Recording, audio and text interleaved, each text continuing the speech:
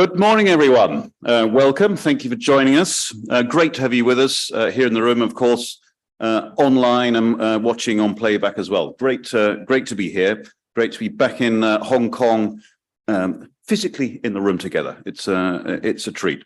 We're really delighted with the turnout and interest in this event, especially it was only dreamt up in March after we jumped on the first plane from London to China that we could when the pandemic restrictions drew to a close. It really is a pleasure to watch the financial world spring back to what it does best, making connections worldwide, face-to-face to create new business. OMFIF's starting point, for those of you that don't know it, is the central banking community. And it's thanks to HKMA's support and encouragement that we're here today. So thank you, Eddie, Rami, and team. It was great to get your initial enthusiasm for us to put this event on. And we'll hear from Eddie in just a moment. Central banks, I think it's fair to say, have a lot on their plates at the moment, in many places, of course, fighting inflation, sometimes with negative real rates. So we'll see how that goes. When in OMFIF sessions during the early pandemic, we had lots of seasoned economists, as you'll probably remember, talking about the impossibility of inflation. And negative real rates have been taxing all investors and pushing them to experiment. Though OMFIF's recent survey of reserve managers is showing an unsurprising shift medium term back to government bonds, which post-QE, post-inflation, may actually provide a bit of return now. So this will, of course, drive changes through all asset classes and may suck money back out of those experiments. So let's see. My colleague Clive Horwood will talk all about that in a little while as well, when he takes you through our reserve managers survey later on this morning. And that also brings us back to Hong Kong, because we found gentle shifts, for example, for now, in reserve currency intentions, and we'll take you through that. I think you'll find it interesting. The dollar is reigning supreme, slight decline. There are interesting trends that we found with reserve manager intentions with renminbi. Of course, Hong Kong has unparalleled access to mainland Chinese capital markets, but is pegged to the dollar all the while. And some people may see a dissonance there and wonder if Hong Kong can simultaneously live in these two ecosystems as potentially de-globalize. But I think that's wrong. I see a useful and important attribute as a pivot between these two ecosystems. And we'll come back to that throughout the day several times, I'm sure. Central banks and regulators are also working through a revolution in the format of money and assets. OMFIF spends a lot of time on this, not just the whys and wherefores of CBDCs, which become more complex the harder you look at them, but also the entire financial system. The most radical versions of DeFi a couple of years ago now really saw a world without commercial banks even, or central bank money for that matter, and they were almost certainly making a mistake. But they've set in train an inevitable digital evolution in finance. Again, Hong Kong sits in an interesting place here. It's part of Enbridge, a important wholesale CBDC project with the PBOC, but also many others around the world. But Hong Kong also has its own distinct digital assets regulation, which seems a little bit more flexible than elsewhere, but carefully so. And we'll explore that later as well today. I think it's important. The main reason we chose to run this event is that we felt the perception of Hong Kong's status as a financial centre had perhaps drifted away from some of these fundamental and important realities, perhaps as a result of its isolation during the pandemic. And we felt that those needed updating and reassessing. You'll have seen, some of you, the chatter, I think, in the financial press about Singapore challenging Hong Kong as a wealth management centre. We'll take a look at that in detail this afternoon with my colleague Lily Zhu. Hong Kong may have had its issues perhaps, but it seemed to me that some market observers were starting to forget its rather unique utility as a pivot between China and the rest of the world in capital markets, of course, through its Connect platforms, but also, of course, its own securities market. So we want to explore that again today. I was struck on a trip through here in March and then on to Shenzhen, Beijing, and Shanghai by the idea that if Hong Kong didn't exist, it would certainly need to be invented. And I noticed more support for the role of the city in finance than I had before 2020. Aside from all of that, I've got a personal attachment to an affection for Hong Kong, having spent a lifetime visiting financial centres. Has a certain unique magic, as I'm sure you'll agree, like many port cities that face the world, which I think is quite deeply rooted here, and long may that continue. So I hope you enjoy today's event. You'll learn plenty, I think, and make new connections. Hong Kong is, after all, as our speaker's dinner concluded last night, a super connector. So please enjoy the day. We're starting this morning with the CEO of HKMA, Eddie Yu. So Eddie, please come to the stage.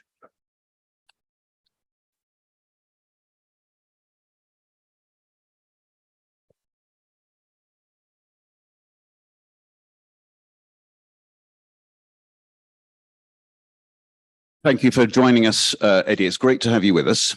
It's a great pleasure to be here, and it's great that everybody's coming back to the city, as you said, sitting together in the room discussing Hong Kong and global issues.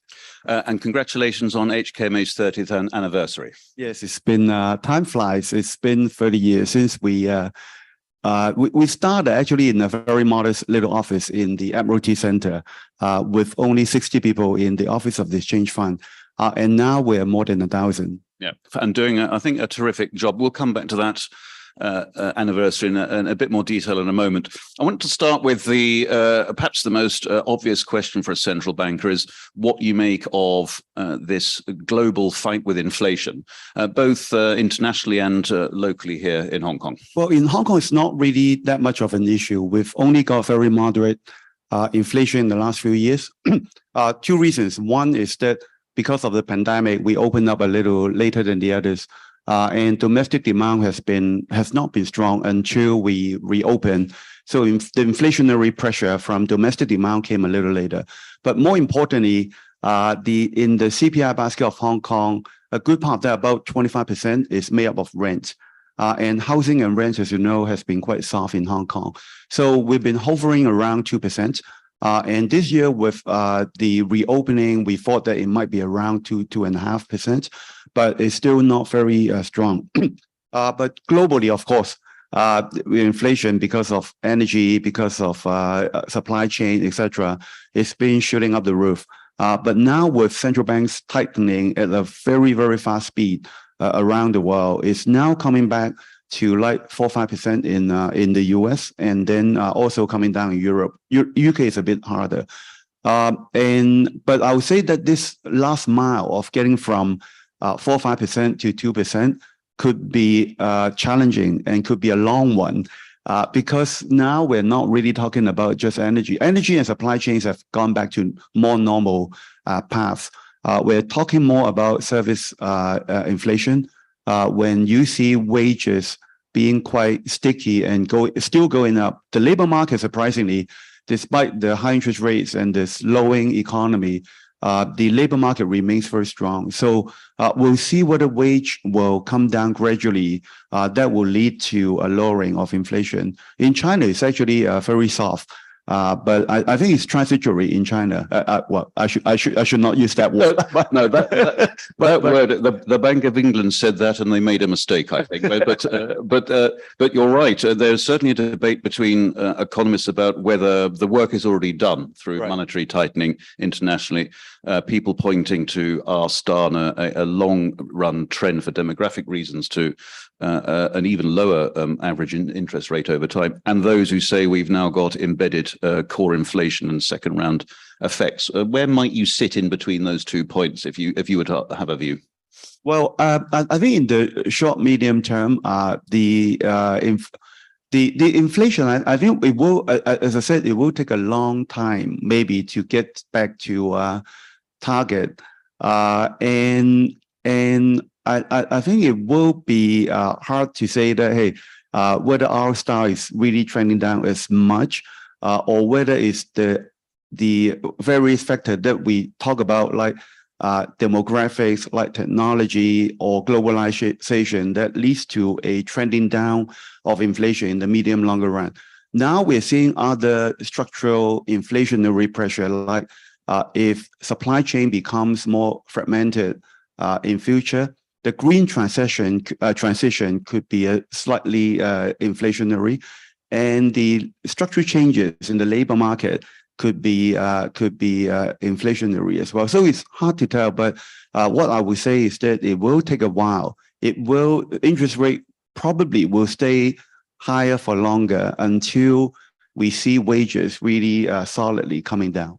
One of the concerns that has been raised recently about rising rates, of course, is financial stability. We've seen a couple of quite notable bank failures.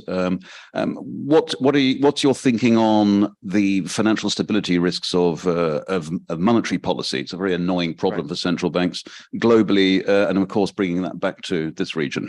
Right. When you see interest rates rising by more than 500 basis points in just 1 year, it's actually quite a big shock for anybody operating in the financial markets. And for that to have less impact on financial stability, what needs to be done is one, regulation, and second, supervision. It's really how you supervise individual markets and financial institutions that matter. If you look at what happened in the US, I thought the Fed report said very clearly that supervision can actually be tighter. But what's good is that despite what's been happening in US and Europe, the authorities have taken quite quick, decisive, big steps in containing what happened, what the cracks, so that there's no systemic issues coming out from there. So I think it's more or less now settled, but when interest rates remain at that level, probably longer and higher than what the market has been expecting through the futures market, then what we need to really look at is the impact on, for example, commercial real estate, the impact on non-bank financial institutions, which has been really expanding fast in the last few years. So I think there are several areas that we need to watch. Coming back to Asia and especially Hong Kong, the spillover from what happened in US and Europe was a lot smaller than I thought. I thought for several reasons. One is that the banking system around this region, especially in Hong Kong, is actually quite tightly regulated. The capital ratios of banks in Hong Kong average about 20%, liquidity coverage ratio about 160%. And we also sort of supervise them quite tightly. So you don't really see the held-to-maturity profile, the interest rate mismatch that you saw in some of the US banks. So we thought that it's really the buffers that we keep in the banking system, the tight supervision that we have of our financial institutions, and the relatively less developed non-bank financial institutions sector in Asia. That got us to be a little more sort of stable, but it still, with interest rate rising at such a speed, we need to be cautious and need to monitor very closely whether there could be cracks coming up either within the region or having a spillover from the other regions. HKMA has a long tradition of carefully managing things like LTV ratios, for example, to prevent these kinds of financial risks building up here. And that seems to have served you well, you would say. Yeah, the macro-prudential measures that we took in the housing sector, when macro-pru, the term was not even there. We started in 1990, even before the establishment of the HKMA, with the 70% LTV ratio. And it's been providing a very good buffer for the banking system with the boom and bust of the property cycle in Hong Kong. So I think it's serving us very well. Yeah. There's a global discussion in central banks and, of course, the politicians and ministers they answer to about the mandate of central banks. This is something that seems perpetually in flux. We've had a trend, of course, for independent central banks over the last 30 years, but some people are even questioning that banks, central banks are even able to manage inflation for all sorts of reasons. What's your view on the evolving mandate of central banks and indeed the evolving mandate of HKMA? Well, for the HKMA, the mandate was very clear right upon our establishment.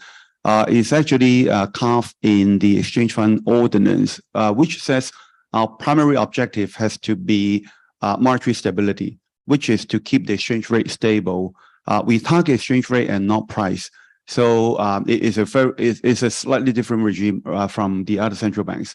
And also in the ordinance, it says that once you've achieved your primary purpose, then you need to keep the stability and integrity of the financial system. So financial stability is there.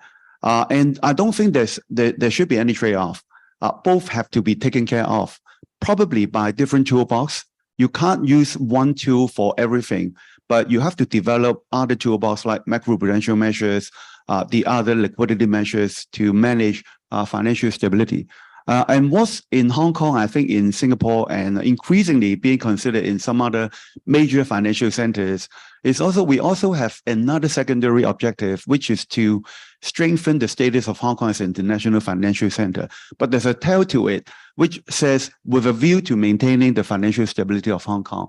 So the two are related. So we're one of the few central banks that have a mandate for developing Hong Kong. I think the same in MAS, and it's been discussed in the UK as well. And we did that for many years. So there are different three mandates that we have, but the primary one has to be to keep the exchange rate of Hong Kong dollar stable through the US dollar pact. Yes, yes, it is. In the UK, we, I think, slightly regret moving prudential oversight of the banks out of the Bank of England, but we'll come back to that another day. We've talked about Hong Kong as a financial centre. I mentioned that in my opening remarks. As I say, I remain very interested in the special energy that this city has, but there are other rivals, and there are various developments in digital regulation, all sorts of geopolitical issues as well. Tell me about your view of Hong Kong as an evolving financial centre. Well, you can imagine what I would say. It's got to be good. Yeah. Well, the last few years was difficult in Hong Kong. You know, we've all gone through that. Social unrest, COVID, and the China-US relationship. But what really makes Hong Kong tick has not changed a bit. If you think about the financial ecosystem in Hong Kong, they're all there. You're talking about free flow of capital, common law system, good regulatory system that's aligned with international standards, talents, etc. They're all there. And what's really sort of hitting us a bit was the perception. As you said, it could be the isolation from the world. During the pandemic, that there was a bit of sort of downbeat talk about Hong Kong being a financial center. But I think the main ingredients are there. But what's important is that one unique advantage that we have is actually strengthened, which is the fact that Hong Kong remains the only gateway linking China and the world. We're very unique in that we are part of China. At the same time, we are also an integral part of the global financial system, operating on global international practice. So, with the increasing opening up of the capital accounts of China, with financial flows going into China and increasingly the flows coming out of China, Hong Kong will be the place to be. And that will be the place where, for example, for international investors going to China's capital markets, about 70% of both their stock and bond holdings actually came through the Stock Connect and Bond Connect in Hong Kong, and not directly into China. They can actually do that, but they choose to use the Hong Kong platform to launch their investments into China. In the last 1-2 years, what will be more important, in fact, starting in the last 1-2 years and going into the next few years, is what we call the southbound capital coming from China and getting into the world. That is starting with Stock Connect, and last year with Bond Connect, and we've got Wealth Connect, individual capital coming out. And most of these, if not all, will be coming through Hong Kong. So when you get all these financial flows coming through Hong Kong, the capital markets will prosper. The securities market, the bond, because there's always home buyers. When Chinese capital come in through Hong Kong into the world, they will first look at, hey, what's available here? And the capital markets will definitely grow in the next few years. But again, we cannot be just China's financial center. We need to be global. So, and that's why 4 or 5 years ago, we've been really starting making a lot of efforts in developing Hong Kong into the, to make sure that we're at the forefront of some of the global financial trends. As you said, these are digitalization of financial services and ESG. And I have to say that on both fronts, Hong Kong is squarely at the forefront with the CBDC development, virtual asset development, tokenization, the bond market flying off here, So I think we need to both develop all the Chinese opportunities and also the latest trends in global finance. Thank you, Eddie. We'll come back to CBDCs. I think it's an important, interesting area.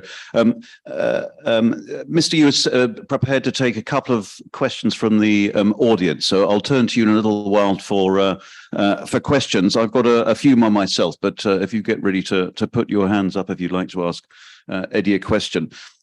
Just on currencies and the role of currencies. So you have your dollar peg. Of course, is an important part of your role to protect that. It's also a centre, of course, for offshore RMB. We've got the digital development of the yuan in China. How do you see the currency scene evolving and Hong Kong's role in these currency markets? Well, if you look at the last 20, 30 years, the global financial system basically is a US dollar-based market. And currently, a lot of our international trade investments are done in US dollar. And I think that this will continue. But whether there will be other currencies that will come in to take a role, as you see, Euro, when they were coming out, they were starting to take a role. If you look at the reserve managers composition, Euro takes about 20%. And now with China becoming the second largest economy in the world, the largest trading nation in the world, will we see more of international trade being done in RMB? Currently, actually, if you look at the external trade of China, only about 20% of their trade is done in their own currency, which is RMB, which is very strange. If you look at all the other more developed economies, you're talking about a lot more. And also when China is already now 18% of global economy, the weight of RMB in reserve managers' portfolio is only like 2.6%. Whereas even in the IMF weighting, the SDR weighting is already 12%. So there's still a long way to go for RMB to further develop as a trade and investment currency. And for that to happen, Hong Kong will play a significant role because we are the largest offshore RMB center in the world. And we've got the largest liquidity, the largest offshore FX market, and we're developing the RMB capital markets as well. RMB bonds has been really developing well. And just last year, the RMB bond issuance in Hong Kong has doubled in 1 year. And we have just introduced the RMB equities. And I think it will take a bit of time for that to mature. But we want to make sure that Hong Kong offers the full suite of RMB products with RMB liquidity and infrastructure behind it. And China is supportive of that because for them to encourage the use of RMB for international trade investments, they need to gradually open up their capital accounts. But having a lot more RMB transactions done in an offshore center, Hong Kong, that will actually provide a firewall for them to guard against some of the shocks that might come from the internationalization of RMB. So I think that trend in the next few years definitely will continue. It will be gradual. It won't be a really sort of big bang. It will be gradual, and Hong Kong will play a very pivotal role in this process. It's interesting, Eddie, you mentioned these themes. We'll see a little later from my colleague Clive Horwood exactly what you describe, a reserve manager's survey describing these gradual trends, right, which will come back, including with the euro, actually. But as you say, you would expect an $18 trillion economy to want to trade in its own currency. You would expect Hong Kong then to continue its rather unique role with as part of both of the dollar and renminbi ecosystems at the same time. Right. Any questions for Eddie? Please raise your hand.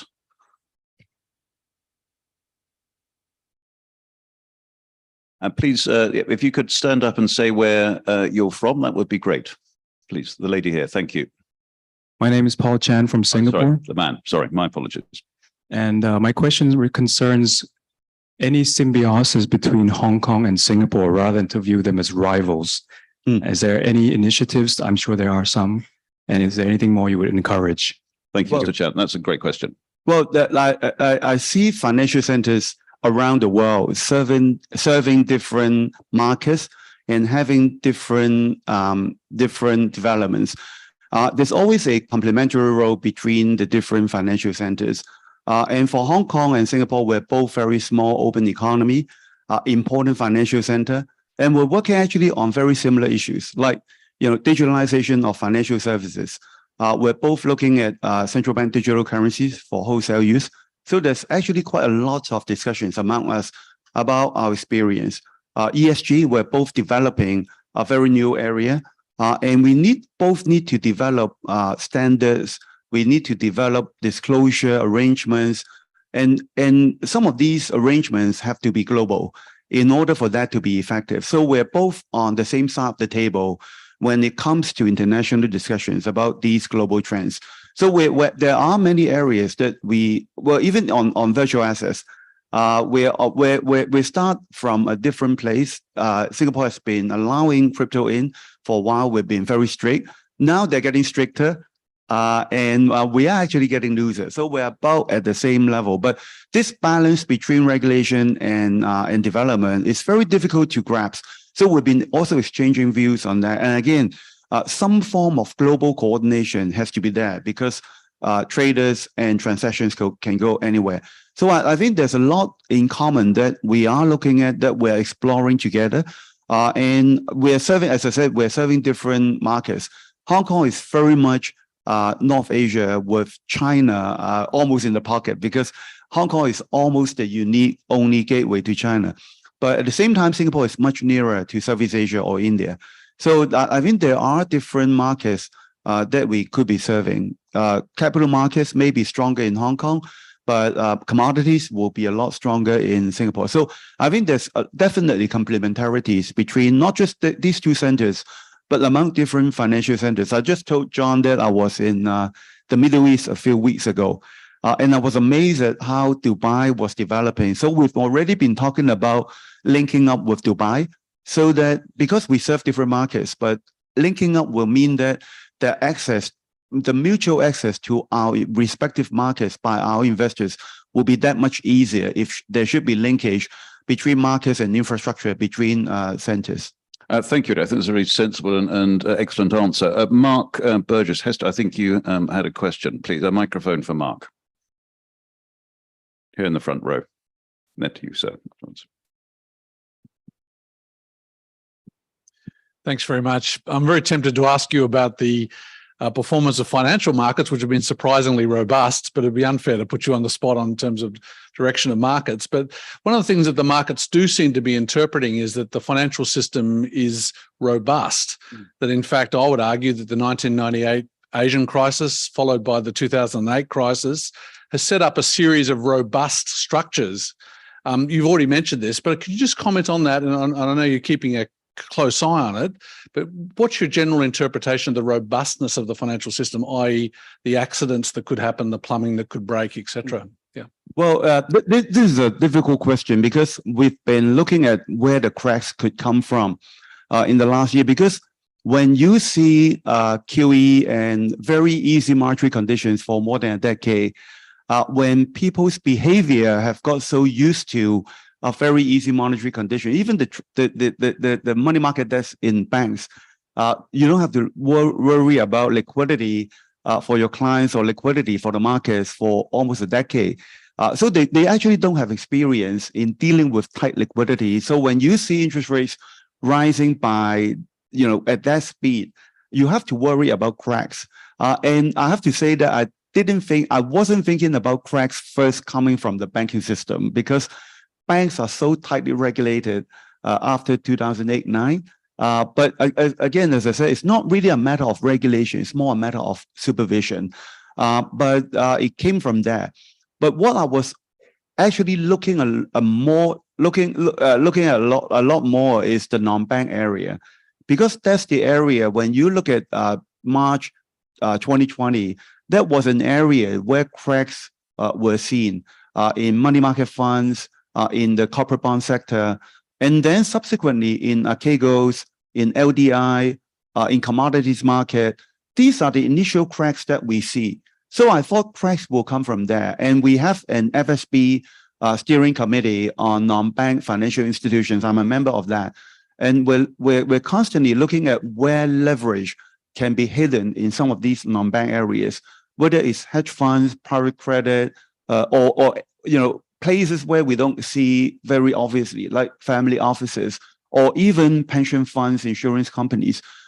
So we've been looking at places where there could be hidden leverage, where there could be interconnections with the broader financial system without us spotting it, like in the case of Archegos. The work is not done yet because data is not available in many of those places, and we're still collecting data. But I would say that apart from the banking system, which I still think is very tightly regulated, supervision has to be done more tightly. I will look a bit more at the non-bank sector. And also with the interest rates rising so fast, and as you can see in the US case, and especially with the tightening of the credit of many of the regional banks, and the structural changes in working from home, the offices, etc., whether there will be pressure on commercial real estate, which might spread to other parts of the financial system, whether it's through the banks or the securitization market, or more generally on the housing market. As you can see in Northern Europe, in Sweden, for example, housing prices have come down quite rapidly, and the banks are under some pressure with the high interest rate. So I think these are areas that we need to look at, not necessarily the banking system, but I'll look at more the non-bank and also the interest rate sensitive areas like real estate. As you said earlier, Eddie, to have a 500 basis point rise in interest rates in less than a year, it's almost surprising that more hasn't gone wrong in a way. So yes, maybe that's testament, as Mark says, to some of the sensible prudential regulation. We've got time for one or two more questions. Sir, you at the back there, you had your hand up earlier. Yeah, thanks, Eddie. Henry Lee, Hendale. I know the reserves have been managed very well and very conservatively. Thank you very much. But lately, there's been more talk about deploying that more dynamically, and I wanted to know how you intend to use the reserves, both in alternative assets, but also, locally, and what objectives you have. Maybe give us some insight into that. Right. I think, if you look at the way that we manage the reserve, probably the HKMA is the most progressive central banking institution in the world. I don't think any other central bank has invested in private markets. We did that. We started that 12 years ago, allocating a part of the exchange fund into private markets, including private equity, private credit, and also real estate and infrastructure. And by now, we've already got about $70 billion worth of private assets, and the performance has been really good. The internal rate of return for the last 12 years was 13%, and the excess return, as you can imagine, is like 7-8%.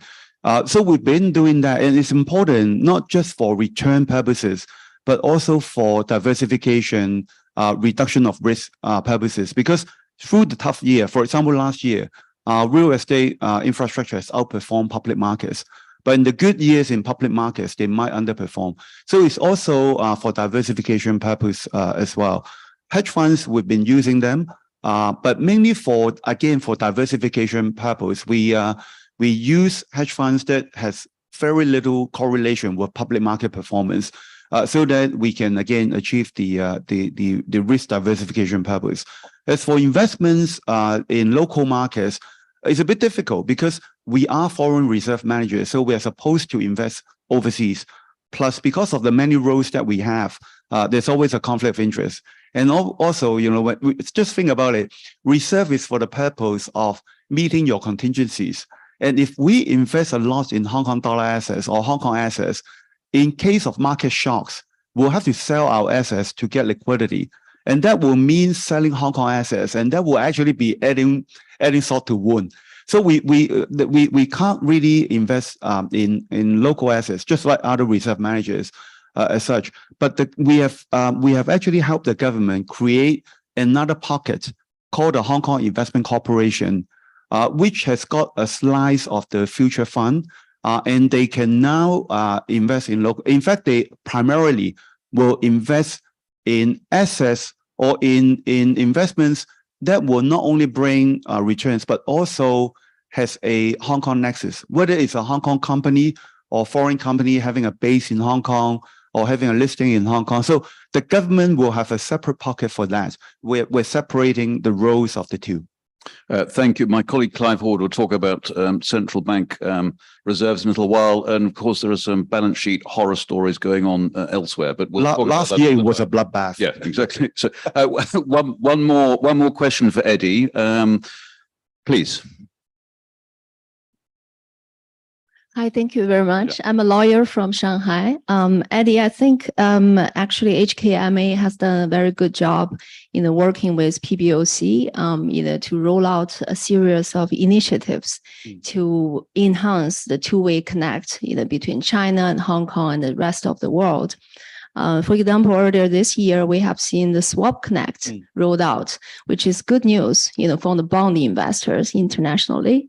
So I was wondering what would be the next, whether HKMA is working on other initiatives with the Chinese regulators, to enhance Hong Kong's gateway status, linking China and the rest of the world. Well, we have actually introduced many connects in the last year, a lot more than what we had in the last 7 or 8 years. And these are all, as you know, when you develop pilot programs with the Chinese authorities, it's always initially very baby steps. We want to make sure that it comes out in the right way, safe, risk control. So for whether it's for Wealth Management Connect or Bond Connect, especially the Southbound Link or Swap Connect, there's a lot of room for those connect schemes to further deepen and expand. And that will be the next thing that we will be working on, trying to expand the current schemes. Like in Wealth Connect, the product suite is very limited. It's only bond funds. We want to expand that to, for example, equity funds. We want to see whether there's room to raise the quota. For Bond Connect, Southbound, capital coming out into the bond market in Hong Kong, currently only banks can do it. We want to explore whether, for example, asset managers or even insurance companies in futures can use that channel to invest in global bond markets through Hong Kong. So there's a lot of deepening and expansion of the various connect schemes that we want to pursue. We also want to develop the full set of risk management tools, because while you get the international investors to invest in Chinese capital markets through Hong Kong, you need to give them the hedging tools. We've started that with the MSCI Asia futures, and now we've got Swap Connect taking care of the short end of the bond investments. But about 40–50% of the investors' interest is actually at 5 years and beyond.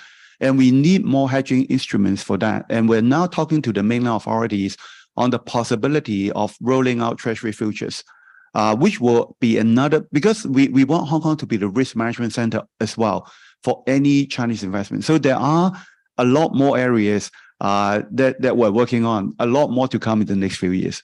That sounds like an important development, actually. So, thank you, Eddie. It's been terrific talking to you this morning. We're very grateful for your time. Congratulations on the 30th anniversary, and thanks for your graceful and helpful answers to our questions this morning. Thank you very much, John. I hope you have a very good convention today. Thank you. Thank you.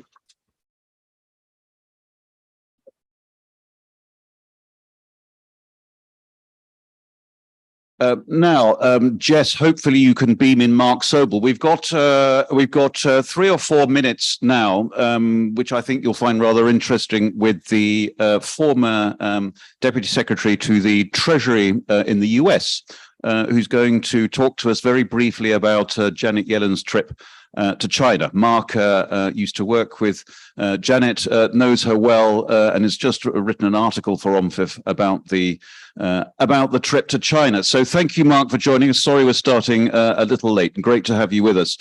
Tell us what you expect from this, briefly, Mark, from this trip of Janet's to Beijing. Thank you for having me, John. It's great to be here with you and celebrate the 247th anniversary of our nation's Declaration of Independence from your country and your former countrymen. Congratulations, Mark. So look, obviously, in a nutshell, there's much tension in the U.S.-China relationship. The dialogue's been lacking across the board. That's clearest in the military, the defense realm, et cetera. But it's also true in the economic space, which is quite a contrast for me, given that in the Bush and the Obama era, there was huge engagement with China. I view Janet Yellen's trip to China as highly positive. It's a chance for her to meet some of her counterparts in Beijing at the higher level, that people that don't travel as often as the central bank and the finance ministry would to G20 meetings where she can see them. I think this will give a dialogue a boost. I also attach significance to the person of Janet Yellen going, in the sense that I think she's fairly well recognized as a former academic, a Fed chair, a technocrat, and isn't seen as a polarizing political figure.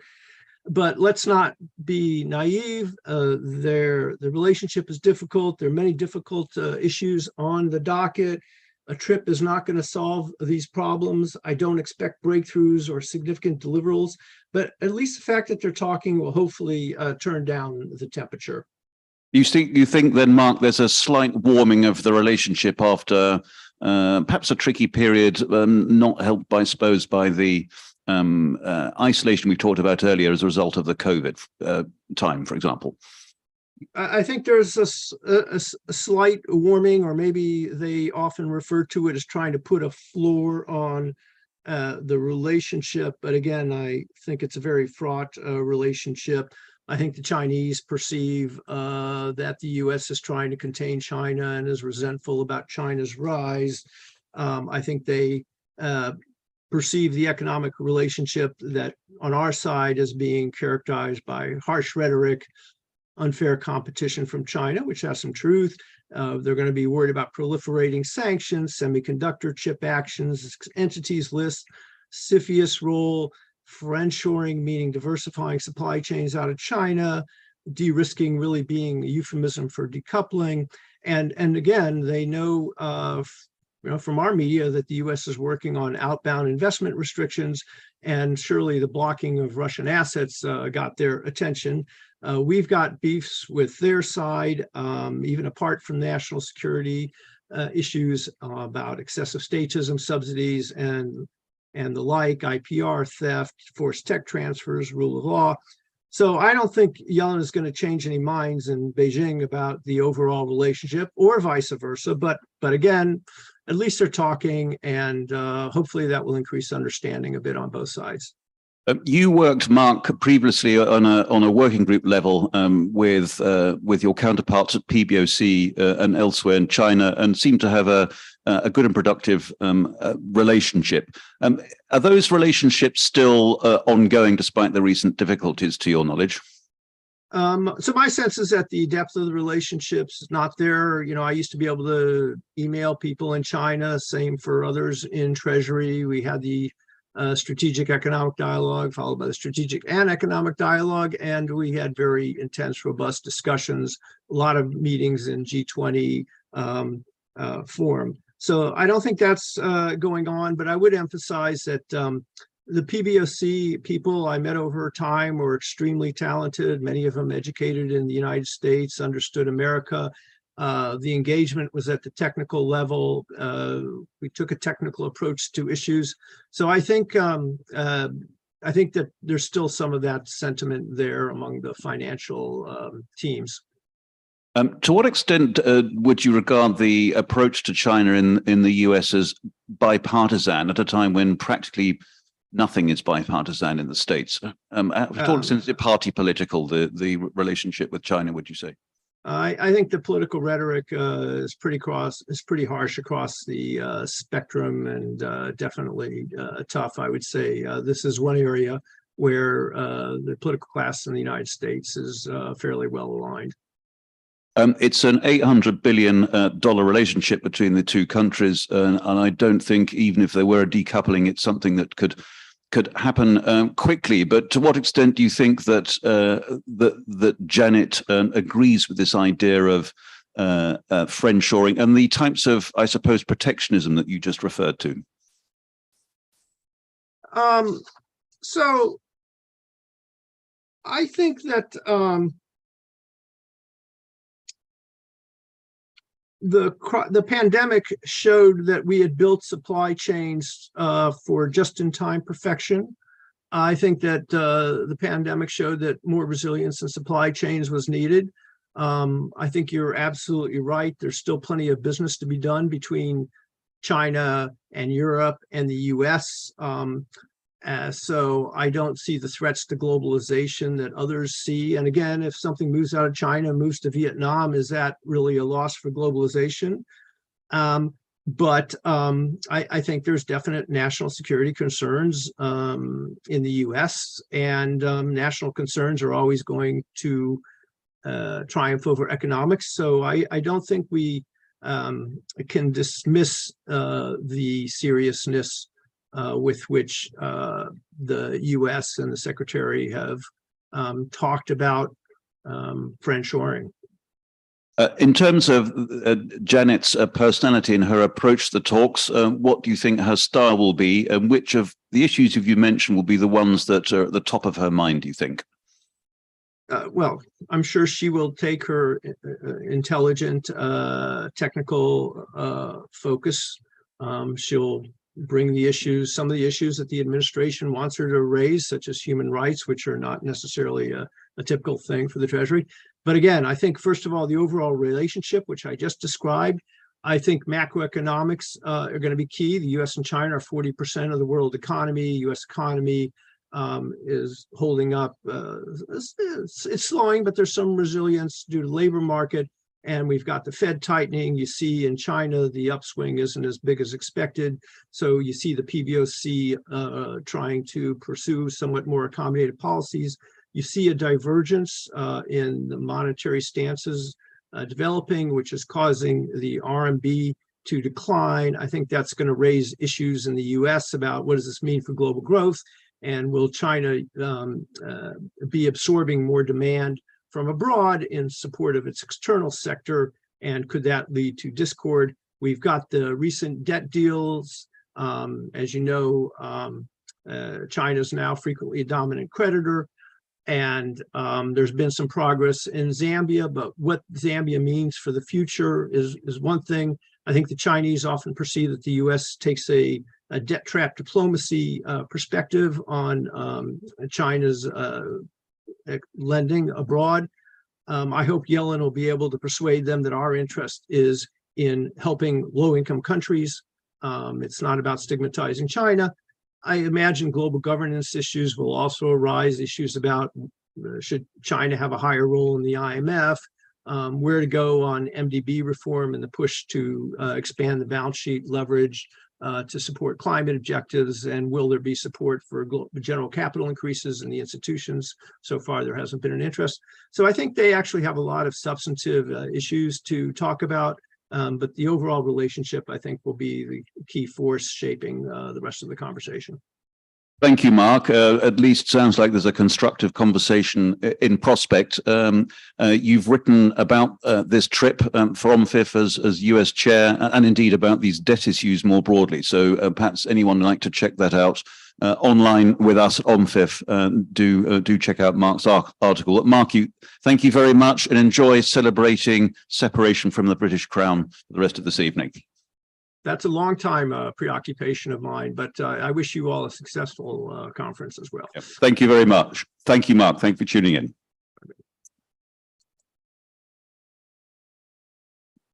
That's a useful prelude, I think, for lots of the discussions today. We don't want to spend too much on geopolitics. It's not our job, but it is in the background on some of these issues. So we thought that was well worth exploring just before we get going.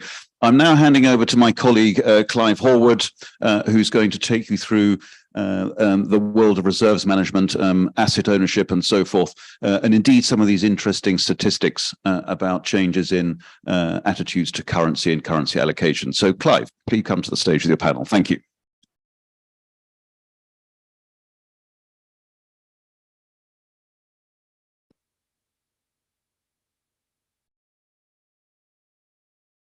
Good morning, everyone. Isn't it great when you can have an event on July the 5th and you have someone appearing live on July the 4th at the same time? We didn't used to be able to do those things back in the day. We're running a little bit late already, so I'm going to run through this relatively quickly. But OMFIF now for 10 years has been doing an annual survey of central bank reserve managers. We're very proud in the way that they share some very, very sensitive information with us that allows us to produce the aggregate findings that we're going to share with you today. A lot of it touched on already by the conversation that John had with Eddie just now. I think it's fair to say that our findings show that there aren't many reserve managers as diversified and proactive as HKMA, but we'll have a little look through it now. And these are some of the things we'll talk about on the following panel. So just to let you know, so we had 75 responses from central bank reserve managers this year. They have a total of 4.9 trillion in international reserve assets. And we also analysed publicly available information on 171 central banks around the world. It's a very global sample. We have more than 15 responses from Asian central banks, for example. So this is not skewed to any particular region. Just a brief look at the evolution of FX reserves globally. And you can see, Eddie alluded to 2022 being a bloodbath. You can see it was a pretty bad year for reserve managers as well. You can see mostly rising, but recently falling. We'll look at those losses. And you can certainly see that Asia Pacific remains by far the largest proportion of global FX reserves, more than half. So we've been asking for a number of years now, what are your biggest concerns to reserve managers? Inflation, as you can see, remains a very big concern. But there are some changes. The economic slowdown or a potential economic slowdown is becoming an increasing concern. Rising policy rates, we didn't even ask about that last year. It didn't seem like it was even on the agenda. That has become a big concern. In the shorter term, geopolitical tensions are going down, and we're seeing less concern, of course, about things like QT and the like. Over the longer term, though, geopolitical tensions are the biggest single concern if you factor in the three most challenging things that the reserve managers face. Interesting to see where inflation is as well. And I think really interesting to see where climate change is. And a lot of our discussions today will focus on climate change, ESG, sustainability. And we'll have a look in a second about what central bank reserve managers are doing in that space. On to our next slide, the losses in 2022. You can see here that 80% of reserve managers lost money or saw their reserves fall in 2022 in those difficult markets. And you can see that actually for a lot of them, it's going to take some time to recover those losses. So you can see there that, the high proportion, it will take 1 to 2 years to recover those losses. The vast majority think it will take 1 to 5 years to recover those losses. These are conservative normally managers, with the honourable exception of HKMA. They would be heavy investors in bonds usually. They're even more so now in these difficult markets. Obviously, last year, the rising yields and falling bond prices hit their mark-to-market losses. Now they're getting some yield, which they might not have been getting before. So government bonds rising both in Asia and in the rest of the world. Quasi-government bonds, inflation-linked bonds are certainly of interest to Asia Pacific reserve managers. Where are the discrepancies between Asia and the rest of the world? On cash, Asian reserve managers moving more into cash. You see the rest of the world moving strongly out of cash. And on equities, where Asian central bank reserve managers are moving out of equities, whereas the rest of the world is actually accumulating some more equities into their portfolios. So we ask each year, and we have been now for 3 years, what are your views on the rise or the role of the RMB? So here's an interesting thing. This is a slide in 2 parts. So for the first time since we started asking this question, the thought that the RMB is going to become more important reserves is actually falling in the next 12 to 24 months. So it's only around 13% of the reserve managers are saying they are planning to increase their allocations to RMB over the next 12 to 24 months. Whereas in previous years, when we've done this question, it's been more around the 30% plus level. However, over the longer term, very interesting to see here over the next 10 years, the number of reserve managers expecting to increase their allocations to RMB. Also of interest to us at OMFIF for sure is the expected more allocation to the euro. That's partly a result of the fact that euro government bonds are yielding something, they're getting a return from them, and a decline of the US dollar. over the next 10 years. And we'll look at just how big that decline might be in a second. We asked the reserve managers what encourages them to invest more in China and what discourages them. Encouraging the diversification play, the importance of the renminbi in the global trade and economy, and higher returns. Discouraging factors, market transparency, geopolitics, and regulatory environment. Nothing surprising there, but interesting to confirm a lot of views that we have on these markets. Just wanted to show you the longer term trend lines here.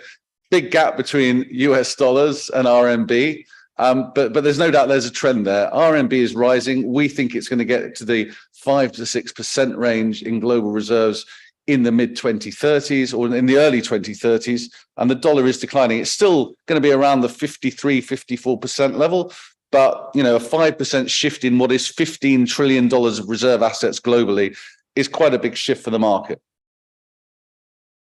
We always ask them about the role of external managers. Some use them a lot, some don't.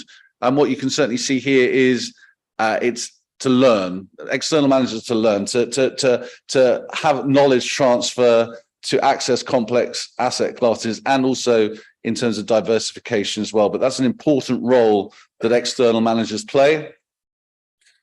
On ESG, we just mentioned that. Where are FX reserve managers investing in ESG? Europe is very much ahead of the rest of the world on this. Asia does pretty well compared to some regions, but it's certainly lagging behind. So you can see that only around 30% of Asian central banks have bought green bonds, just under 20% have bought social bonds, and these are about half the levels of what their European counterparts in central banking are doing at the moment. So room for improvement there, maybe from Asia, central banks on investing in sustainable products, and obviously a big focus of Asia at the moment, that whole transition finance question. Just a quick one to strain your eyes a little bit. Here's just a list of the top 10 central bank reserve managers in Asia. You can see it was a difficult year for many. It was a difficult year for HKMA, down 11%. Monetary Authority of Singapore down 18%. Most central banks in Asia experiencing some losses or reduction in reserve assets over the course of 2022. And just a quick conclusion before we move on to our next panel. We can certainly see reserve managers are challenged with losses, stagflation, and geopolitics. These are the presenting issues for them right now. APAC central banks are certainly favoring safer assets, government bonds, and gold. And the allocation to the RMB will rise, but the shift will be small and gradual. There's an awful lot more in that report that we do in the survey. You can download it from our website. The report's called Global Public Investor. We welcome all of you to go ahead and download that. There's a lot of data in there that we think you'll find useful. So thank you for listening to the presentation. It sets up our next discussion nicely. So can I invite to join me on the stage our speakers for the next panel, the Asset Owners Panel, Opportunities in Hong Kong and Greater China, Mark Burgess from Hester, Patrick Liu from Neuberger Berman, Jinua Liu from CIC International, Kerrigan Proctor from Legal in General, and by the magic, hopefully, of technology, Carl Melendres from the Bank Central in Filipinas. Please, could the panelists just come up and join me on the stage? Thank you very much indeed.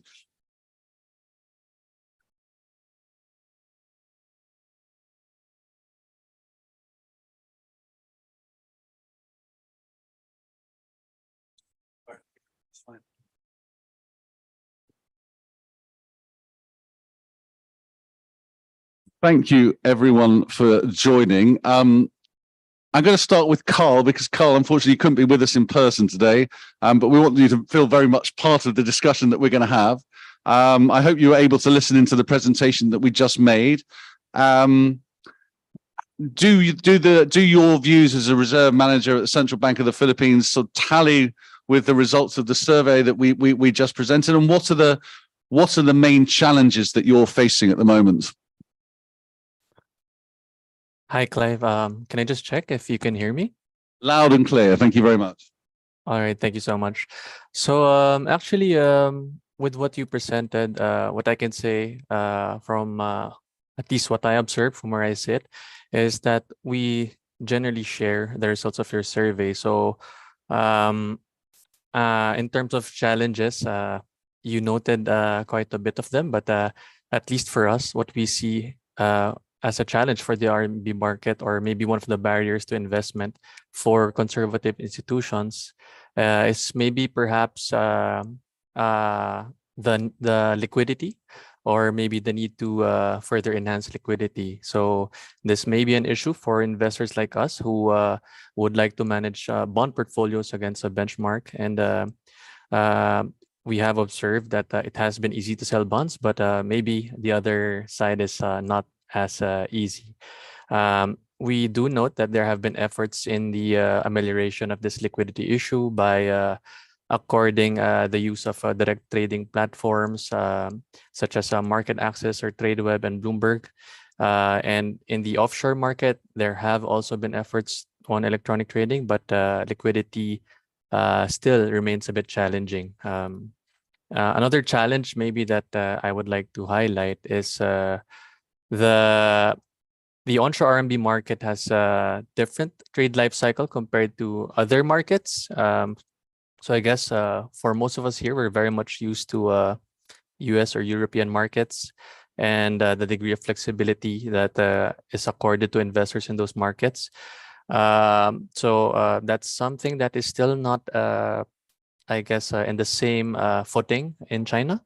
But that said, the recent optimization efforts of CIBM aim to reduce this barrier by extending the trading hours in CIBM for trades with T+1 and above settlement cycles.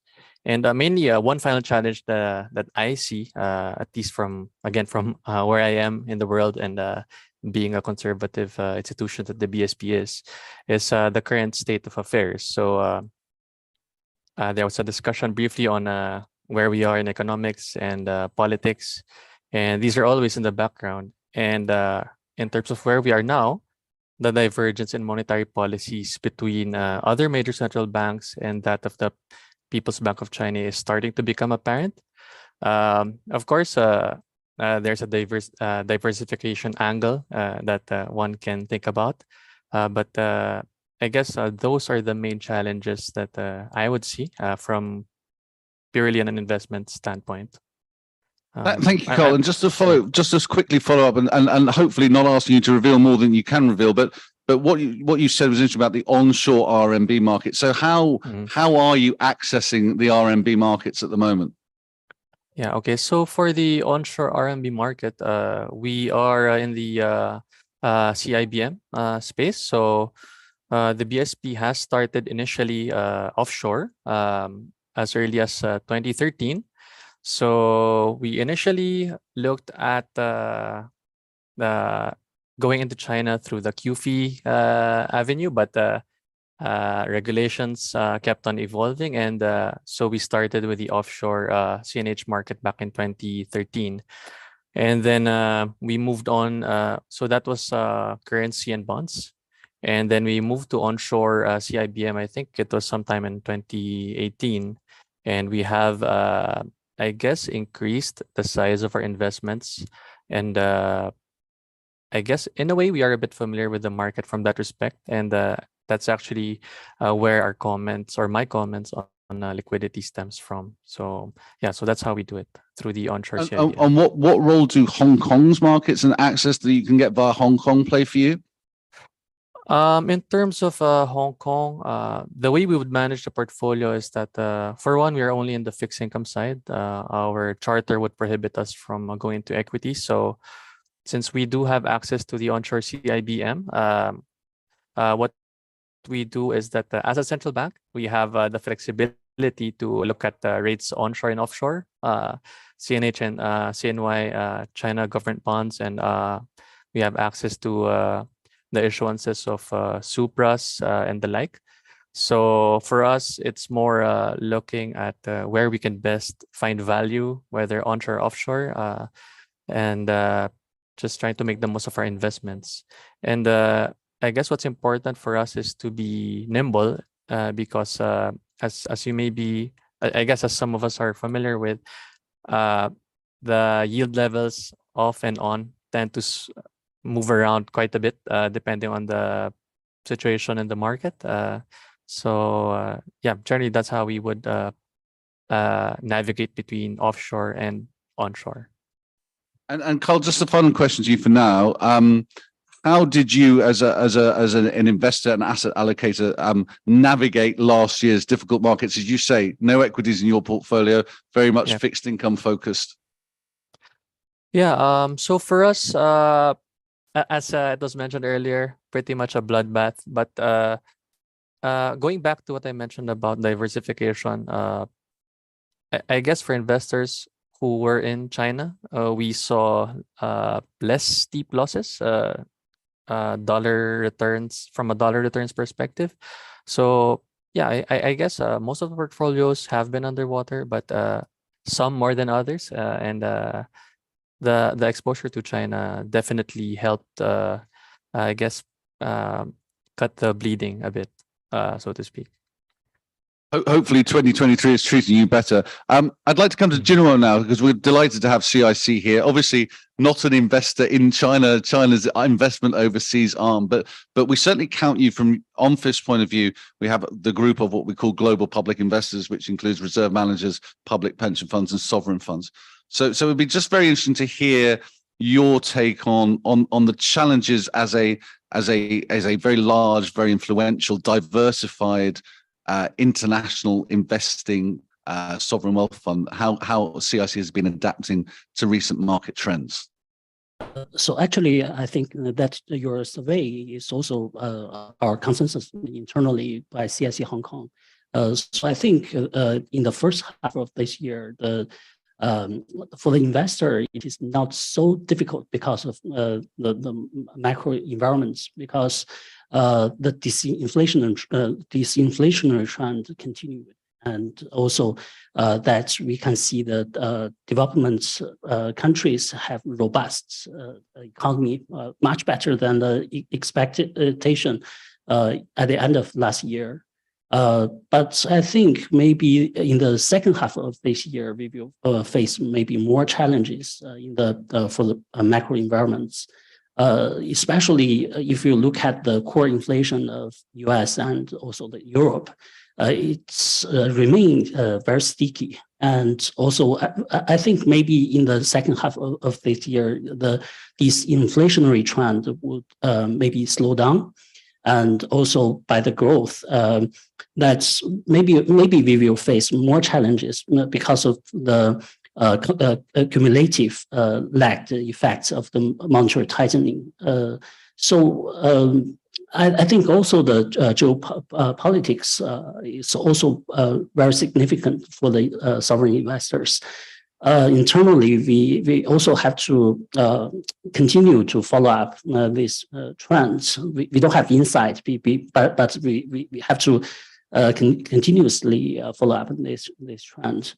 To adapt to the new environments of the macro trends. Yeah. So you're more confident maybe than you were 6 months ago, 12 months ago, would you say, in terms of the markets being accommodative to you doing well in them? I think for the broad macro environments, I cannot say compared to 6 months ago, I got maybe more confidence, but we still need to be patient and to get more information about what the central bank will do next step, and what the economy will maybe react to the tightening of the monetary policy. So we need time, I think. CIC has used external managers a lot in recent years. A lot of the portfolio is managed by external managers, whether it's the likes of Neuberger Berman sitting next to you, or whether it's private equity funds, or whether it's hedge funds. Is that something that you will continue? Is that something that you feel like you've benefited from through this difficult market environment? Yeah, according to our maybe annual reports of 2021, the external manager managed the 62% of our total portfolio. I think it's very important to learn from the external manager. We just learn a lot and communicate a lot and frequently with our external managers. But at the same time, we also build up our internal management capability. I think especially for the CIC Hong Kong, our internal management level has improved much, I think, in the past 10 years. But at the same time, we still need to frequently talk with external manager and exchange our views on the markets, on the economy. Yeah. Thank you, Drew. Mark, if I can turn to you now. Mark wears two hats here, really, as both a chair of Asia for OMFIF, but also in your role of chair of the investment committee at Hester. And I'm not going to ask you to speak on behalf of the entire Aussie fund industry, but you might speak a little bit about how China and Hong Kong are viewed as investment destinations right now. Yeah, look, I can't comment for Hester per se, so this is more a general comment about investing in Hong Kong and China. Look, it's a market that's critical for Australia. So we view it two ways. We view it obviously from an investment destination, but also its influences our largest export market, the influence it has on the Australian market. People, I think there's been a lot of discussion about flows in and out of investments in Hong Kong.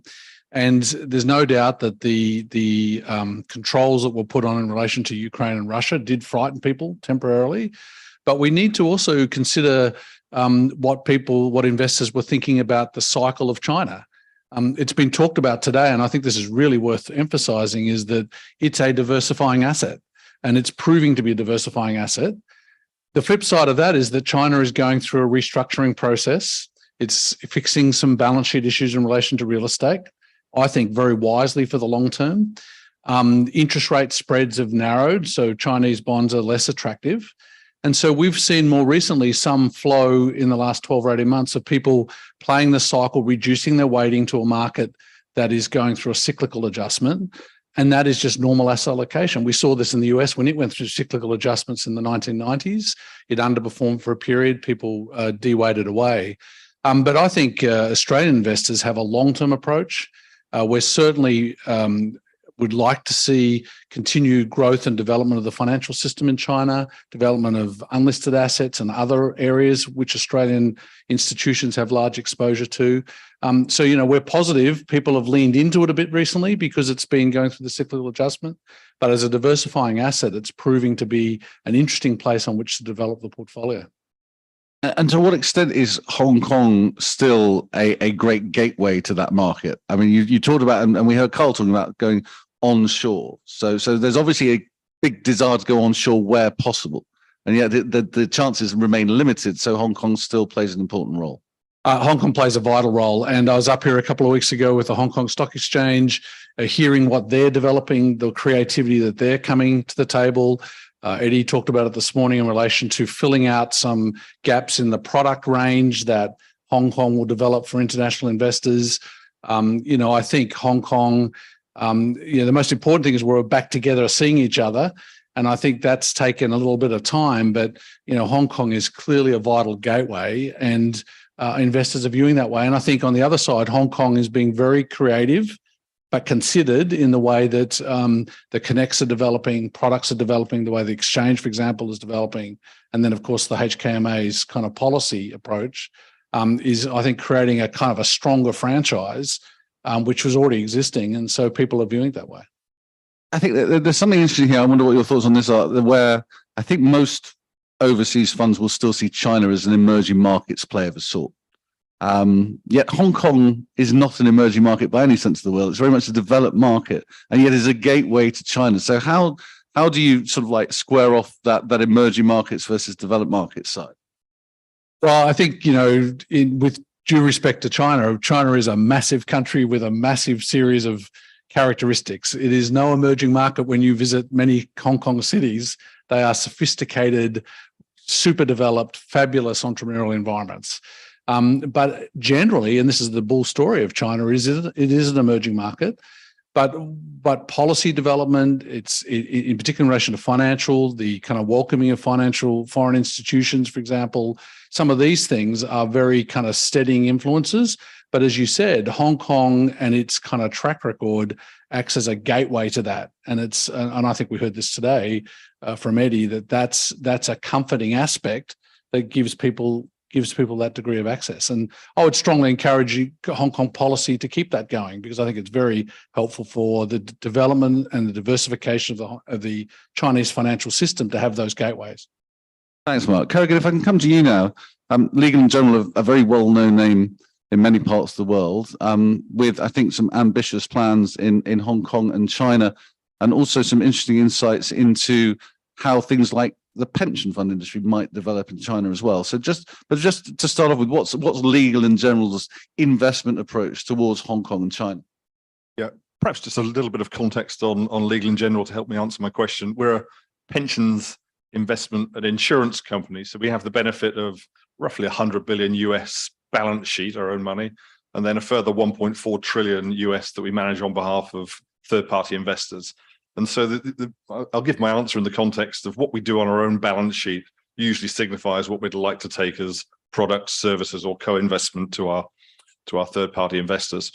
And really, we've talked about some of those things already in terms of our own asset allocation on our balance sheet. Of course, it's diversification and returns. And I'm just going to briefly talk about equities, private, public, and then fixed income over the last year and how we think about that going forward. Diversification, I probably don't need to talk too much about that. We've talked about the orthogonality of the US and Chinese economies at the moment, and that gives opportunities combined with the huge underweight relative to GDP in most asset allocators' portfolios. So diversification, let's leave that for a second. But returns, I think, really interesting. Let's talk about equities and what we're doing on that front. It's not the whole of Chinese equity markets. We talked about the huge diversification, the opportunities there. What's really interesting to us is the growth area. So we think about it as deep tech. so that science and manufacturing driven growth in technology, particularly signified as clean tech. So the world leadership in EVs, power batteries, solar, those sorts of things. That's incredibly interesting, driven, of course, by government policy, the size of the domestic consumer market, and the applicability to the world. So this is a hugely interesting growth area. We're putting money in there on public and private equity side, and looking to take that to our fellow global investors because we see the growth opportunity there. Fixed income, different story, of course. The orthogonality really plays into that. We had a large mandate through last year in fixed income, so both rates and credits. We did well out of the rates, unhedged RMB, unhedged rates, and then, of course, lightened up, reduced the allocation to rates, really with the focus maintaining the onshore credit portfolio, which we think we'd like to maintain through the cycle and see that grow in the future. So that's just a bit of context how we think about that equities and fixed income allocation. But you know, in the longer term, how will you grow? How do you see your China Hong Kong portfolio growing? Yes. I mean, more on the equity side, eventually grow the credit portfolio to be more about, at the moment, it's really internationally rated credit in limited sectors, but that can grow into third-party allocations as the rate cycle changes again in the future. Of course, as you said, our long-term interest in China, we're a pensions company more than anything else, and it's that huge potential growth of private sector pensions, pillar 3 pensions in China, which is a relatively small market at the moment. But as most things China, given the size of the market, the needs of the aging demographic and government policies, that will be the world's largest private sector pensions market, and needs investment and insurance products to help that develop, which we hope to participate in. What would you say is the biggest factor holding you back? If there's more that you would like to do, what's the biggest factor holding you back at the moment? So on the allocation to let's say that deep tech, clean tech sector, nothing really holding us back there. I mean, we don't have the skill sets. We formed a partnership with a Chinese expert in that area to really deliver that to our balance sheet and to global investors. So just getting on with it, nothing holding us back there. On the pension side, of course, it's how you participate in that market as an overseas institution, and that's really about finding the right partnerships to facilitate and make sure you can address the big point of distribution to private investors, individuals in China. And I believe that's something on your agenda. Of course. Patrick, let me come to you now. I think before we get into the nitty-gritty of what you and your clients are doing, I think it's just worth hearing a couple of minutes on Neuberger Berman's history in China, because there are not many US firms which have the history in China of working as a fund manager that Neuberger Berman does. Well, thank you. Happy to. I think Neuberger got into China quite early on, I think in 2008, when, our QFII schemes were set up, which was the first channel for global capital to come into China, and Neuberger took the opportunity and start advising our global investors on their onshore investments. I think it delivered good returns. It built up to a sizable portfolio. I think it is the first effort by Neuberger. The second was, I think, in 2016, when the Free Trade Zone of Shanghai launched a new policy to invite global asset managers to set up private funds with 100% ownership. That's a second wave of effort, I believe, by Neuberger and many other global firms to get into China and set up private fund operation. That license, though, is very restrictive in terms of the assets you can invest in, as well as the clients you can raise money from on the onshore market.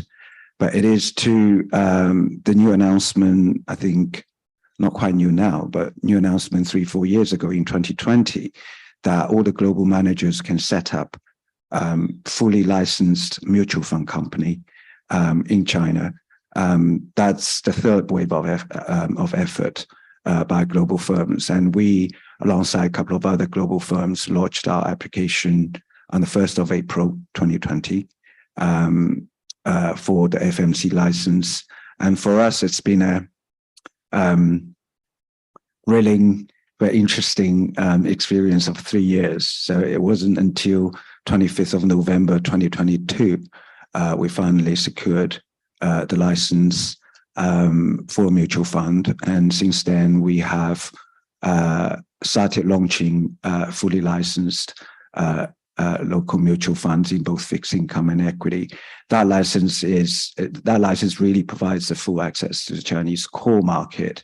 You can raise money from investors just coming in with 1,000 RMB or even 100 RMB, as opposed to those when you're a private fund who can only come in with 1 million RMB to start with. So, and also with that license, you get to work with all the key institutional investors, such as, the insurance companies, the endowment funds, and so on and so forth, which weren't available under the private funds. So Neuberger has been through I think 15 years of a history investing in the onshore market and raising assets from the onshore market as well. Tell us a little bit about the work that Neuberger Berman does advising institutional investors on their investment approaches and the work that you're doing and the advice you're giving to some of those investors around their investment both on and offshore into China. Yeah, I think that's early days. I think since the QFII scheme was launched, I think global institutional investors, pension funds, insurance companies, sovereigns started to invest in China. But obviously, it's a vast market and it's very complex and, a very different regulation. And, even with QFII, the tax code wasn't clarified until a few years ago. So there was a lot of complexity related to that.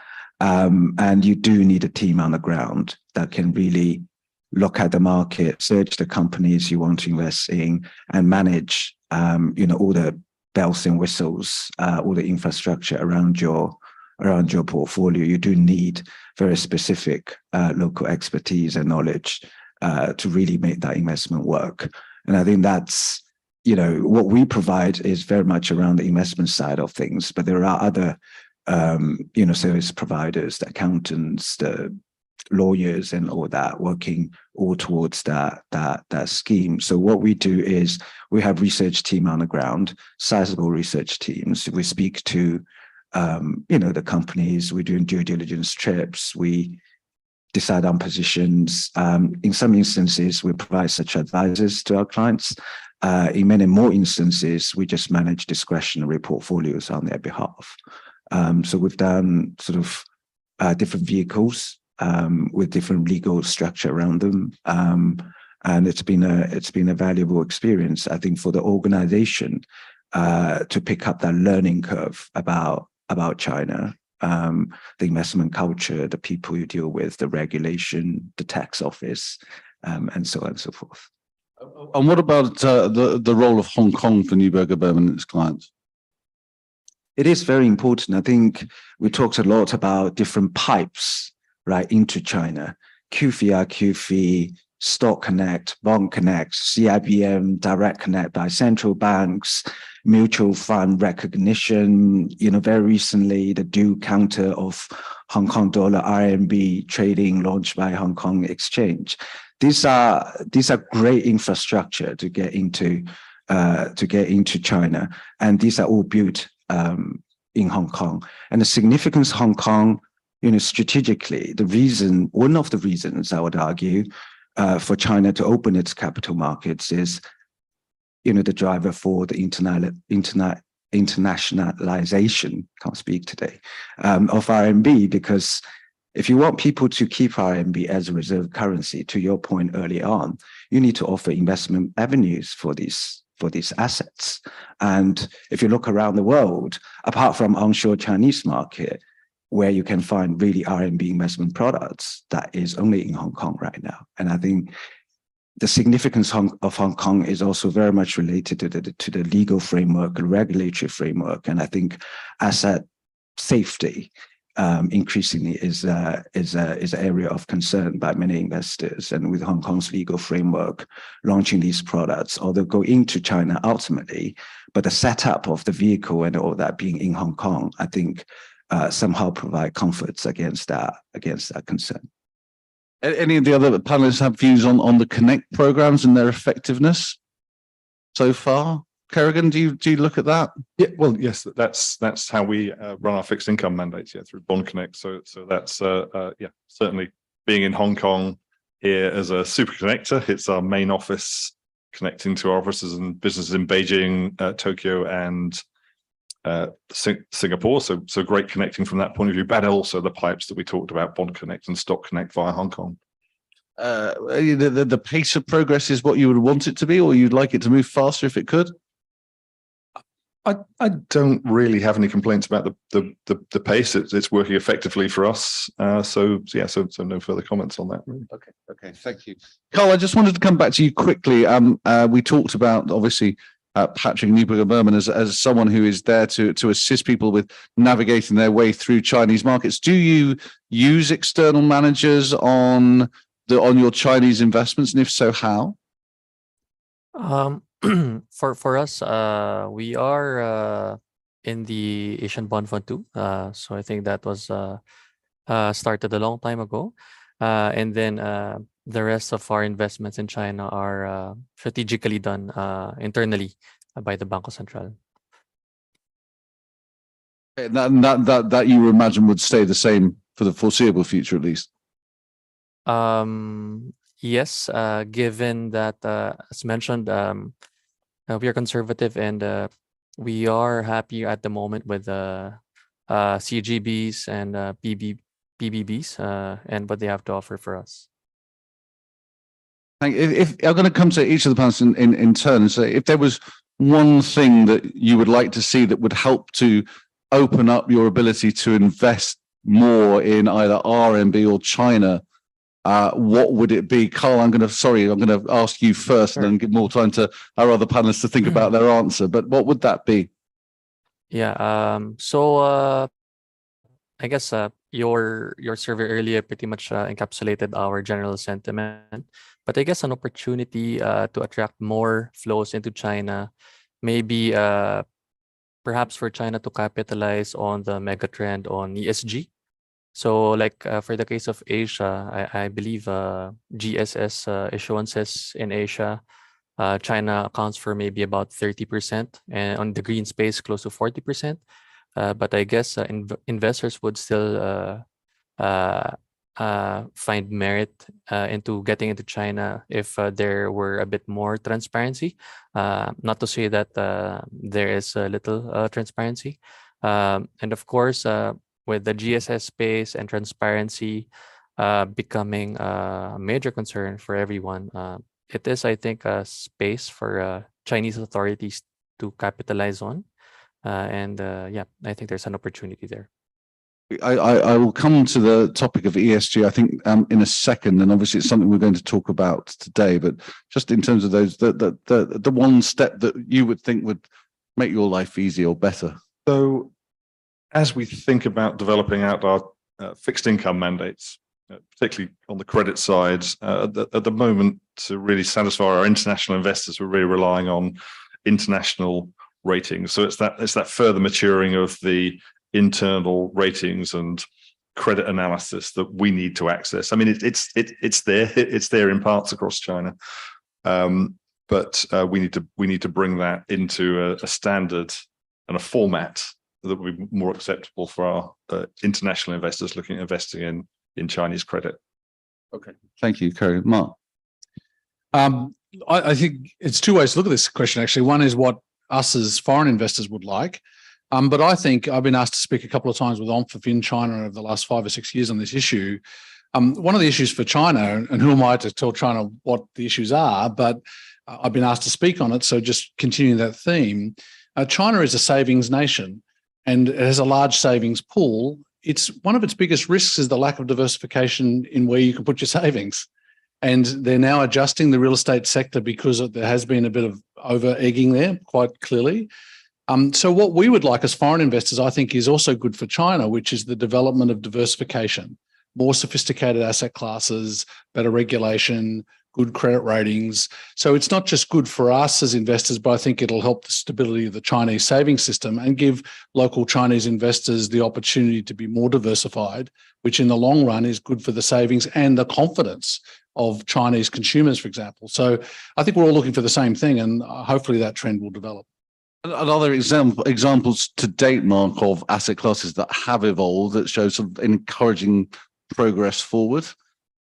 Look, there has been progress, so I don't want to suggest otherwise. There hasn't been as much in pensions. I went to a sort of seminar 11 years ago because of the importance of giving confidence on pensions, which then enables the savings ratio to get slightly better balanced, for example. But there has been some progress in the development of the listed markets. There has been some private equity, but I just think that the need to diversify the capability of domestic investors to get diversification should be a major theme for the stability of the system. And also that's beneficial, as it turns out, for foreign investors as well. Very interesting point. And Kerrigan, maybe just to come back to you quickly, maybe you could speak about how you think the Chinese pension system might develop, because obviously that's something that Mark's just mentioned. I think it's of real interest at how small the pensions market is there now and what it might grow to. We've talked about pools of capital. It could be an enormous pool of capital one day. Yes, I mean, the way we think about it, we've already seen some of those reforms starting to come through last year, tail end of last year, the setting up of the potential for the equivalent of individual retirement accounts, the 12,000 RMB per year that you can save into pensions. But that's just the start. That's the increase of the savings habit, the reduction of the financialization of housing. I think will encourage that savings environment that we talked about, that will not be just in pensions, but broader long-term saving to help people protect themselves, give themselves financial security in retirement. That's the big theme that has to happen and will happen, and has started to be evidenced by reforms that are coming through last year and again through this year.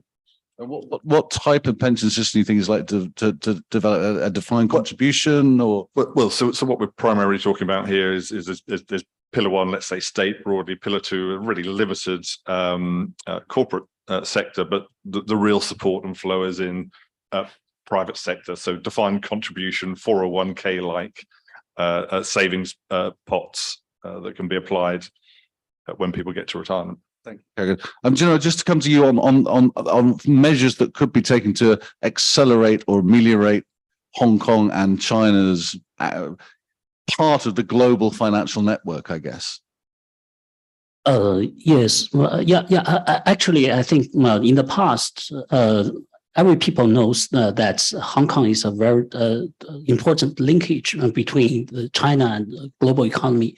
But the people are very difficult to find any investment opportunities within China, within Hong Kong, for example, in the island. But I think the very important change is now that the Hong Kong governments want to also develop the technology sector in Hong Kong. So make the linkage between the mainland technology sector and also the Hong Kong technology sector. I think it's a very good opportunities for all of the investors to look at. And yeah, it's a very big story and also needs long-term investments and developments. But I think every people can maybe get some opportunities there and also can benefit from that strategy. We'll have a panel a little later on today on the Greater Bay Area. I mean, how can Hong Kong benefit from that? It's part of that. I think the people need to maybe have the opportunity to travel to Shenzhen right now, because it is really very convenient to travel to the Great Bay Area with the railway, with the bus, with all of the communication tools. So I think it's get the people much more easier to move between the mainland and also the Hong Kong by the infrastructure development. It is the so-called hard infrastructure development, but also in the so-called soft infrastructure. I think the development is also there, and I think the people can maybe get more easier to work in the Great Bay Area and live in Hong Kong, and also work in Hong Kong and live in the Great Bay Area. So I think it is the most energized area, economic energized area for within the China. People have told me that Hong Kong to Shenzhen is now effectively a commute, which is an interesting development. Patrick, from your point of view, what measures could be taken maybe relatively quickly to speed up this process of RMB internationalization, China's role in the global financial system? That's a very big question. I think, internationalization of RMB, it's basically trade and reserve, right? On the trade side, we talked about the geopolitical situation and how China can navigate that. I think that's a key dependency. On the reserve side, I think, how you build more RMB hubs, such as Hong Kong. And I think Hong Kong will be and still leading in that area, just offering more avenues for people to make use of that reserve and get return. I think these are the two areas of focus if you were to internationalize RMB. More specifically, coming from my background, from investment management, I do very much echo Eddie's point earlier on, how you build Hong Kong actually into a risk management center for onshore RMB investments is probably a very significant direction. You don't have such a center anywhere in the world. The onshore market is what we call thin. You don't have many instruments to really implement sophisticated hedging strategies or different strategies. But to do that, you need different instruments traded on the exchange with liquidity and all the rest of it. But the good news is these instruments are usually derivatives. It doesn't have to be traded in China. So that probably is something that Hong Kong Exchange can sort of help build out. And then once you have this risk management approach very well established in Hong Kong, I think in a way that will encourage further allocation. Swap Connect mentioned earlier, I think, during Eddie's conversation as well. Do you think that's a step in the right direction? Absolutely, yeah. And I think, the recent announced, I think in June last month, the dual counter, so you can trade like Alibaba in both Hong Kong dollar and RMB. That's another significant development. Hong Kong has about $1 trillion in reserve for offshore RMB that can be totally go into those trades without, further currency exposure or fluctuation during the holding period. Further on, they can open that scheme to onshore RMB. So this sort of dual supportive measures will really make the capital markets more connected and more fluid, and allow the capital to flow like water, rather than right now there's a lot of dams built in the middle. Thank you, Patrick. We're coming into our last 10 minutes or so for the panel, so I wanted to now offer the opportunity for any of our audience to pose a question to our excellent panel. Just pop your hands up if you have something that you want to ask. Stun them all into submission by the looks of things. Look at that. Let's have a think about that. Oh, we have one. Sorry.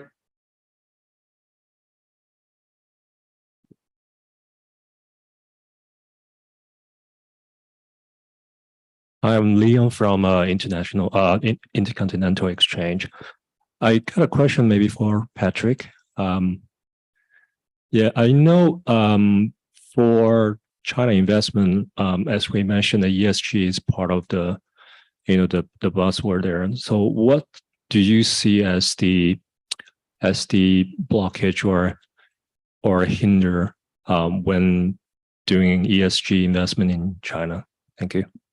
Such a great and topical question. I think ESG is taking ground in China. If you do a quick search on the web, you will see sporadically local mutual fund companies are launching products with ESG in the fund name. Although, if you look into it, with various degrees of alignment to international standards in terms of what an ESG fund needs to be.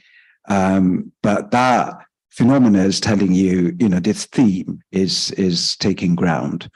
And Neuberger, as a new entrant into the onshore market, we take it very seriously and as potentially a key differentiator. We were applying for the mutual fund license, CSRC assets. As a global manager, we invite you in, but we've got 150 firms.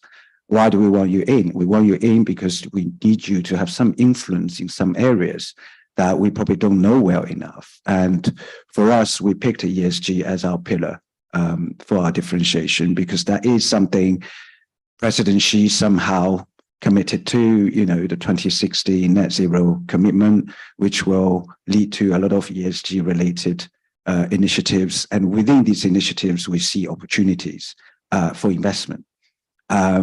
So that being our pillar, and we do believe for a lot of global investors, when they look at China, probably they will be interested in, as a first step, some more ESG friendly strategies.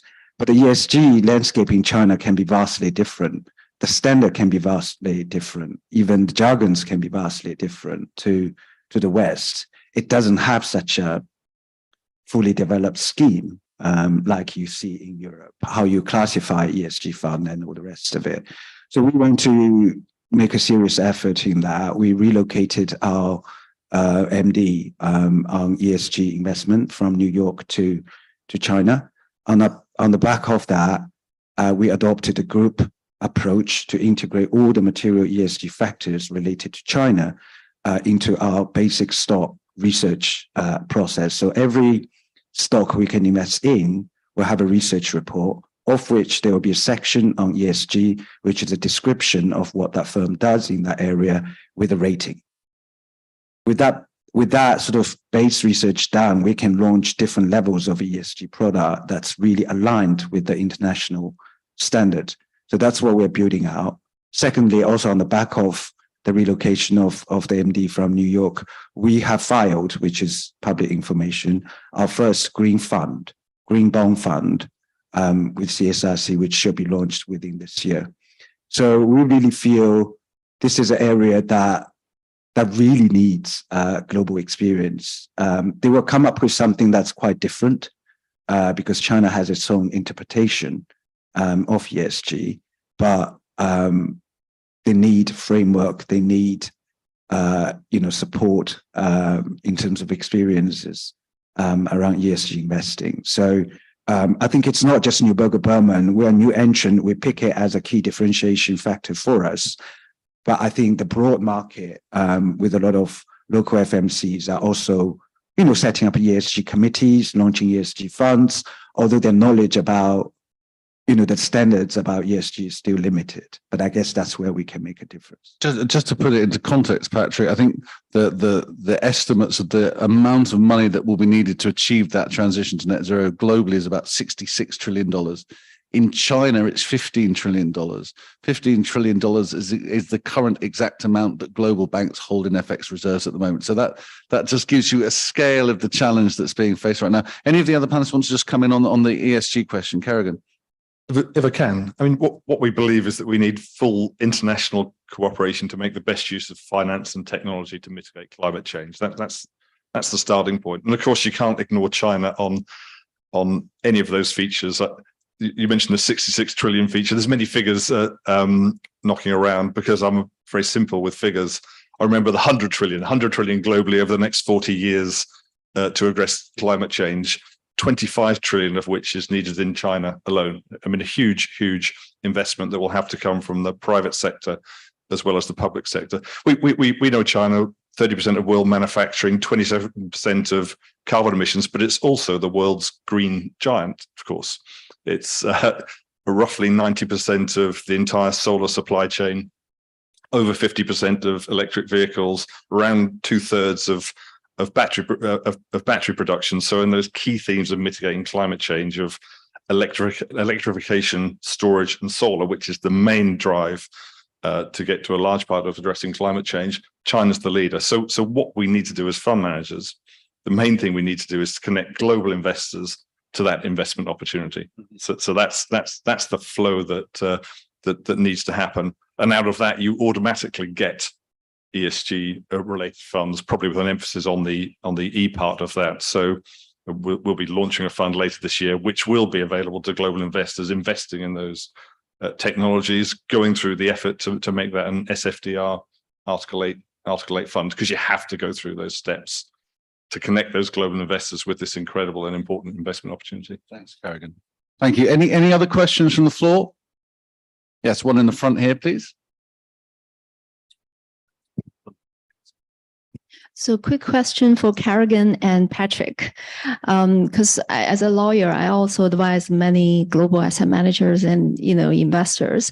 I wonder, I know both Neuberger and Legal & General, you are actually among in the first batch of movers, to do asset management business in China. Neuberger has got the mutual fund license, and LNG also has opened its Beijing office. So I wonder, in your mind, what would be the key challenges and opportunities for global asset managers when doing business in China? Everyone's been very polite. Go on, Patrick. All right. I think opportunities, challenges, opportunities enormous as a global manager. I do believe for our industry, two avenues of reform or really growth driver. One is bank disintermediation. So you start to have the huge savings from the bank accounts moving into investment products, including funds. The second is pension reform. If you look around the world, our industry mainly is driven by these two reforms in any particular market. And you map that to what's going on in China. As we all know, PBOC called off all these wealth management products and making it really NAV-based rather than capital protected. That's just going to push a lot of deposits into investment products, not necessarily just funds, but other investment products into the capital markets.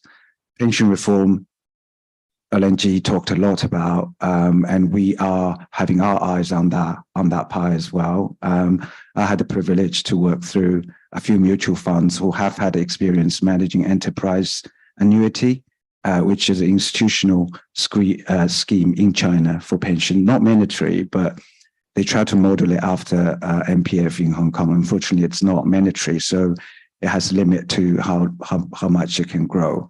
But with the third pillar coming up, you are expecting, with the workforce, the savings rate, size of the GDP, it's going to be a massive pool of capital. So for global managers, there are loads to do. And again, for us, CSRC or China wouldn't need another mutual fund manager if you don't bring something interesting to the market. And for us, it is to do it very much with the ESG sort of a mindset to it.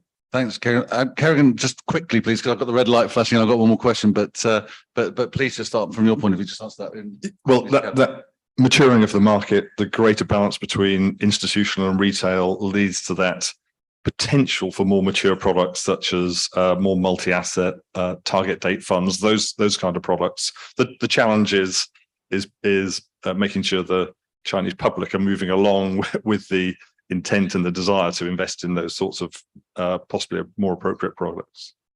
Thanks, Kerrigan. I think there was another question at the back. Yeah, just over there, please. This will have to be our last one, unfortunately. Yeah, this question is probably for Carl and Mark.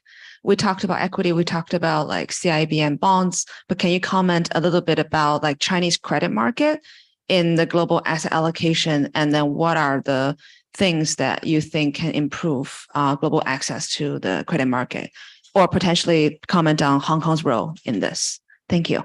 Carl, do you want to go first? Do you own any Chinese credit? For us, not in the corporate space. And I guess one of the reasons is that it was already mentioned earlier on the need for international ratings agencies to have a greater participation in assessing these credit names. So again, perhaps a bit more alignment on how investors can assess these Chinese corporates as opposed to, let's say, non-Chinese corporates would help investors in general. So yeah, I guess that's my only comment on that space. Thank you, Carl. Mark? Yeah, exactly the same. There's inevitably foreign investors will be very, very interested in credit in China. There's no question about it. The path, I think, is clear. The credit rating agencies are improving, but need to improve significantly in our view. And then people would need to become comfortable. But with private credit probably being the hottest area globally, there's just a question of time before sophisticated, including Chinese fund managers, want to be in that asset class. And again, I talked before about diversification for Chinese savers. A better structured, well-structured credit market in China is very important for the savings pool, I think, there. But it'll also be great for foreign investors over the medium term. In the short term, very small. Thank you, Mark. We've run out of time. I've got one more question. I'm going to ask each of the panelists in turn. They have three options on their answers of yes, no, and maybe. But I prefer that maybe wasn't an option. So please give me a yes or no if you can. But if you can't, I'll understand. And it's one just to sort of like stoke the conversation as we go into a break a little bit. We've talked about the internationalization of RMB. You see, it's becoming the desire for it become more of a reserve currency, and yet the Hong Kong dollar is pegged to the current reserve currency in the US dollar. So do the panel, yes, no, or maybe, see the possibility that in the next, say, 20 years, the Hong Kong dollar will not be pegged to the dollar anymore? Whether it be pegged to the RMB or just floating, we don't know. But do any of the panelists, or what do the panelists think, yes, no, or maybe that might happen? Patrick, because you're at the end, I'm going to you first. Sorry. I'll say no. General? Yes means still pegging. You think it will still be pegged? Yeah, yes. Okay. Yeah, Mark? I think there's a trend to appreciating that a single currency peg isn't that meaningful in some ways, and therefore a mixed basket could make sense. That's possible. Thank you, Kerrigan. Still pegged. Still pegged. Carl, last word to you. For me, still pegged as well. Okay. Thank you. Thank you to all my panelists for a free-flowing, wide-ranging and engaging discussion. Please put your hands together for our panelists. Thank you very much indeed. We now have a quick break for about 20 minutes, and then we will have a keynote address from Luan Lim, who is the CEO of Hong Kong and HSBC Hong Kong, and then our panel on the Greater Bay Area. So please stick around and enjoy the rest of the day. Thank you very much indeed.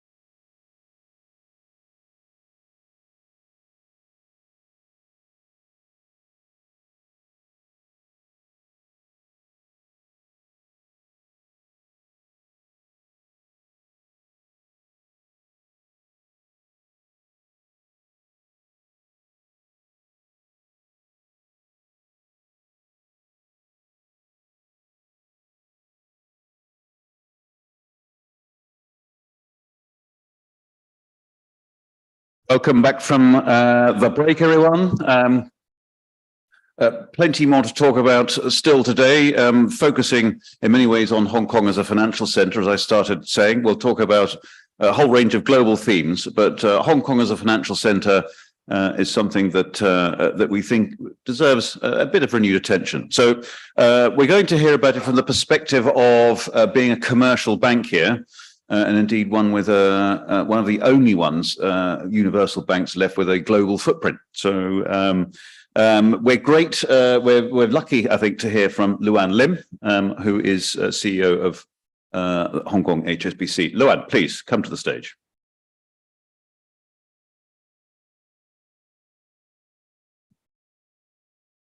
Get this technology to work.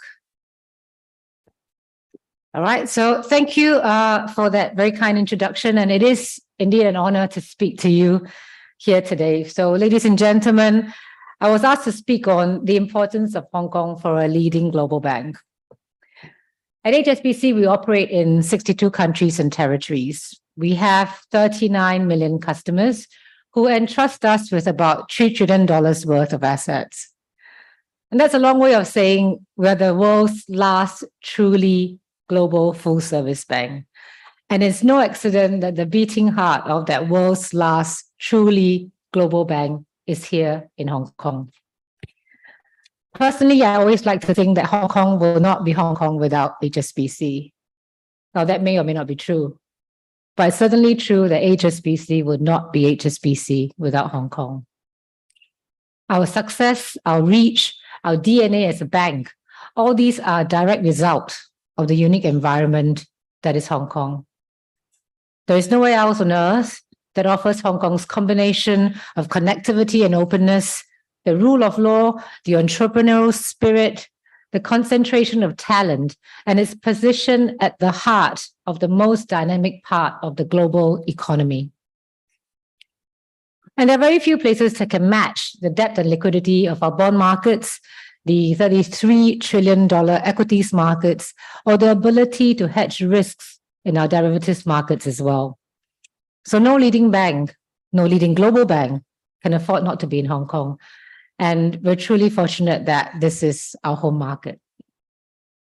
So I will talk about what makes Hong Kong so unique in a bit more depth. But before I do, let me touch briefly on what should be top of mind for many of you and many of us here today. I suspect everyone listening today is having to navigate complex and unpredictable geopolitical currents. But that makes Hong Kong's role as the meeting place between East and West more important than it has ever been. Hong Kong is a marketplace where East and West come together to focus on the opportunities that unite them rather than the differences that divide them. And despite the trans-Pacific tensions that we see today, there is still a lot that unites us. Last year saw a record $670 billion of bilateral trade between China and the US. So the reality is that we are codependent. Janet Yellen had said decoupling would be disastrous for both economies. And IMF says what it calls geopolitical fragmentation may cost the global economy 7% of GDP. And when I talk to customers here in Hong Kong, in ASEAN, in the Gulf and beyond, they are still thinking globally. They're still looking to trade and they're still looking to invest across borders. And that is what lies at the heart of Hong Kong, our ability to connect. But our role is changing. 4 decades ago, some of you here might remember, this was largely connecting Asian and particularly mainland manufacturers with Western consumers. But in recent years, much of our work has been connecting Western investors with opportunities to tap into Asia's extraordinary growth through our capital markets. While that role will remain vital to our future, it is evolving, driven by 3 global megatrends. The first is Asia's continuing rise as the engine of global growth. The second is Hong Kong's leadership in building financial infrastructure of the future. And the third is the threat of climate change. So Asia is the engine of global growth. If the current IMF global and regional growth forecasts are correct, emerging and developing Asia will contribute 48% of global growth this year and almost $1.5 trillion of new output. If we look back into history, the Industrial Revolution made London the leading financial center of its day. And then in the 19th and 20th century, the rise of America saw that crown pass on to New York. Today, there is only one candidate to become the financial clearinghouse for Asia's success in the 21st century, and that's Hong Kong. Asia's accumulated financial wealth now stands at $140 trillion, and China alone has now some 470 million middle-class consumers, the biggest in the world. By 2025, we think it's likely that developing Asia will hold more wealth than the US. That's a lot of money that needs to be managed somewhere. And Hong Kong is the only realistic candidate as the regional leading center for recycling Asian savings into Asian investment. Only Hong Kong has the connectivity, the deep and liquid capital markets, and the understanding of the broad regional economy to become the financial fulcrum for the next round of global growth. And Hong Kong's remit extends beyond Asia. I was in the Middle East earlier this year, and every indication is their focus is shifting eastwards. Time and again in conversations, I get told we need a conduit for two-way investments. In this respect, Hong Kong still has some work to do. Our privileged access to China and unrivaled connections to Europe and the US are extremely vital, and we need to sustain them, but that doesn't mean we should neglect opportunities elsewhere. South-South connectivity. That is becoming increasingly important as trade corridors start to shift with China's move up the value chain. And as people elsewhere in Asia join the consumer economy in the hundreds of millions. Hong Kong has an opportunity to become a hub for capital raising, for trade finance, for legal services, and so much more, not just for the mainland, but for ASEAN, for South Asia, for the Gulf and beyond. So, as we have emerged from COVID, we have not just been reconnecting, we have been making new connections. And given the strong interest from all sides, I'm confident that this will be a sustained trend. Now, in a place as fast-changing and adaptable as Hong Kong, it's inevitable in 10 years' time it will look different. But what will remain the same is Hong Kong will be the place that the world meets to do business. Another area of rapid change and innovation is financial infrastructure. So Hong Kong is again at the forefront in areas like asset tokenization, digital currency, the internationalization of the renminbi. Tokenization. It has the potential to open a new chapter in financial services, making it faster, cheaper, more accessible to more people. So it's great to see HKMA leading the way earlier this year with its tokenized green bonds, and we're proud to be an arranger of the first ever issuance by a government globally. When it comes to currencies, we remain deeply engaged in the ongoing, debate over virtual assets. And we do support the government's outreach to virtual asset service providers. But in the long term, we believe it will be central bank digital currencies or CBDCs that will trigger the real revolution. They offer the flexibility and speed of virtual assets, but with added security and diminished KYC risks. China has thought longer and harder than almost any other country that I know about how CBDCs are going to work. And that's likely to translate into a formidable first mover advantage when it does go international.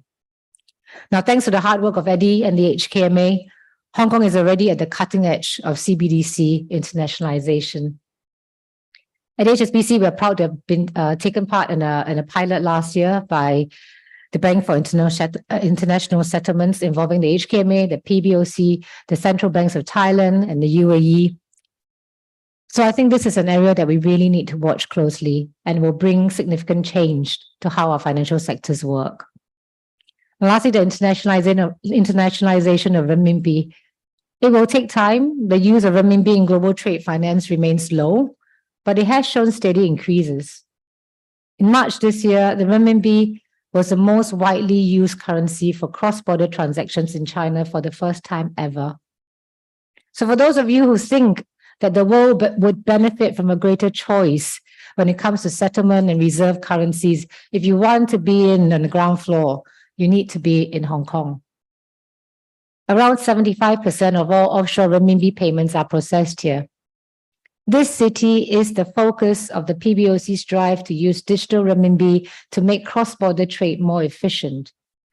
And initiatives like the recently launched dual counter in Hong Kong are opening the door for even more renminbi denominated products to be traded here. The third area of opportunity is the financing of the transition to net zero. This transition is going to require significant capital investment as well as financial innovations that can encourage sustainable development. Governments cannot do it on their own. Industries, and in particular financial service industry, we need to work with the public sector to collaborate on things like establishing practical standards, practical definitions, and encouraging green investment through de-risking. These measures are what will open the way for capital markets to play the role it needs to play in this transition. And if we are to mobilize anything approaching the investment that we require, we need to move beyond today's bespoke processes. We need to commoditize green solution, whether it's green bonds, carbon markets, to new ways of thinking about public-private partnerships. Hong Kong is emerging as a nursery of the sort of innovative solutions that we will need if we are to head off the threat of climate change.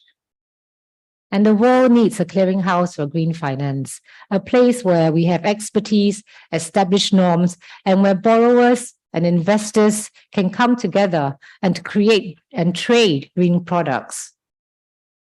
Now, I think Hong Kong is taking a powerful claim to become that clearinghouse. Initiatives such as Core Climate, which is Hong Kong Exchange's marketplace to connect capital with climate-related products, that's leading the way. The launch of the Alliance for the Green Commercial Banks, which spearheads the green transition of financial systems across Asia. The government has also pioneered the sale of green financial instruments to prime the market, like the green bonds that I mentioned earlier. And we have signed up to the Common Ground taxonomy, which will lower transaction costs and facilitate cross-border flows of green capital. We're also putting our own house in order. Hong Kong is the first Asia financial center to mandate climate-related disclosures across the financial sector by 2025. So I'm conscious of time and I'm probably standing between you and lunch. So let me wrap up. At HSBC, we are extremely proud of our past, but we are here for the future. And we believe Hong Kong has a vital role to play in the multipolar world that we are in today. This is the nexus of Asia. This is the most dynamic part of the world's most dynamic region. It's a place where people, ideas, and capital all come together to build a shared and sustainable future, a future that is based on a universal language of prosperity. So to go back to the original question about the importance of Hong Kong for a leading global bank, the short answer, I don't think you can be a leading global bank unless you're in Hong Kong. Thank you for your time.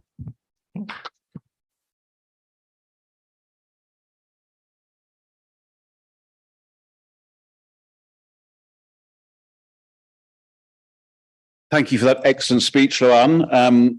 We are revisiting some of those themes still later. So for those of you who want to hear about the Central Bank Digital Currency Project of HKMA, we have a panel on that later on this afternoon. We're also, of course, exploring the sustainable finance topic that Luan raised. And we're about to talk now about Hong Kong in the context of its broader region of the Greater Bay Area. So I think it's important discussions on the capital market infrastructure that Luan just raised that we're going to talk about now. So I'd like to invite my panelists to the stage.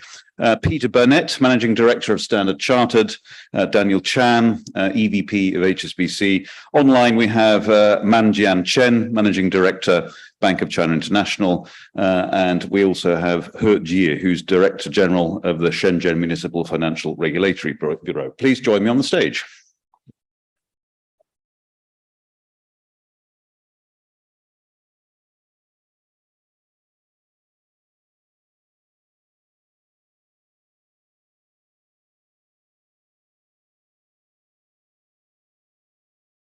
And I'm just checking you can, Manjan, I'm checking you can hear us okay. Possibly not.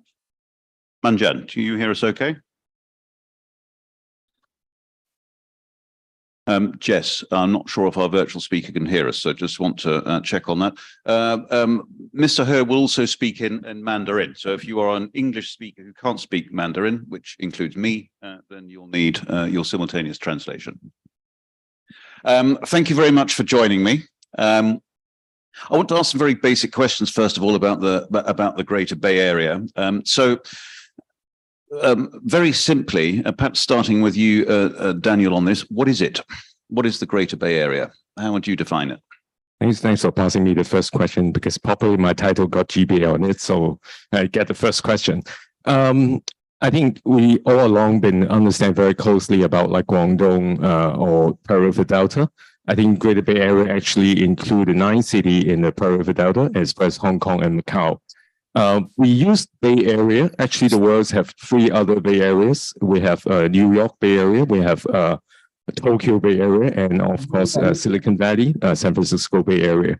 I think it's quite unique for Greater Bay Area because we have basically all the key components of all the other successes in other Bay Area. Like New York, obviously, is financial. Silicon Valley, San Francisco is technology, and then advanced manufacturing in Tokyo Bay. So we have all the 3 components here. So making it very kind of, the biggest opportunity, I would say, among all those. Right now, we're ranking 3 in terms of GDP. Actually, the GBA GDP is comparable to Korea and Canada. So, we're expecting to grow from 1.8 trillion to 4.6 trillion by 2030. So it's a 2.5 times increase. So huge opportunity from an economic growth angle. Population 86 million, target to grow to 100 million. Despite it's only 5% of the population in China, is actually contribute to 11% of GDP. So also the per capita GDP is very high. So it's also a good ground for wealth management opportunity because you have a lot more high net worth individual in this area. Thank you. There's plenty to explore, both in terms of the economic and industrial and investment hinterland and capital markets, and indeed Hong Kong's role in that. And we'll come on to explore that. Peter, perhaps you can explain to us the rationale behind treating this area as an integrated economic zone. Sure. Thank you. Thanks for inviting me. Thanks for including. I don't have GBA in my title, so I'm not sure I'm really qualified to speak to any of this, but I'll have a go. I mean, my qualification, I suppose, goes back to the fact that I've been in Hong Kong for 27 years, I think. And so I've seen this concept grow and develop. And Hong Kong has always had a role as a kind of connector with for the mainland, whether it was in goods or whether it was finance, going back really to its, to its inception. But the most recent development, I suppose, was the creation of the Closer Economic Partnership Agreement, which was completed in 2003. And that actually is still relevant today, actually, for many of the activities in GBA. But that acted as the beginning, as the impulse, if you like, which has led to the Greater Bay Area. And so, what was the Closer Economic Partnership Agreement? Well, it was designed to focus on what was then called the Pearl River Delta, what we now refer to as the GBA, broadly speaking, the same geographic area. And it was a building block approach to introduce trade and economic liberalization on a continuous basis. So there were 4 key areas. It was trade, trade in goods, trade in services, investment was also very important, and economic and technical cooperation. So there were a number of segments, areas of expertise, which were a focus area to improve and promote trade and investment, like consulting. So that has developed into what is now the GBA. And what is the vision for the GBA today? Well, it's a kind of cluster city, if you like. So it's a megatropolis, as we've just heard, with these 9 cities and 2 special administrative regions. And the idea is that it should be economically integrated and a world-class business hub. There should be, often you see in the description of the GBA, this reference to it being a quality living circle for living, working, and traveling. So it's not just about economic integration, it's also about people integration, and a support for the Belt and Road Initiative. So what are the cluster effects? The cluster effects are that it attracts investment because you've got that expertise. It attracts talented people. And we'll go back. You mentioned the population there, Daniel. In fact, the population statistics are actually even better because this area of China has one of the youngest populations as well of the whole of China. So, and is growing very, very rapidly. So less than 10% of this population is older than 60 years old, which compares with something like 15% for the rest of China. And it's growing and it's young. So it attracts young, talented people. It encourages innovation. It encourages learning. 5 Hong Kong universities have set up campuses in the GBA. And it provides access to finance. Perhaps a little later, we'll explore a comparison you made earlier between the GBA and initiatives to create what became the European Union. Perhaps we might come back to that comparison later. It was quite interesting. Mr. He, thank you again for joining us from Shenzhen, now a 15-minute train ride away, I believe. Tell us, please, what the GBA represents in the economic strategy of China. 刚才2位讲者已经提到 GBA 的人口 GBA 的总量，有一个中央文件里面有一个提法叫4核3级，大湾区9个城市啊，包括珠三角有9个城市，但是有核心城市有4个啊，香港、深圳，还有这个广州和这个珠海，还有一个3级的说法。 3级一个是广州佛山是吧？第2个是深港，第3个珠澳。毫无疑问，深港合作这一级是最为重要的。像今年疫情恢复以来，我到香港已经是第4次了。现在我们目前这个人员的交往的恢复非常快，大概在我们曾经突破了深港之间啊，有10几个口岸，已经突破了60万人次，是吧？像今天我是第1次坐高铁啊，尽管高铁通了很多年了。 来也非常方便，然后香港这边啊要经过3道手续，大概10分钟，然后高铁本身14分钟，所以2个巨型城市这么联系这么密切，在全世界是绝无仅有的，并且在世界知识产权组织这几年的全球的创新指数的排行中，都把香港、深圳、广州，后来把广州加上了，就全球这个区域里面，它的创新指数在全球第2位，仅次于东京和横滨。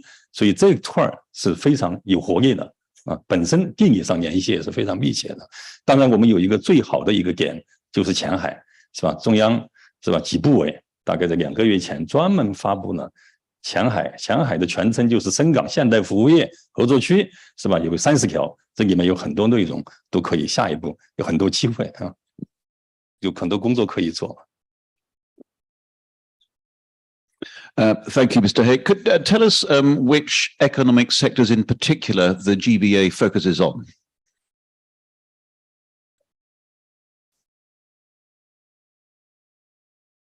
现在深圳跟香港联系越来越密切，是吧？包括我们政府之间，包括各个部门之间，这个没有任何障碍。包括我跟香港财库局局长，对吧？1年要见若干次面，通话有若干次，都很多问题都在进行探讨。包括今天会议结束以后，我还要去香港经发局，是吧？谈谈其中前海30条里面还有里面专门提到深港要联合举办金融论坛。是吧？这个论坛到底怎么搞？今年我们想有一个突破啊，在这个怎么进行合作，大的一个合作机制啊，这个事儿也谈到很多年了。当然，上海30条里面也提到深港金融创新委员会怎么进行组建，所以很多工作现在我们都在紧锣密鼓的进行开展。当然呢，我们现在看的最多的还是各种通，跟我们金融有关的啊。大家看，现在目前有6个、7个通，是吧？什么深港股票通，是吧？通了已经7年了，是吧？现在目前深港通的交易金额已经突破了65万亿，这是资本市场双向开放的一个重要的窗口。第二个是跨境理财通，从21年10月份以来啊，到目前为止大概4月份吧，目前跨境理财通开户有5万人。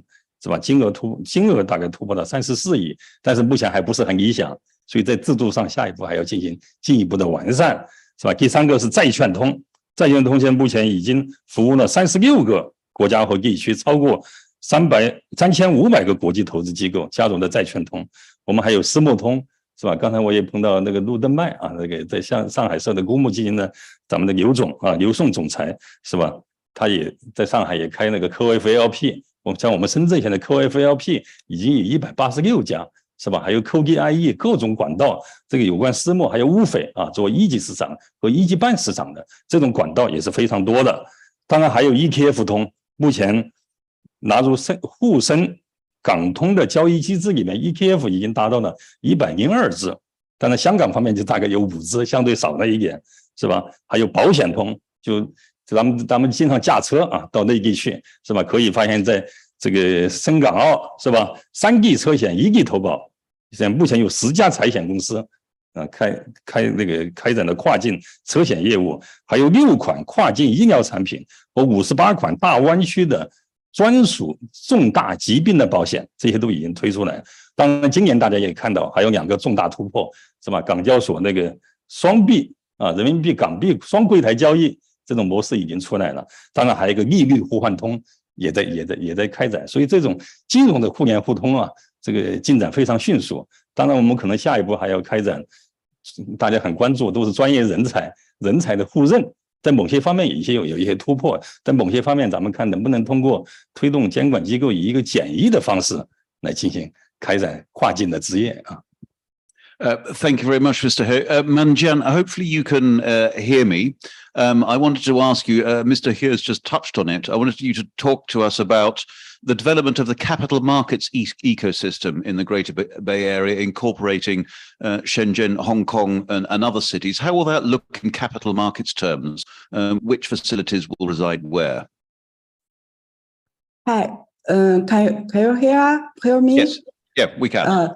Yeah, I'm sorry I cannot be in the meeting in face. So I think Dr. He has already gave a very detailed analysis about the connection between Shanghai and Hong Kong and the Great Bay Area.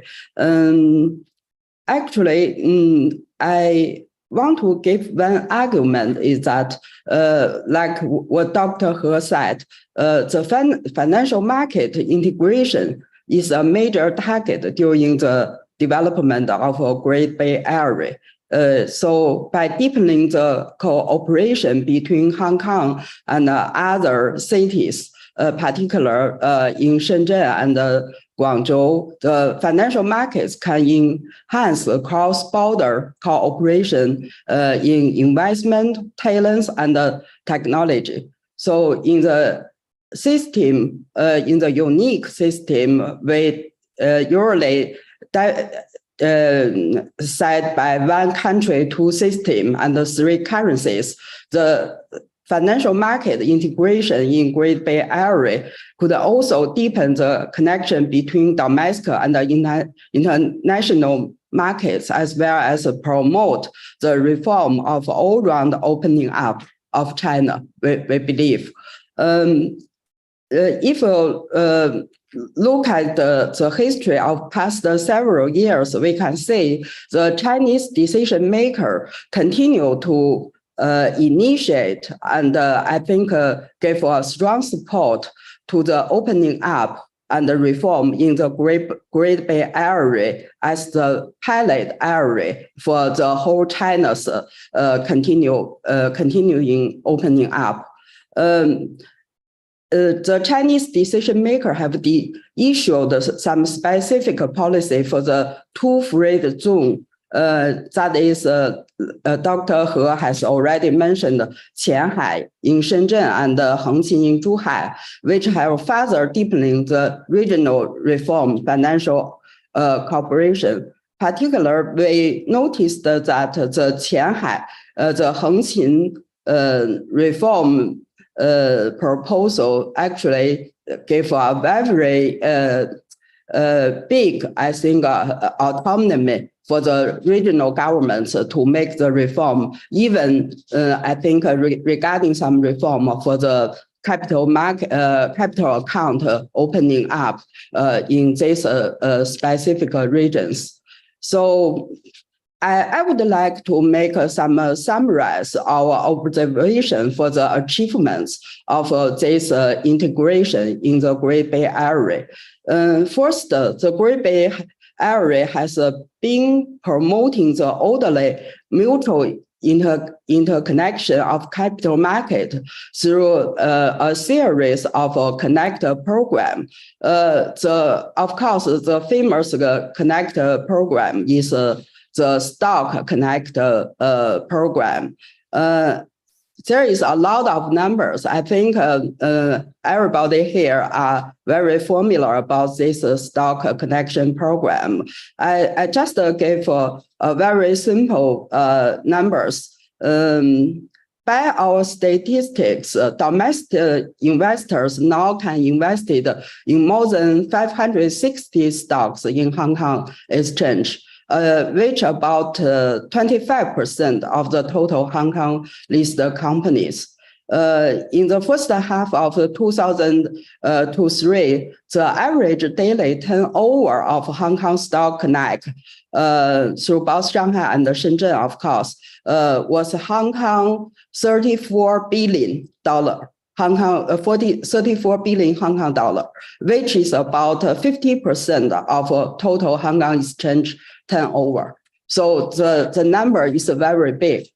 At the end of April 2023, for the official statistic, in terms of the cross-border wealth management connect, so this is another, I think, very important connector program that the government gave a big push, make also amazing progress. About 38,000 investors from Hong Kong and Macau, and nearly about 13,000 investors from Guangdong has opened their account. Thank you, Manjiang. That's clearly rapid growth taking place here. Daniel, tell me what further developments you'd expect in the infrastructure, both real and digital, between Hong Kong and other areas of the GBA. Well, I think as a lot of speakers already mentioned, that I think right now in terms of transportation, that infrastructure has been well built, but there are further development in, connecting with like Zhongshan and Zhuhai. So that I think the people, money, and all the flow will be increasing with that. But I think it's more important.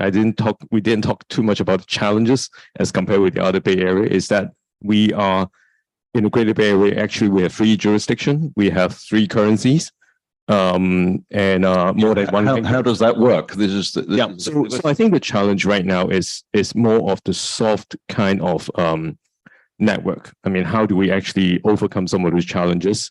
For example, like data flow. Because there is a national security concern, obviously. This kind of concerns happen everywhere, but I think that's also a challenge when we have that. And also different, for example, when we talk about wealth management connect, the different investor behavior also between northbound and southbound. So there's quite a bit to learn. So I do echo what Eddie mentioned earlier this morning, that we need a lot more pilots and then learn from it, and then hopefully move quickly forward.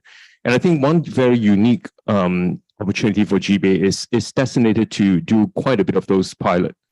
Wealth Management Connect right now is the only and the first scheme for retail investor. I don't think it will stay with Guangdong for a long time, but I think we are given a chance to pilot something which is to the retail investor. And likewise, I think for Insurance Connect. So I think how do we overcome these challenges together with the authorities on both sides with the very important agenda going forward? Thank you. I'm sure that's true. Peter, tell us about how Hong Kong's role as a financial centre will develop in the context of the GBA.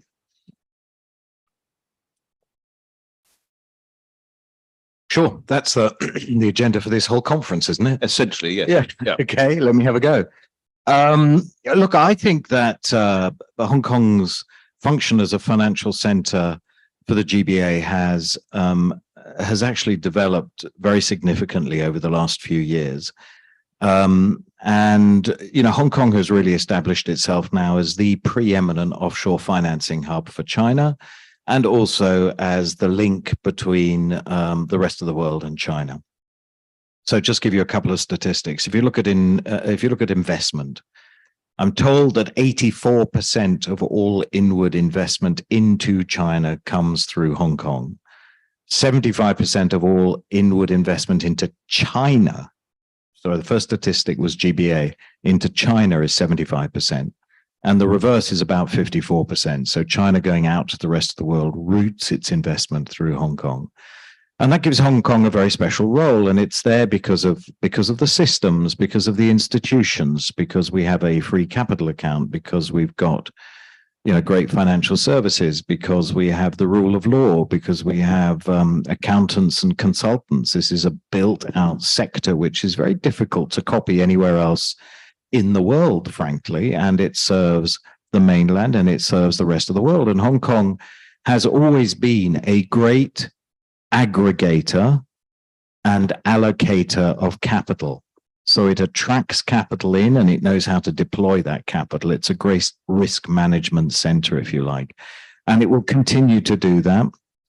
And the GBA gives it the pretext to expand its role in that geographic area, an area which, you know, those of us who have lived in Hong Kong for a long time and you know, very familiar with, and the cultural affinity is certainly there as well. So I think Hong Kong's role as a financial center within the GBA is greatly enhanced and, you know, massively improved over the last few years. Which services do you think will cluster where? So Shenzhen also has a wealth management sector, of course. It has its own banks like China Merchants Bank and so on. Hong Kong, of course, has its obvious roots in finance that you've just talked about. How do you think these services will distribute between these major cities? So I don't know if this is the question that Daniel has sort of partly answered, insofar as that Hong Kong is going to be the financial center, Shenzhen will be the technology center, and, you know, the rest of the GBA clustered around Guangzhou will be the advanced manufacturing center. So that mirrors New York, Silicon Valley, and Tokyo. Right. But then there's another concept, which is the concept of dual circulation, which some of you have probably heard about as well. And Hong Kong is right at the center of that. So the financial services offered in Shenzhen are, for the most part, domestic.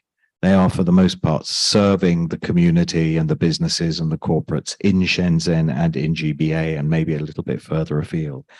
In Hong Kong, we have an international role. So we are responsible for the other leg of that dual circulation, which is the offshore RMB, but not only, also offshore settlement in US dollars and Hong Kong dollars, investment and trade.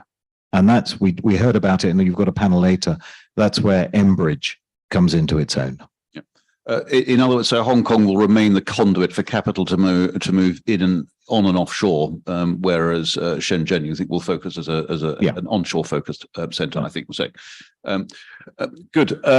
Mr. Hu, I wanted to ask you about the specific opportunities for external investment routed through Hong Kong, as we've heard, in and around the Greater Bay Area. What are the real assets and industrial sectors that are interesting outsiders?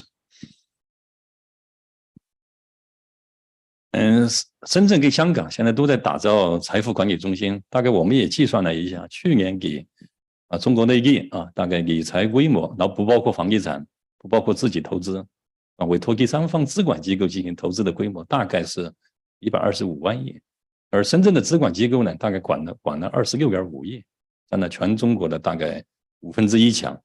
所以我们现在也提出我们未来发展的4大中心里面要成为国际财富管理中心，所以老百姓的收入到一定阶段以后，可能也要进行全球的资源的配置这是一方面。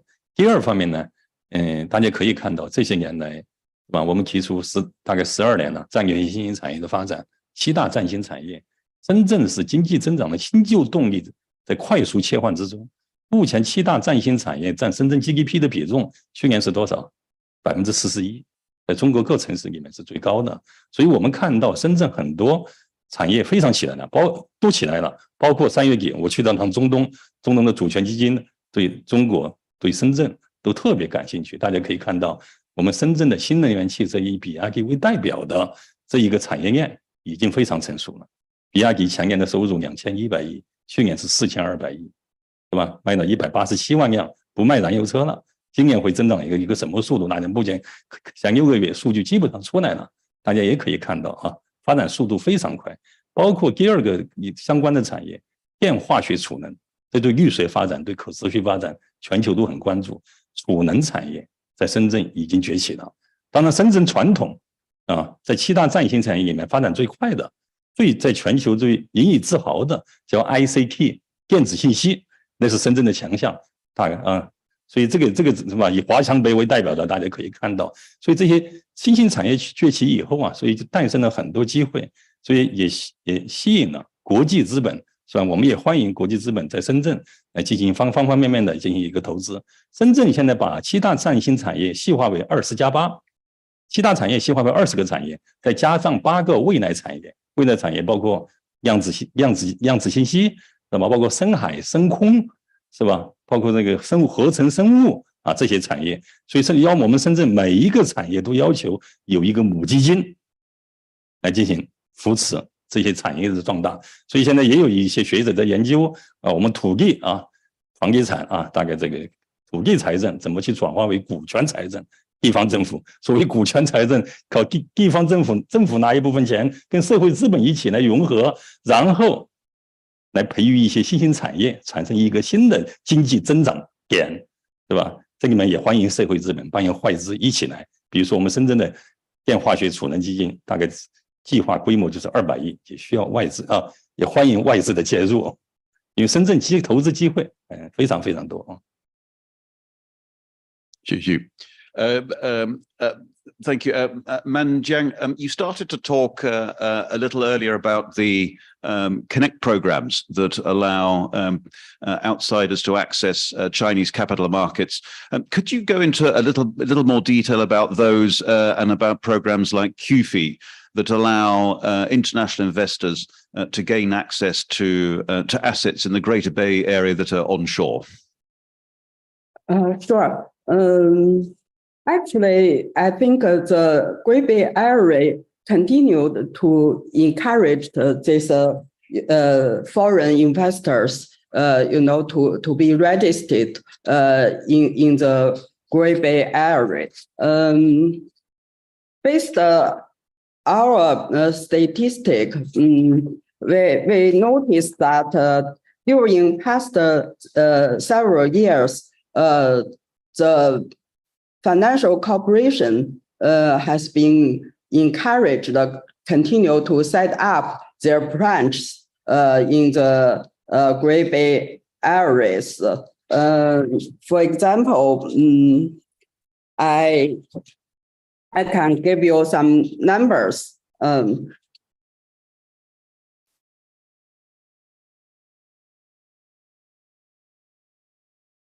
Sorry. We can come back to later, Man Jiang, if you like. Yeah. Yeah, we'll come back a bit later. No, I can give you these numbers. Okay. Yeah, the policy also encourage Hong Kong institutions to get some qualifications of qualified foreign limited partnership. Usually we call it QFLP, and qualified domestic investment enterprises, also called QDIE. By the end of April 2023, 57 QFLP funds has been set up in Shenzhen, with a total fund size of about $7.5 billion. This also, suggested a very rapidly opening up to the foreign investors. Thank you, Manjak. Daniel, this is something that we've heard elsewhere in many OMFIF events. So despite some of the geopolitical headwinds, and we talked a little bit about those earlier, there remains a pronounced interest in gaining access to the continued growth of the Chinese economy. And this, I'm sure you're seeing as well through your operations at HSBC. Yeah, we continue to see those interests. Obviously, the pandemic has paused a little bit in terms of the interaction, but I can see a lot more kind of foreign delegates going into China, in particular into the Guangdong area earlier this year, exploring different opportunities. And I think it's also back to the point about dual circulation. So I think GBA, in particular Hong Kong, have an important role of bringing this FDI into China, either directly or through whatever connect schemes indirectly, but also enabling a lot of China enterprises to get the financing and go international. I think the very strong theme that the central government has put forward this year is economic growth and high quality economic growth. And that is achieved through a couple of key things. First, the internal circulation, the consumption internally, but also development of some of those very important tech or broader sense of tech development. And that's actually accounted for 40% of the Guangdong economic growth right now, and this intention to grow it to beyond 60% by 2035. So again, this will be an important part which can better leverage on the financing support which Hong Kong can play in their going out internationally, and that would help boost the economic growth as well. And certainly, I think for the quality economic development, we can't go away without talking about sustainability. And that's also a very important theme in enabling a lot of those in development in Guangdong, which we have a much bigger market to leverage on the offshore capability through bilateral lending or also bond issuance in supporting that development. Thank you. I don't hear yet much evidence of deglobalization in the numbers from Manjiang, or indeed your experience on the ground. Maybe we'll see it later, but at the moment it seems investors and business people are still following the money. Yeah, I agree. Obviously, a lot of people did talk about like China Plus One on the supply chain, but that's actually triggered other development in terms of a lot of Chinese enterprises also going into like ASEAN. And building that trade connectivity, we can see the volume has been going up.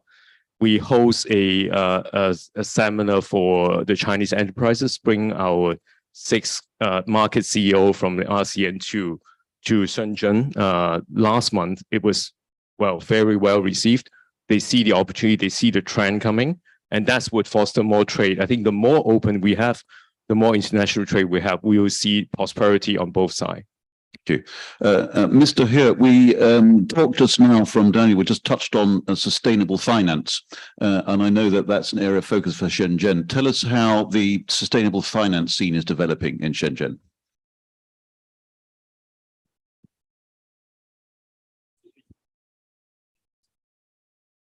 我补充一点，刚才谈到大湾区，就前海一建里面，跟香港机构会带来很多机会啊。大湾区一建，我不知道30条大家认真研读过没有？就香港的所有类型的金融机构，鼓励它在深圳、前海设立相应的资管机构。目前我们正在推动争取第一家能够尽快落地，并且大家刚才提到制度性的障碍里面，跨境的数据数据跨境是吧？金融数据跨境有一些障碍，但是在前海一建里面已经突破了，在集团内部的数据，一个集团内部在前海和香港之间可以实现跨境的这个传输，是吧？还有一个，以前很多在集团内部，香港的总部，它的研究报告在内地是不能发放的，而这一次也有大的突破啊，大的突破，是吧？还有一个，在前海的港资企业可以找香港的银行给予人民币贷款，最高500万，鼓励香港的中小企业的发展。所以我想是这个。当然，第二个呢，我想说，刚才咱们主持人就问到这个问题，大湾区实际上有很多已经开始合作了，比如说谈到的人才方面，金融科技师，那是我们19年3月份跟香港金管局、澳门金管局一起发起的，这是全球第一个有关金融科技领域的第一个专才计划。现在目前4年下来以后，我们1级持证人达到了2000个，2级持证人已经突破了200个，所以这个大湾区金融科技人才流动极其频繁，所以业界特别给力。所以这个科技是现在我们包括明天我专门要开会，怎么把它推向国际，让更多的其他领域的来进行合作。金融科技在香港、深圳都是强项，是吧？目前香港正有37个大学生，我们跟香港财务局有个协议，正在深圳实习。因为深圳有一批巨型的金融科技企业做的都非常好，大家都清楚了啊，包括微众银行，包括平安科技。平安科技它有11万人啊，它的 PCK 的专利的申请量连续3年都是全球的第1位，它的人脸识别技术、虹膜技术、微表情技术在全球都是最领先的。当然，主持人特别谈到可持续金融，可持续金融大湾区有一个叫绿色金融联盟，这个秘书处就放在深圳。我是上一届联盟的主席，这一届联盟放在香港，主席是马俊，大家都认识的。所以我们在大湾区的绿色金融联盟里面，想在大湾区要做很多事情，包括我在5月份专门还到香港来参加过香港的部门之间专门有个联席会议，来探讨一些具体问题。比如说现在我们正在做的关于第三方认证，是吧？选出一些3方有协会来做这个事情，公布一个标准，选布一些机构，因为绿色、低碳是吧？零碳排放你不能自己说了算，必须有独立第三方。而独立第三方这个事情，在我们中国内地啊，它属于行政许可部门是不能做的，是吧？除了国务院啊以外，是吧？其他部门各个部都不能进行行政许可，但是可以让协会来做。做完以后，选一批机构在大湾区执业，然后把这些机构通过市场的认可，来逐步走向其他地方，走向国际。所以这些可持续金融，我们深圳呢，也告诉大家，我们是全球第一个通过人大立法机构来进行对绿色金融进行专门立法的一个城市，要求我们深圳的所有的金融业的上市公司、发行过绿债的所有机构以及受过政府支持的机构，必须要进行环境信息披露，5000万以上的贷款必须进行环境投资的评估。在内部必须建立相应的管理制度，如果不这么做怎么办？让我们深圳金融局来进行执法，这个在全球是没有过的。所以绿色金融我们深圳也已经认定了30个专营机构，包括大湾区还有一点，深圳这几年每年都发行50亿，在香港发50亿绿债或者叫蓝色债，蓝色债就是海洋债，所以这些工作都在，也是可持续金融里面很重要的一部分。就是绿色金融，当然深圳还有另外一块做的也非常好，叫社会金融、社会影响力金融，是以金融的手段来解决社会问题。每年在我们深圳市政府的金融创新奖里面，都有一大批这个社会影响力的案例向全球推广。我举个例子，比如说微信大家都在用，微信香港公司为了解决在香港大概有菲佣或马来西亚佣人大概有30多万人，他们以前的汇款是吧？排队6小时，汇款3天才到账。而微信下载一个 APP 以后，所有杂货店的费用由微信香港来进行承担，是吧？下载一个 APP 以后，大概这个几个小时是吧？5分钟就可以到账，是吧？这就是以金融的手段来解决社会问题。所以这种案例现在越来越多。所以现在大家也知道，可持续发展2030可持续发展议程剩下了只有一半的时间了。是吧？15年提出 SDG 议程以后，所以这一方面，深圳我们也提出要打造全球的可持续金融中心，所以我们跟香港这方面的合作也非常多。Thank you, Mr. He. You mention, Peter, Mr. He mentions this interesting intersection between sustainability and digital finance, and we'll draw that a little more. Sustainable finance is already a complex, heterogeneous market. How do you think that will work in the Greater Bay Area, as we've heard from these multiple jurisdictions, but a single economy? How do you think the green capital markets will work in that regard? Sorry, me. Yes. Sorry. Right. Well, I think, Shenzhen, the mainland, will continue to have its own sustainable green finance agenda, and it will succeed very well at implementing that. And then offshore, Hong Kong will contribute by raising sustainable finance, sometimes in RMB, but probably more likely in US dollars, on behalf of those corporates that have treasury centers and have activities in Hong Kong or offshore. And we've seen evidence of that across the board. And I think there's another area where Hong Kong can really contribute to sustainable finance for China corporates, for mainland corporates, and that's in the area of voluntary carbon credits. So Loan mentioned Core Climate, which is the exchange set up by the Hong Kong Exchange to trade VCCs. And voluntary carbon credits are going to become an incredibly important component of the economy, but in particular for China and particular for exporters.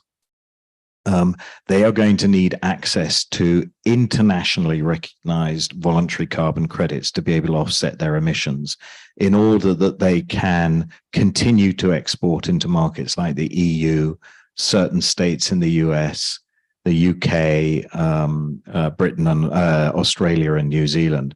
And that's an area which is growing all the time. And Hong Kong should do what it's always done, which is act as the offshore provider of those credits. Fair enough. Daniel, we touched also, Mr. Hugh also touched on digital finance. China has led the world in that in many ways, both in terms of retail payments, WeChat and Alipay, but also in the introduction of a central bank digital currency. And we're going to explore that later with HKMA. As I mentioned, how do you see the advancement of digital finance in this multiple jurisdiction area? It seems like a key focus. I think through a lot of digital means to distribute finance and modernize the way and make it more inclusive for a lot of SMEs seems to be a key focus. I think also it's quite true that in mainland China, actually you have significantly more SMEs in the south than in the north. You probably have bigger companies. If you look at the supply chain, supply chain is everywhere in China, but in Guangdong area, you have basically 80% of those enterprises are in Guangdong. So that's give rises, and this cover across 300 different industry clusters. So the ability to finance them become more important. The other angle of looking at is also the proliferation of e-commerce. I think also it's a major, I think it's cover about 60% of export e-commerce actually coming from Guangdong area as well. I think the ability to provide financing to them using alternative data, both in mainland China and also offshore through Hong Kong, would be increasingly important, because they would, when they export through e-commerce, first is enable them to directly selling rather than always through a middleman, and also access to a much bigger market, but they would need to have a onshore and offshore. So I think that's where a lot of the collaboration with some of the platform, as well as banks together in the onshore and offshore will be important. So that's also an area that we've been quite focusing on, the e-commerce and enabling they receive money as local, and be able to pay the supply in China and continue to leverage on the bigger ecosystem in the Greater Bay Area to flourish. Thank you. Does anyone have questions for the panel? I've got one or two questions more. I'd like in a moment to explore this idea with Peter of the similarities with the emergence of the EU. But does anyone have a question? Please. Microphone, please. Law. 我有一个问题是问何局长的，所以我就直接用中文问了。因为我看到您刚才也提到，就是实际上今年1月份的时候，深圳有出台一个就是要支持这个深圳建设国际财富管理中心的这么一个意见。然后这个现在还比较 high level， 但是里面呢，我也注意到很有意思，因为我自己做资管，很多客户是国际的资管和投资机构。那您也提到，就是有一些目标，比方说这个几年之后需要在这个 PFM 啊，或者 QFLP、QDIE 这些国际资管机构达到一个什么样的量？那因为我是 base 在上海那其实上海呢，在这方面其实现在做的是还比较这个靠前，因为现在很多来中国的国际资管机构可能会选择在上海落户，他们也有一定的这个聚集效应，因为他会看他的 peers 之前选了哪儿。所以我在想，就是深圳如果怎么样发挥我们的这个后发优势，就是咱们会出一些什么具体的举措吗？就是来吸引这些机构。谢谢。刚才我已经提到，深圳的财富管理的基础本身就占了中国的1/5。中国最大的银行理财公司在深圳，是吧？招银理财大概目前是2.7万亿人民币，这是最大的。包括你看，所有银行理财子在深圳注册的没有上海多，但是你们可以发现，我们管理的规模在中国整个市场里面都是居领先地位的。包括养老金呢，目前有11家有资格可以发养老金产品的，而我们深圳大概只有2家。它在全国的份额，你也可以就回去算一下，大概是一个什么样的比重。所以我想说是一个什么意思呢？包括深圳的金融机构，大家可以看到，目前一定程度上中国金融业好像有一些过剩，但是我们深圳的每个机构、头部机构、每一个类型的机构都在深圳。微众银行它一定是民营银行效益最好的，去年利润90亿，是吧？招商银行去年利润是1380亿。它是所有股份制银行效益最好的。中国消费金融公司有30家，我们最好的消费金融就是深圳的招联消费啊。券商他们来说，最大的券商是中信证券，中信证券就在深圳注册，是吧？我们深圳的券商的总资产收入利润，深圳市的券商在中国都是排第1位的。当然，我们还有国营租赁，对吧？还有华润信托，在他们细分领域里面都是排行很好的，这都是财富管理的机构。我们最近正在筹备了1年多，最近很快就会成立跨行业的财富和资产管理协会。当然，我们也会打通跟香港，我也邀请了香港那个瑞银理财的卢彩云，他也答应到我们那儿做一个副会长，所以我们这个都开始把这些打通了。所以财富管理，当然呢，还有一个我们要成立，就是我经常说一个金融的生态不能光靠政府，主要是业界，但是真正一个生态是4个字儿：政商学社。政府要有这个意识，业界要特别给力，学界也要跟上，社会组织也要跟上，是吧？刚才社会组织刚才已经说了，学界。目前北大有一个叫金理教授，在南科大当副校长，包括这周末他就有一本财富管理的书要进行课题的结题的论证，就每个细分行业就谈银行业，就因为财富管理有很多类型呢，这些所有资管机构目前的发展，在中国的发展态势怎么样？你深圳的权重怎么样？下一步怎么去发展？所以这些工作我们都在努力做。当然呢，你也说到上海。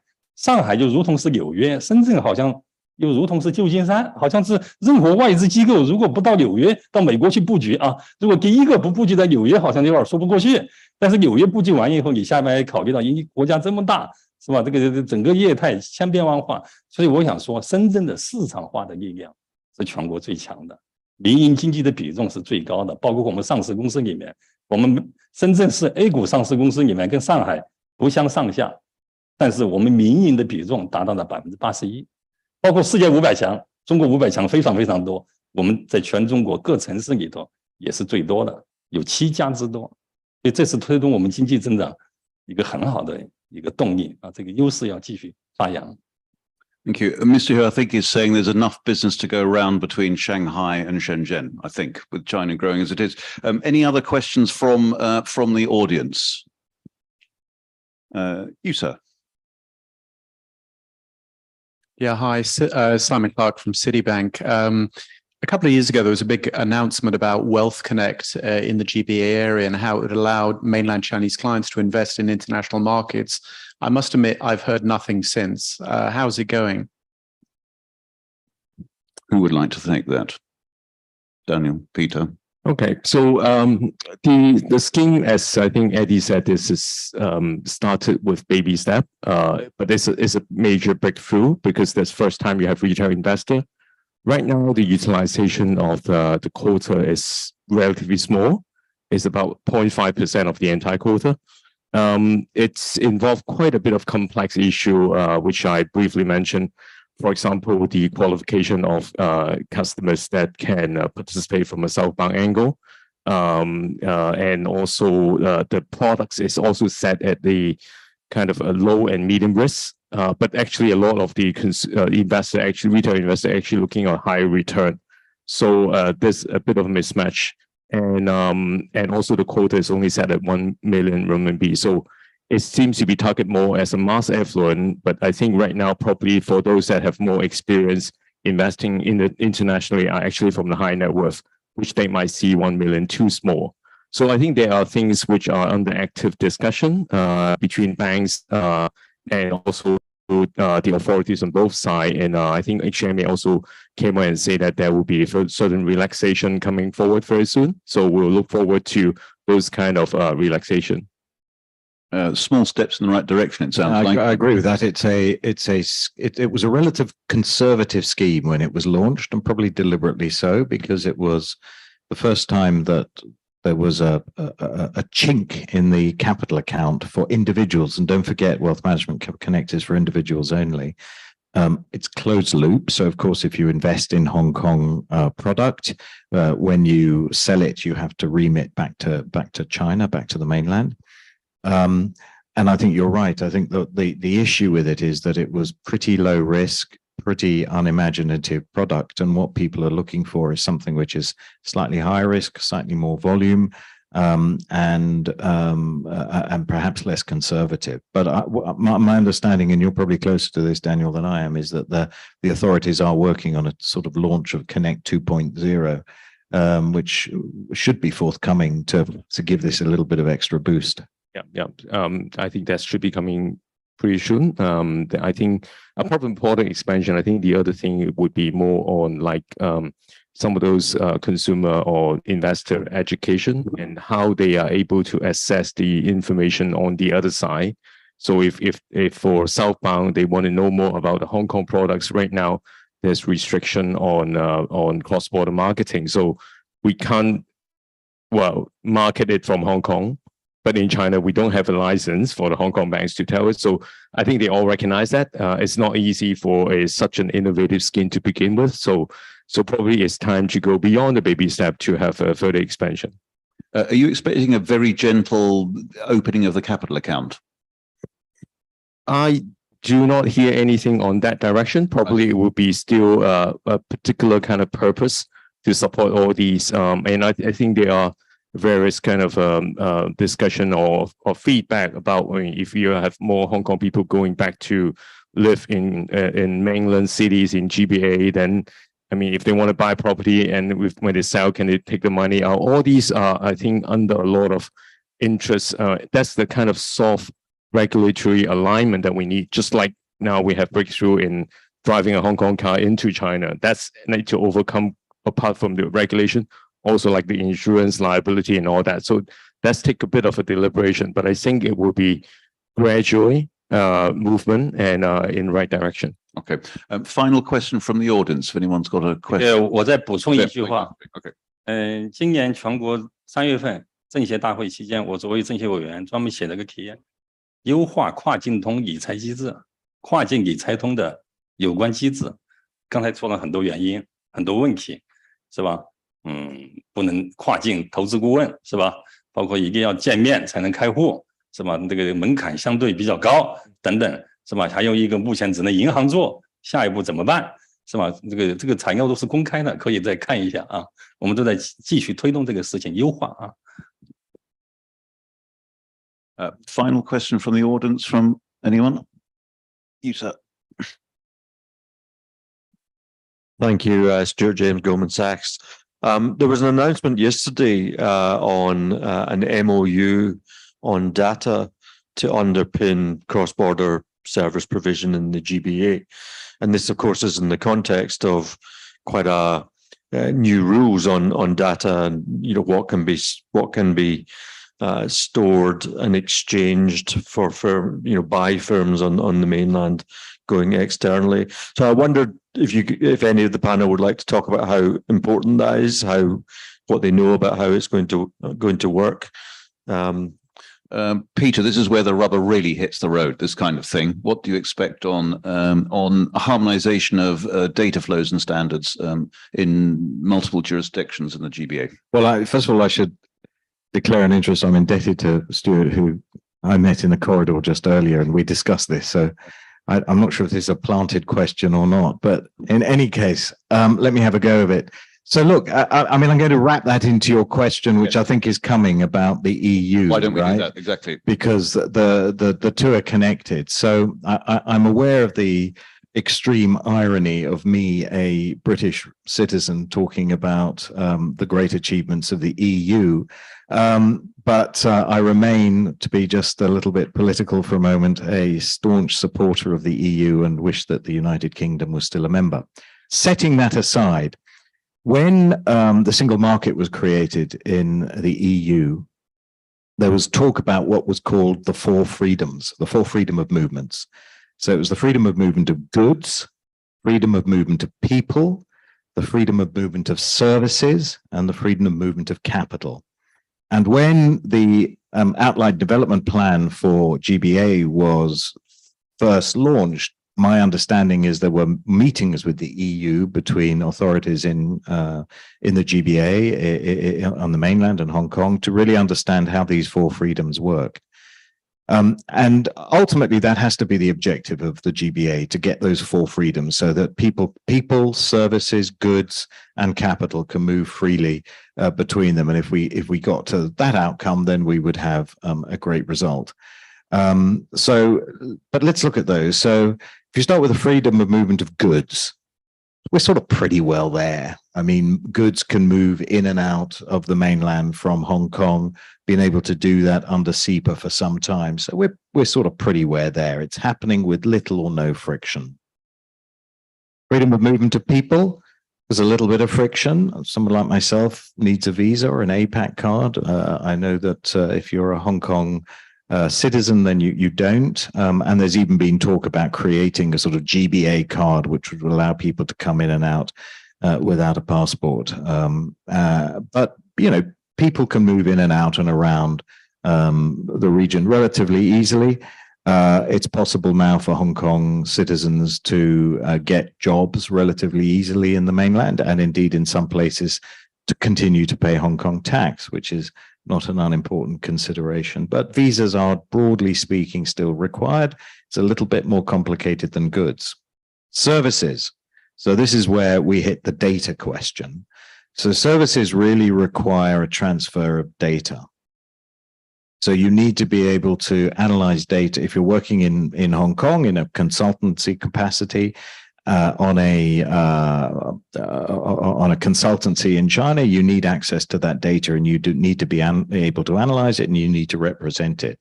At the moment, that is a very difficult thing to do because data is a national security issue in many cases, and so it has to stay on shore in China.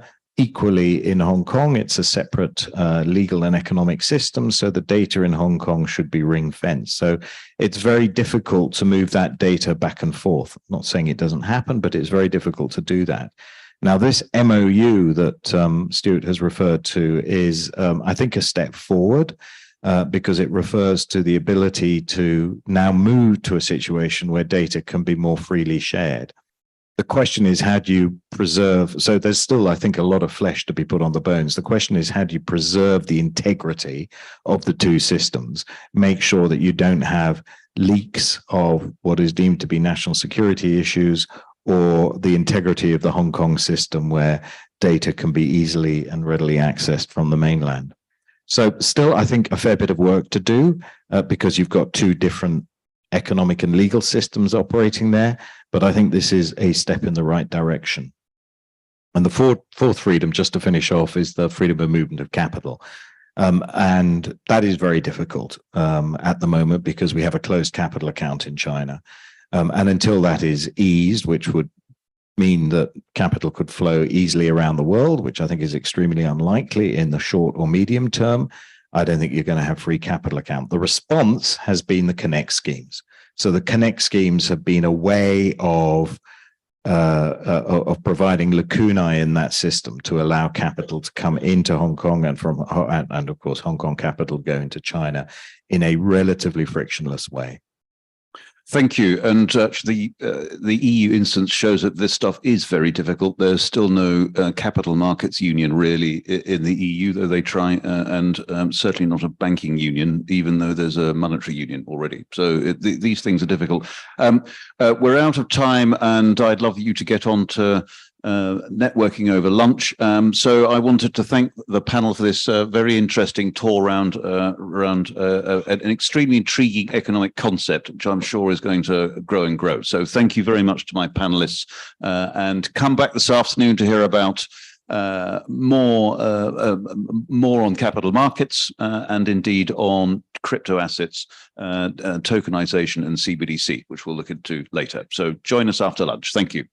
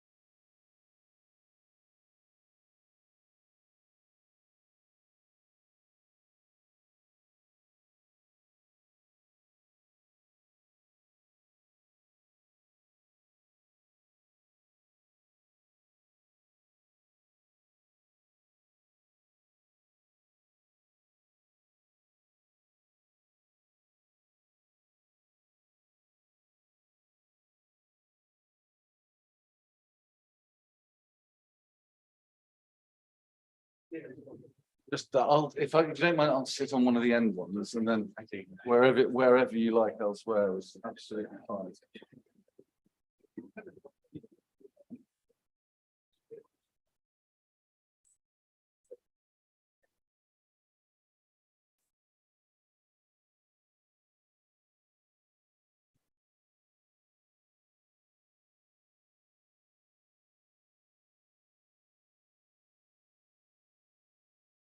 Okay, good afternoon, everybody. Hope you had a nice lunch break. There was a lot of networking going on, which is always a good sign at an event like this.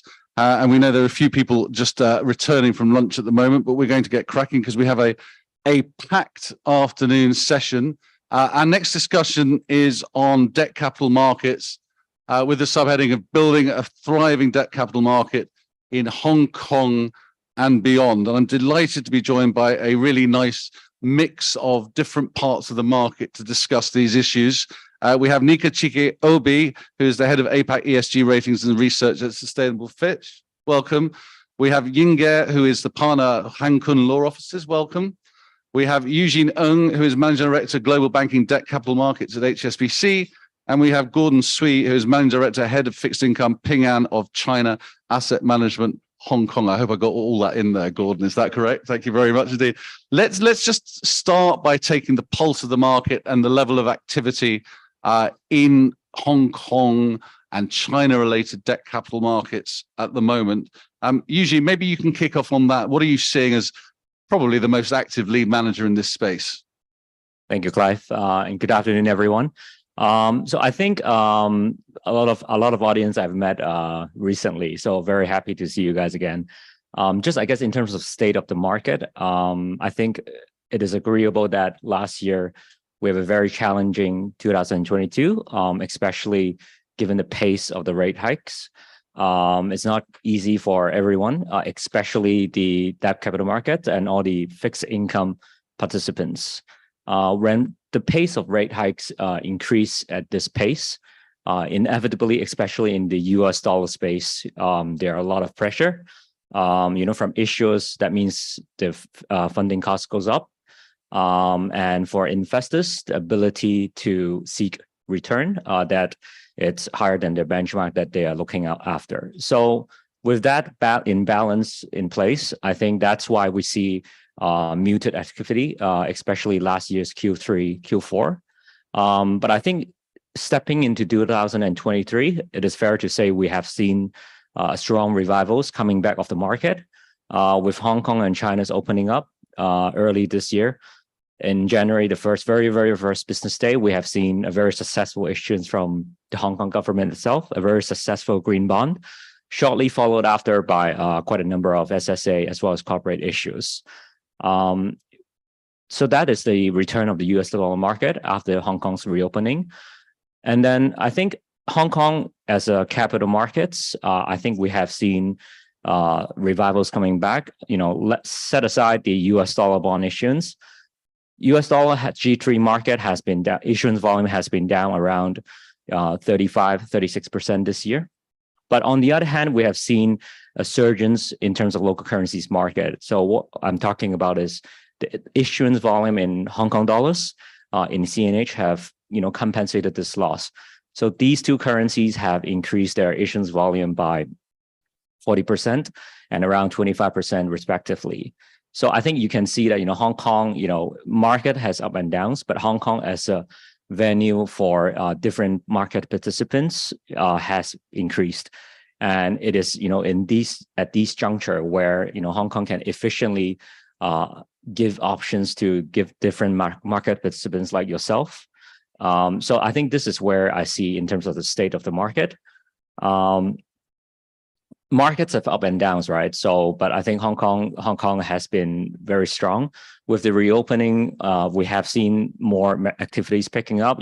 This conference itself is already a strong testament.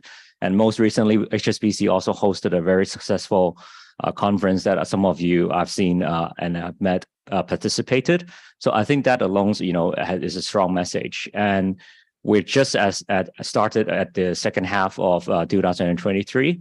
And I think with ease of the rate hikes, especially given by the Fed, I think we'll definitely see more activities, especially in the US dollar space. So that's where I think that in terms of the market is. And Eugene, do you see any trends in terms of the type of credits or issuers that are coming, particularly in the Hong Kong dollar or RMB markets?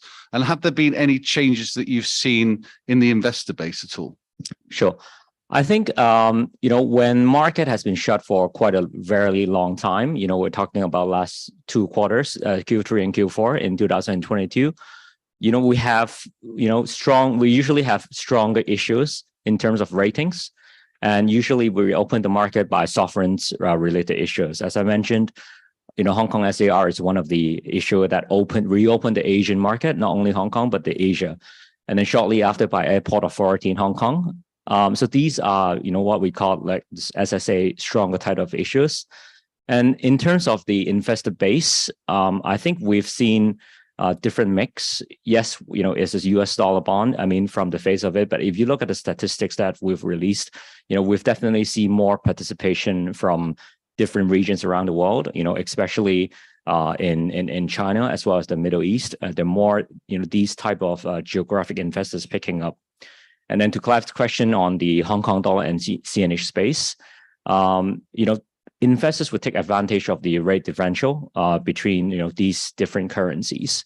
So that's why the pace has been picking up. For Hong Kong dollars, for example, it's natural that Hong Kong dollar funded issuers would have a stronger demand. This is their natural funding currency. It provides a perfect hedge for them. So I think it is driven by the likes of, for example, Hong Kong Mortgage Corp, which is another great sovereign related issuer. And then there is also a wave of corporates that local corporates will fund in Hong Kong dollars, and we also have seen international across the region who, when issue in Hong Kong dollars, swap back to their preferred currencies. It makes sense for them. And then on the CNH side, I think the CNH market has a roadmap, developed over the past years, from 2002, we have the QV, RQV, and then most recently in 2021, you guys have seen the Bond Connect. This is an additional avenue for market participants to participate on and offshore issuances. And if you look at the rates differential between US dollar and CNH, offshore market, so-called the dim sum market, offers more attractive returns for these for you guys. So that piece have grown significantly, as I've mentioned, more than 25% year on year compared to last year. So this is definitely a growing market. And most recently, Hong Kong's issuance also added a 10-year bucket in terms of a funding mix. And as a growing currency, this extending the tenor of the currency improves the liquidity and improves the participants' willingness to participate. So I think this is definitely a milestone, and it will continue to grow in my view.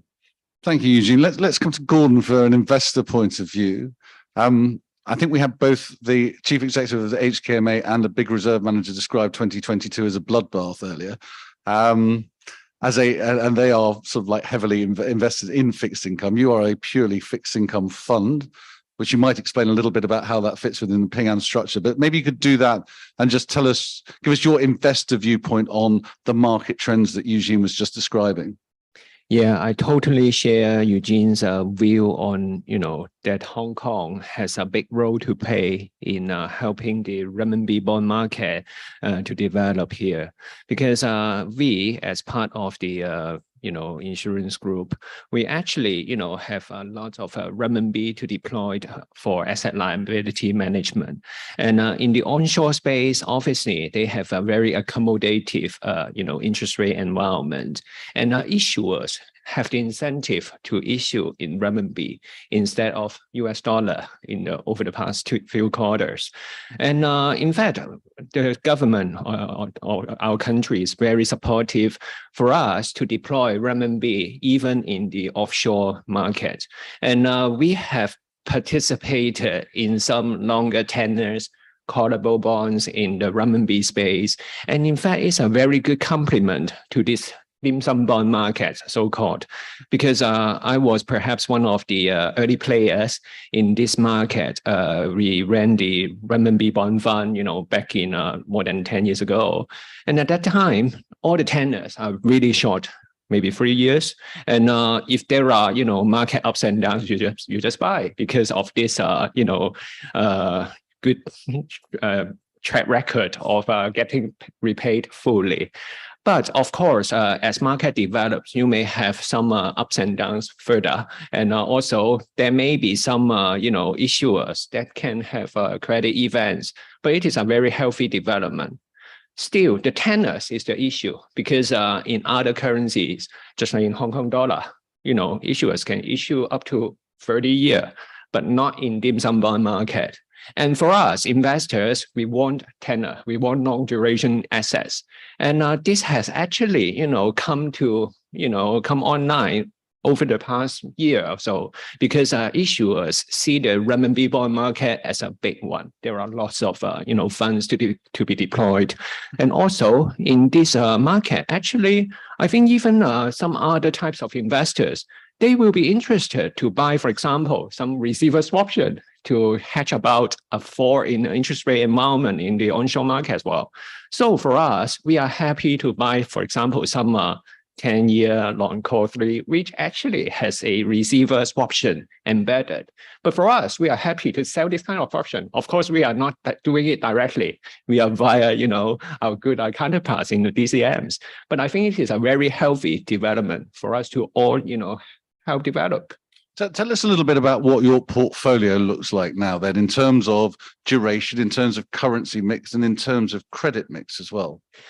Here in Hong Kong, we have the mandate to help our insurance parent to deploy the US dollar using the QDII quota, as well as using the RQD quota to buy this so-called renminbi dim sum bonds.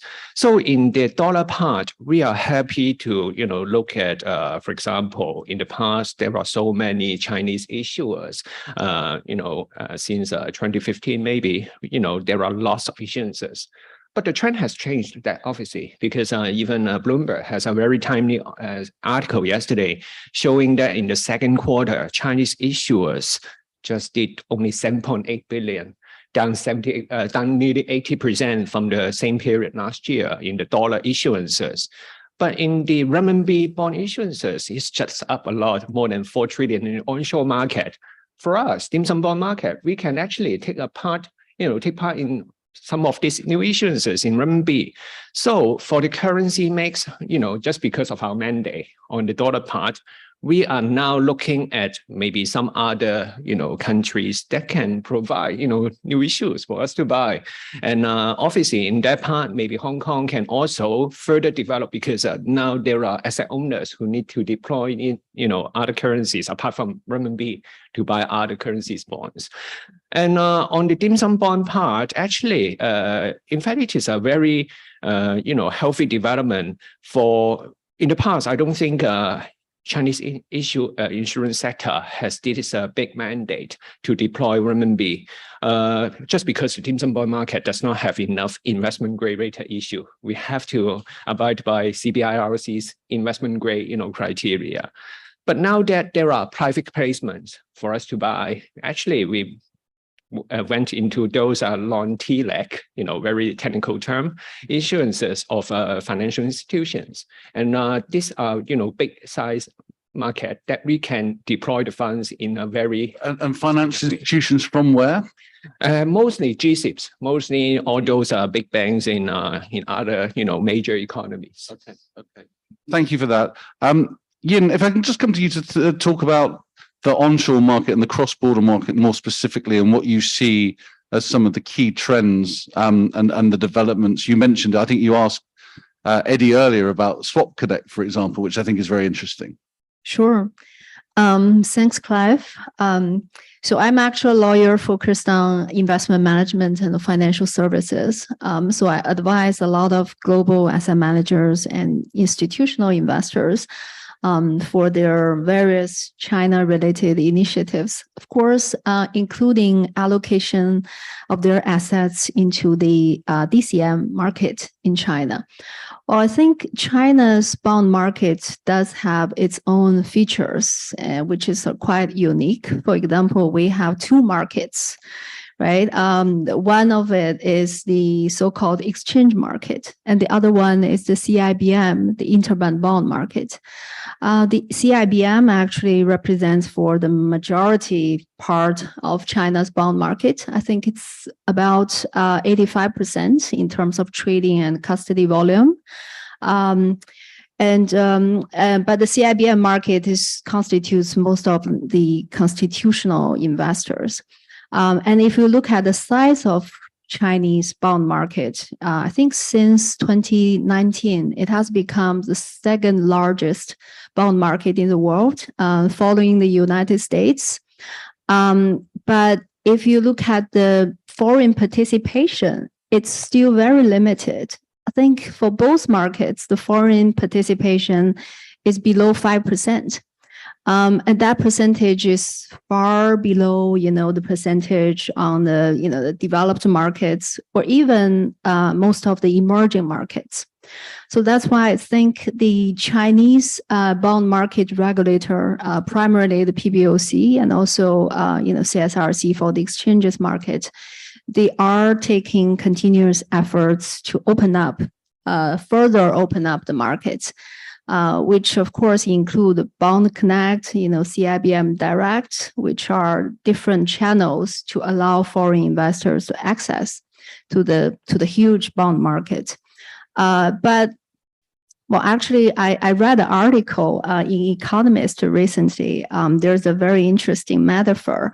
It says that Chinese market is like a large yard, but with high fence. I really like the metaphor, I think, Hong Kong actually will play an important role and maybe will continue to play a very important role to provide certain steps or a ladder, for the foreign investors or who are interested to access to the Chinese market. And in terms of Swap Connect, yes, because many of my clients actually are infrastructure providers, for example, TradeWeb and CMU, we advise them for building the settlement link and the trading link for Bond Connect. And for Swap Connect, they were involved as well. I think that's another step, further, because when the foreign investors trading bonds in China, they're dealing with different types of risks. We got credit risk, of course, with currency risk and interest rate risk, and the Swap Connect will help them to efficiently hedge the interest rate risk. Although some of the other risks still need to be coped with. So again, I just would like to echo Eddie's comment that when the initiatives between China and Hong Kong or between China and the rest of the world are rolled out, mostly they are not so mature or sophisticated. For example, the various Connect regimes. But I think it's important that they will continue to work on that, to improve it, and that's also good news for the investors, especially for the long-term institutional investors who have a long-term commitment to China's market. And of those long-term institutional investors, I mean, you outlined the options that they have. Some options are always better than others. So what's your advice at the moment to those international investors if they're thinking, I want to do more in Chinese fixed income, but I'm not entirely sure how to do it? Very good question. And that's the question I got asked often by my clients. Well, actually, for example, between Bond Connect and the CIBM Direct, they are, in terms of investment scope, they are largely overlapped. But there are still some differences. CIBM Direct has a relatively larger investment scope compared with Bond Connect. But there are some other differences, in terms, for example, the account structure. Bond Connect, it's the all the accounts will be an omnibus account. You don't have your own account opened onshore. But for CIBM Direct, you can have your own account opened in the name of yourself or your fund or a product onshore. So, I mean, it serves different, somehow different objectives. And you are right that now, you know, foreign asset managers or foreign investors, they got more options than before, you know, to access to China's market, including bond markets and other asset classes. Sometimes I will tell my clients that, you know, it's like going into a Chinese restaurant. And you're looking at the menu, you know, which is longer and longer, you know, while the restaurant is offering you more sets. I think you really need to make your own choice or a combination of the choices, you know, depending on your own appetite and interest. Yeah, and you mentioned those markets being about 5% owned by international investors. Now, where would you think that number might be in 5 years' time? Oh, I personally would like to see the number to increase more materially in the years to come. Because if you look at the messages delivered by the top leadership and the financial regulators in China since the start of this year, you know, after they concluded the People's Congress and also the 20th Parties Congress last year, they have delivered very positive messages, the so-called higher quality opening up of China's capital market. So it's not just open up the market, because now if you look at the main markets, either bond or equities or futures, they're all open to the foreign investors, but to limited degrees. So next steps, they will focus on the quality of the opening up process. That actually encourages me as a lawyer, because I think one of the key elements for a higher quality internationalized market would be, you know, the more transparency in the legislation process, you know, more consultation with the industry and more consistent policy making or rulemaking process. Yeah. So, yeah, if you ask me, I think, you know, the higher the better. Yeah, I mean, one of the interesting things that Hong Kong has going for it, obviously, is that international legal financial framework, the common law framework. There are definitely investors who are maybe more nervous about investing directly in China because it's not quite the same international legal framework. Is that something that you see changing, or maybe those concerns are overblown? How do you read that? Very good question. Actually, I think I do see some encouraging or positive signals on that front. Because if you look at the current legislation process by the PRC financial regulators, especially for the very important piece of laws, for example, the futures and derivatives law, you know, they will do a public consultation. And also sometimes the regulators will even issue an official English translation of the rules. I think that shows their intention, you know, to hear the voices from the international investors community. So they have also learned from their counterparts in Hong Kong, like HKMA or SFC. For example, the PBOC or CSRC or SAFE. They have started to issuing the so-called FAQs, you know, when they public any new regulations. I think those are all very positive. Yeah. But again, you know, a lot of my clients who are foreign investors, they still have some concerns when they do business in China, when they make investments. For example, in the bonds world, you know, when there's the default, right? Whether because the assets, most of the assets are still onshore. So, you know, how you can effectively enforce the assets or, claim the assets onshore, that would be some of the challenges facing the investors. Thank you, Ian. And can just come to you, and we'll focus on your speciality of sustainability shortly. But just give us your view from Fitch's side on some of these issues that we've discussed in terms of the development of Hong Kong and Chinese fixed income markets. Sure. So I primarily look at the sustainable finance market. Obviously, my colleagues at Fitch Ratings are covering credit rating side. I can say as far as the way we've been looking at a lot of things, obviously, as Eugene mentioned before, Hong Kong SAR government has been an incredibly important issuer of green bonds over the past few years. So far this year, they've already raised almost 12 billion USD in multiple multi-currency tranches of green bonds, and green bonds are making up a significant portion of their overall borrowing. If you look at sovereign sustainable debt borrowers in Asia, Hong Kong SAR government is absolutely the number one. Second place is Indonesia, but quite a significant margin.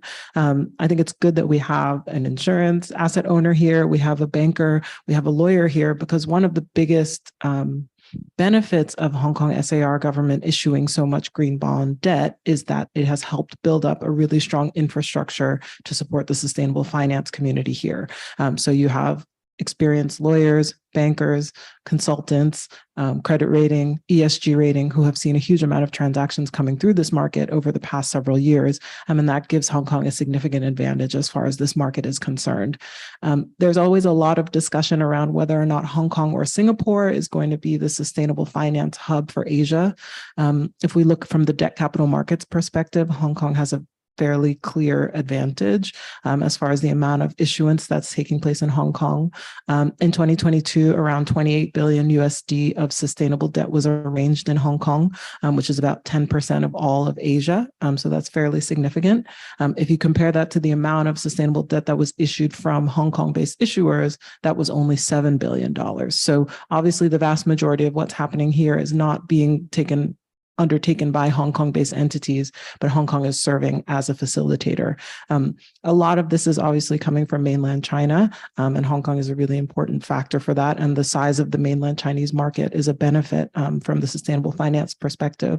I think if we think about the additional benefits, especially when we're thinking about mainland Chinese issuers coming into Hong Kong, is in addition to having the stronger infrastructure here, there's also more connection to developments internationally as far as sustainable finance. So when we conduct ESG ratings and second party opinions and look at a lot of transactions, it's quite obvious when you see deals that have been arranged in Hong Kong, they tend to have very much better reporting and disclosure standards. They're much more closely aligned to things like the EU taxonomy, the ICMA sustainability principles, and there's a noticeable difference when you compare between those deals that have been done in Hong Kong versus the onshore green bond market in mainland China.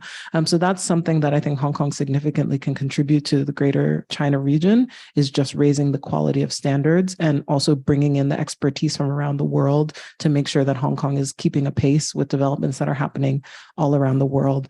There's a huge amount of focus on EU because they developed the first sustainable finance taxonomy, but there's a lot of stuff that's happening in Southeast Asia right now. The ASEAN taxonomy, which is going to represent all of those member countries.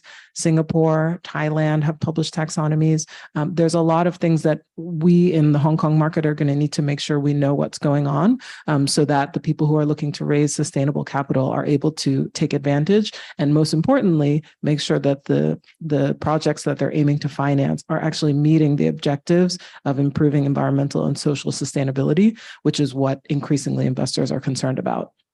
It's interesting on the standards and the frameworks. We did a session in Paris in March, which was, I think, 4 days after the EU had issued its framework for a green bond standard. And these are 20 very big European public sector issuers, some of the biggest green bond issuers in the world, and none of them said they would actually be able to issue bonds that applied to that standard.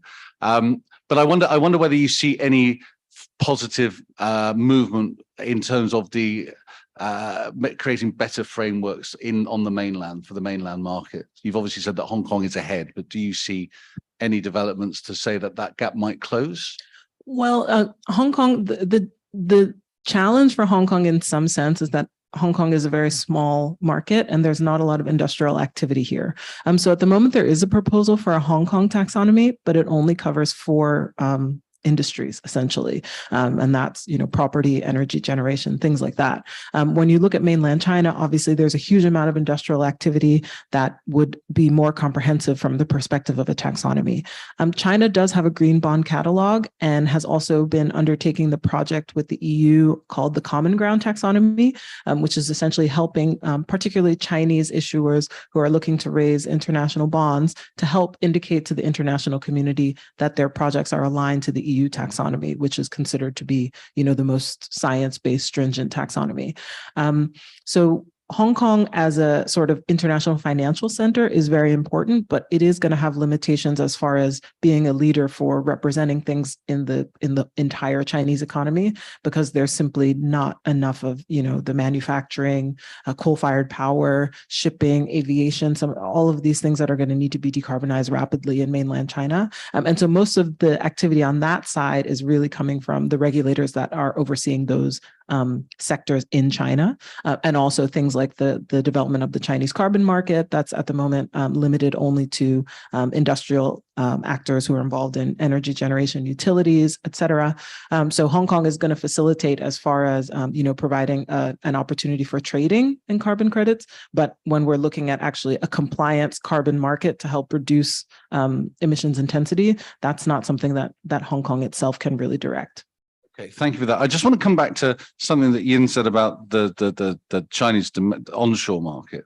And maybe I'll come to you first on this, Gordon. Yin, you described it as there's a big fence around the market at the moment, but you didn't describe the solution as knocking the fence down, more building a ladder to get over it, which sort of suggests that the access over the fence will remain sort of somewhat limited. But Gordon, I just wondered whether you have any views on what ladders might be created or to help more people access these markets. And I'll come to Eugene on that afterwards as well. Thank you, Clive. In fact, as Ian mentioned, I think that's a concern, in the dollar bond space over the past. For example, all those, property developer bonds that have, undergoing, credit restructuring. Investors like us will see that as a, kind of a hurdle for us to gain more exposure to, to get better collateral onshore. And I think, I'm sure Yin, and our fellow, legal community will help, overcome this problem in the way forward. But on the other hand, the channel between the onshore and offshore bond market can be, surpassed by using this Bond Connect, because now actually we can access the onshore bond market directly. In fact, that will not be a problem for those collateral issues. So as an investor, I do not see that as a unsurmountable problem in the coming days. Okay, the ladder is readily available, is basically what you're saying. Eugene, your view on that, please. Yeah, I guess I just want to take a step back. I mean, if you look at the past 2 decades, right, Hong Kong's position has always been, one of the key hubs, key gateway to China under the one country, two system framework, right? And naturally speaking, if you look at the roadmap from QV in 2022, all the way to the Bond Connect that Gordon just mentioned, and the latest was the Bond Connect to southbound, which was established in September 2021. The ladder is built, I think, over gradually. And, just to echo what Eddie mentioned this morning, right? We need stability and in an orderly manner. And these steps, these initiatives over the past 2 decades have, been an significant improvement or progress that has been made in an orderly manner. So I won't be surprised, the gateway to the onshore Chinese market will definitely take more, frequent and steady steps in terms of opening up. We've already seen a lot of flows in terms of the Bond Connect, both north and southbound, essentially it's a free market. And given the rates differential, we've definitely seen more southbound connect in most recent issuances. So, the fence is there, but I think, again, the ladder is gradually building up in a very systematic and orderly manner. Another issue in all fixed income markets, this even applies to some of the biggest sovereign issues out there in Europe, like, France, Germany, even the EU itself, is the liquidity of bond markets. How is the liquidity of the dim sum market, the Hong Kong dollar market, the onshore market? Maybe you can speak to that first. And are these still primarily buy and hold markets? I think naturally speaking, Hong Kong is the largest offshore CNH hub outside of China, right, and elsewhere in the region. And this specifically on the dim sum market, the development picked up significantly around 10 years ago. And as Gordon mentioned, he's one of the early participants in the market. And the liquidity, the pool of liquidity in Hong Kong is deepest in terms of CNH. So it makes sense to develop the offshore CNH market from Hong Kong. So, that's why I think a lot of the investor with CNH are based in here. And then in terms of the activities, I think different market participants have been playing a role in developing that pool of liquidity. Just want to echo back on the Hong Kong government's issuance. The first 10 year that they did early this year is already a significant step.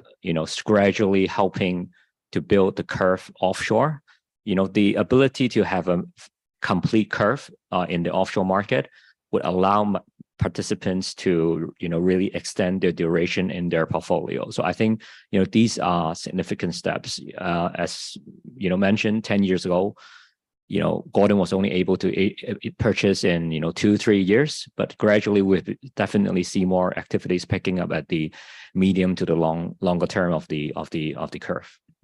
Gordon, just want to comment on that. Yeah, in fact, I couldn't agree more with Eugene's, optimistic outlook on this market, because when Bond Connect, the North Bank Connect, was introduced back in July 2017, in fact, the size has grown a lot. In fact, the trading volume from this, North Bank is more than 30 times larger than that days. And in the dim sum market itself, actually the supply is also growing, because after all, for onshore borrowers, it is much cheaper to borrow in renminbi rather than US dollar before the pandemic. And now actually it is more economical for them to just come. Maybe they will borrow onshore, but why not come to offshore if there is demand? And so, in fact, the year-to-date issuance volume in the dim sum bond space already surpassed 2022, and it itself is already a 10-year high, back in 2022. So this market is definitely growing, exponentially. Let's come back to the green bond subject, Nika. And you mentioned the HKMA deals, the Hong Kong deals. They was clearly important deals. One hopes with those deals they create liquidity, that they build investor bases, and things follow. Do you expect that to happen? Certainly. So if we take Hong Kong, for example, obviously the majority of participants you'll see in the sustainable debt market in Hong Kong will be from fairly obvious sectors, property, financial institutions. Outside of that, we don't have that much else happening in Hong Kong as far as issuers who are able to allocate capital to specific use of proceeds. What we also see, and we look in addition to the bond market, we also look at the loan market. There's a huge amount of sustainable lending happening in Hong Kong, and particularly the sustainability linked loan format, where the interest rate of the loan adjusts based on the borrower's performance against certain sustainability performance targets. And there's quite a lot of that happening. And in Asia in general, you find that the quantum of sustainability linked loans, which could be syndicated or bilateral loans, significantly outweighs the amount of bond issuance. In some ways, it could be seen as potentially a stepping stone for people to then consider getting into the bond market when they've experienced doing some kind of sustainable financing. It's very similar as far as having to create a framework, identify your targets or your specific uses of proceeds. But obviously a loan is more straightforward to organize. When we look at mainland China, one of the challenges with green bond issuance issuance in the past sort of 18 to 24 months has been the challenges in the property sector. Green buildings or energy efficient buildings are very straightforward and easy to understand use of proceeds for green bond. And so they were very dominant in issuance until the sort of financial and governance problems that have affected a lot of those companies. We've seen in the interim, LGFVs have kind of stepped in when we look at issuance from China, and they're using either green or often sustainability bonds to finance a range of things, such as it could be green buildings and also things like social welfare, basic services that can be considered social projects. For international investors, you do get this question around the quality of the uses of proceeds, because until about a year and a half ago, there was more allowance within China to use green bond proceeds for non-green activities. And actually the regulators have tightened that up, but that messaging has perhaps not permeated throughout the international investor community. So sometimes people have concerns about LGFVs and obviously money being fungible, whether or not they're going to inadvertently be financing some kind of coal-fired power or fossil fuel related activity. So that's one of the challenges. An interesting area that we're starting to see a little bit of action in from mainland China is structured finance projects, and particularly electric vehicle asset-backed securities. So we're seeing more of those, especially if you look at the amount of new car sales that are electric vehicles in China, which I think has one of the largest share of new car sales that are zero emissions vehicles. There's a lot of opportunity, and we have seen some structures come through. Those are actually attractive to international investors because they feel comfortable that the use of proceeds is actually going to a specifically green activity. And also, given the need to decarbonize the transportation industry, it helps a lot of investors who have specific targets for their portfolio or delivering impact on specific sustainable development goals. That type of clean transportation asset-backed security is quite attractive. So those are kind of some of the areas that we think are positive. But I think, the wider macroeconomic conditions, the difficulty of borrowing in dollars at the moment, we don't know how much longer that's going to happen, that's going to last. Have been speaking to a lot of issuers in Asia, not just in Greater China, who are saying that they have financing needs. And the interest in using a sustainability label when they do come back to the market in the next 12 to 18 months is very high. So one of the things that's kind of buoyed our view on the future of sustainable debt is that the share of sustainable bonds as far as the global market has continued to grow even in these challenging times. And so last year, globally, 18% of total debt issuance was under a sustainability label, and it's continued to grow. So we feel confident that when market conditions allow, there will be a lot more activity, not only in local currency here, but also in hard currency, USD, Euro, from mainland Chinese and Greater China issuers. And I think that there is certainly, from an impact perspective, international investor demand, but there just has to be more work to communicate that the standards within mainland China are kind of coming closer to international standards to help them get more comfortable with it. It's very the concepts of sort of green loan, electric vehicle car loans in the green bond market has always seemed like an obvious one to me, but weirdly not really taken off until recently by the sounds of things. So I think that's, do you see much interest? We talk a lot, if we're talking in Europe now, we'll talk a lot about different types of sustainability linked issuance. You have obviously use of proceeds started, but now you're starting to get sort of KPI related. Is there any discussion of that in Hong Kong, Greater China, Asia, in terms of those steps? We've seen social bonds as well. You don't hear much about Asian social bonds. So within Greater China, green bonds are definitely the majority, I think more than 70%. Sustainability linked bonds are less popular here than they are in Europe. And I think that's really just related to, we kind of say you can't finance what you don't measure. And so because there's more disclosure regulation in Europe, companies are a little bit more aware of their current position on sustainability topics, and then they can therefore structure financing around it. We are going to be moving in that direction with a lot of the developments that have been happening. Hong Kong Exchange has a consultation at the moment for mandatory emissions reporting for all listed companies. The Japanese regulator has said that they will be aligning to the International Sustainability Standards Board, which is the IFRS equivalent for sustainability, that they're going to expect that for all listed companies from 2025. So we're going to start having a lot more disclosure in Asia. And certainly I think people are going to be sitting down with their bankers to have conversations about how they can optimize that from a financing perspective. If we look at Asia more broadly, Interestingly, there is actually a lot of social bond issuance in Korea.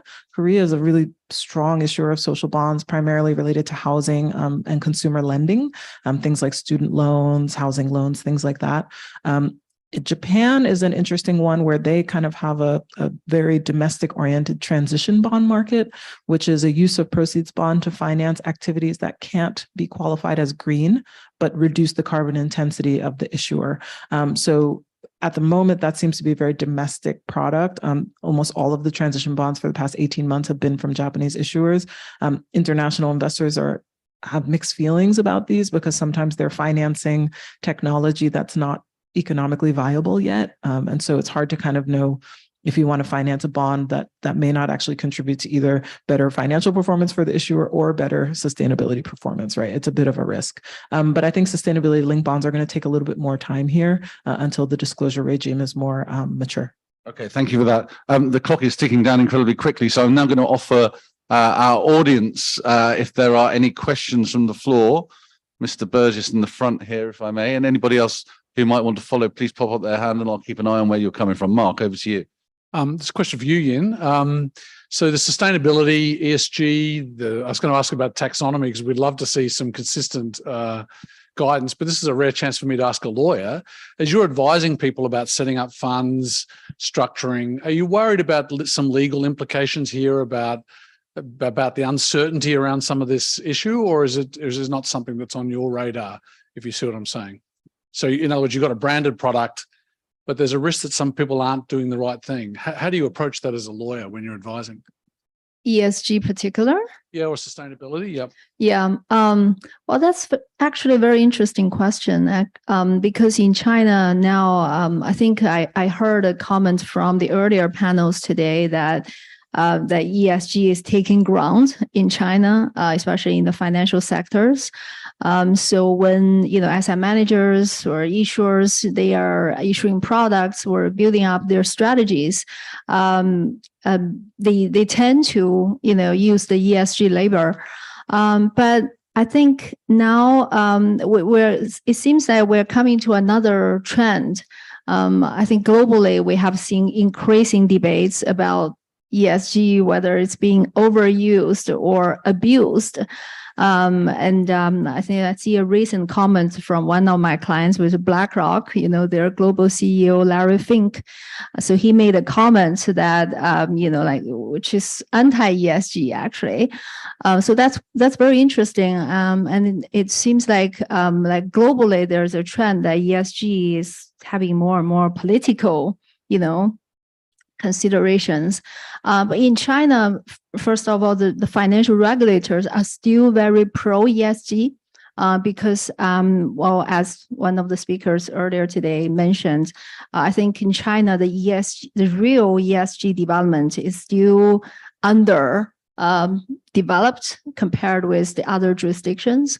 In respect of, like ESG related disclosure, due diligence, etc.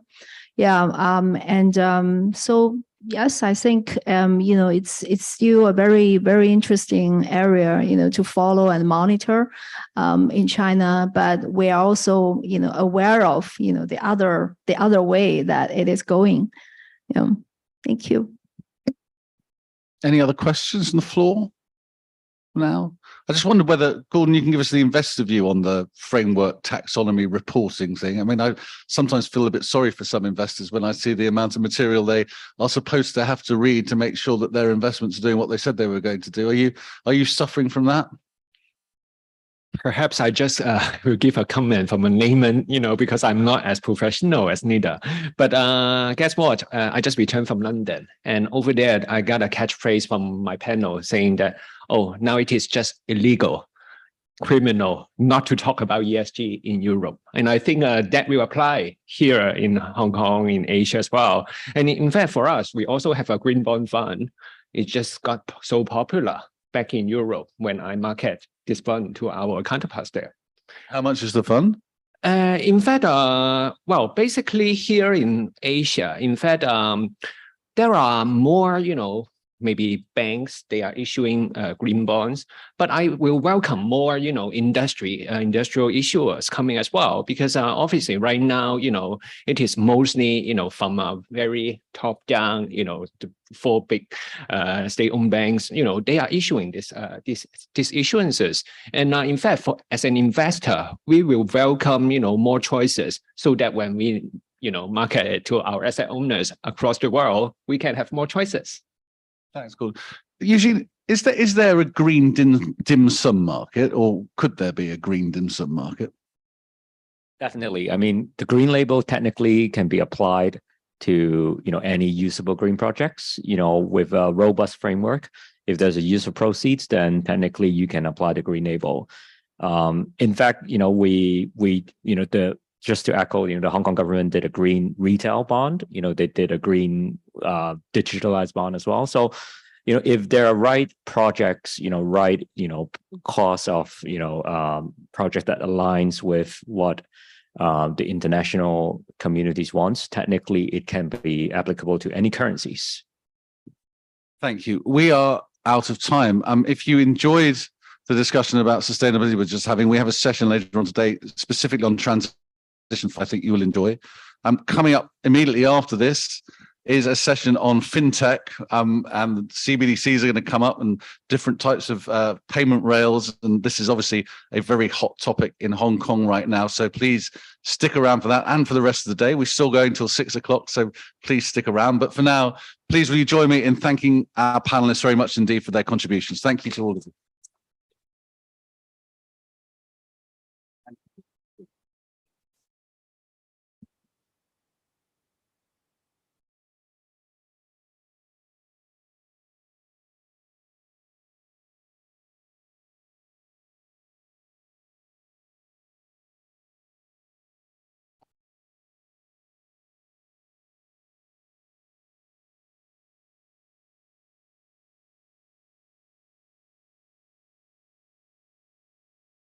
Just as my panelists arrive on the stage, let me introduce them to this session on CBDCs through to digital assets. We've got with us Yvonne Tsui, Senior FinTech Director at HKMA, Frank Tong, Managing Partner of QNB Capital, Larry Lee, Managing Director, Head of North Asia for SWIFT, Raymond Q, Founder and CEO of GeoSwift Limited, Boyan Bradovic, Chief Digital Officer, Hong Kong for HSBC. So welcome, panel. Thank you for joining me. This is a very wide-ranging topic. You can start with working out how to replace notes and coins and end up in the most far reaches of Web3, wondering how on earth you're going to reorganize the entire financial system. So we'll explore that a little bit. Let's start, and we'll come to audience questions later, which I'm keen to take. Let's start with the official sector. We heard from Eddie this morning, Yvonne, that the HKMA is considering a CBDC, an e-dollar. And I think you're the right place to start, because it has all sorts of contingent factors that will apply to the rest of the ecosystem, as we'll explore. But tell us about your project, about its intentions, rationales, use cases, and more importantly, the timeline. Yvonne, over to you. Yeah, Welcome. Thank you so much, John, for the introduction, and good afternoon, everyone. After announcing the policy stance on EHKD in September last year, the HKMA has been paving the way for possible implementation of EHKD in the future through a three-rail approach. The work under Rail 1 comprises laying down the legal and technical foundation, and the work has begun. Rail 2 focuses on application research and pilots. We were delighted to kickstart our EHKD pilot program just slightly more than 1 month ago. 16 firms from the financial, payment, and also technology sectors are participating in the first round of the pilots. These selected participants, some in groups, are working on 14 pilots spanning across a number of interesting use cases, including programmable payment, tokenized deposit, offline payment, and also settlement of tokenized assets. These innovative use cases proposed by the industry truly open our eyes about what central bank money can do and how EHKD may benefit the industry, the public, and also the businesses in Hong Kong. And we are confident that the outcomes and insights from each of these pilots will enrich our perspective and also knowledge. We aim to share key insights in our coming FinTech Week, which will be held in November later this year. And I wish to take this opportunity to welcome you all to the FinTech Week and also to support us and the industry. Thank you. Thank you, Yvonne. Perhaps we'll come back a little later to the potential for CBDC in Hong Kong to complement the broader ecosystem. So we'll look at that in a moment. Just in terms of time frame, we know the European Central Bank is halfway through a 5-year process of thinking about CBDC, not doing one yet. China is easily the most important project with Mu Changcheng and his CBDC, which has got 100 million people using it or something like that. By the time you got to the Fed, I suspect they might never have a CBDC for various reasons. Where would you put HKMA in terms of a likely time frame for rolling out the project? What are the milestones? Our round 2 pilots will be an iterative progress. And each iteration, we think, will last for about a year. And we expect more rounds of pilot will come depending on the industry or as needed. Nevertheless, no decision has been made on the on whether and when to issue or launch the EHKD. Our relevant considerations would include the actual work progress of our routes 1 and 2, international trend, and also the market needs. So only when a decision to introduce EHKD is made, our work on Route 3 will start. Okay, thank you, Yvonne. It's certainly in my own country, the UK, the Bank of England has gone from might possibly to may well on CBDC, and perhaps that's broadly similar here. Larry, I mean, I'm going to come on a moment, Boyan, to the technical aspects of this, which I think are interesting. But Larry, if you talk to a central bank anywhere in the world, they tend to find that the moment you consider the detail of CBDC, it gets incredibly complicated for a whole host of reasons, from lawmaking and privacy through to technical implementation. Give us a little tour of the stumbling blocks so far on the CBDC journey, even though some already exist. Thanks, John. I guess, first of all, can probably share a screen here. This is actually ECNY. So this is on my phone. Obviously, I bank with ICBC. So ICBC, if you open up their bank app, and then there is a module called 数字人民币, which essentially means ECNY. If you click into it, you get this screen. Now let's take a step back. First of all, with the main app, and if you click into a special button, which is called cross-border transaction, you can transfer money. For example, I can transfer money to John overseas. And obviously, if you press that button, and voila, you see a SWIFT code, which essentially is what my firm is doing.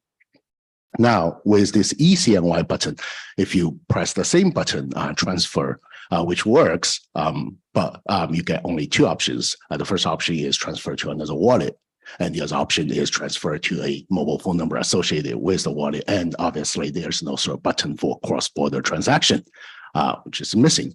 If you zoom out, there are only, according to public information, about 100 central banks doing various projects like this, developing their own version of CBDCs. So to John's question, right? As we can imagine, you have 100 different versions of all these APPs for CBDC or DCEPs, different concepts, but similar ideas.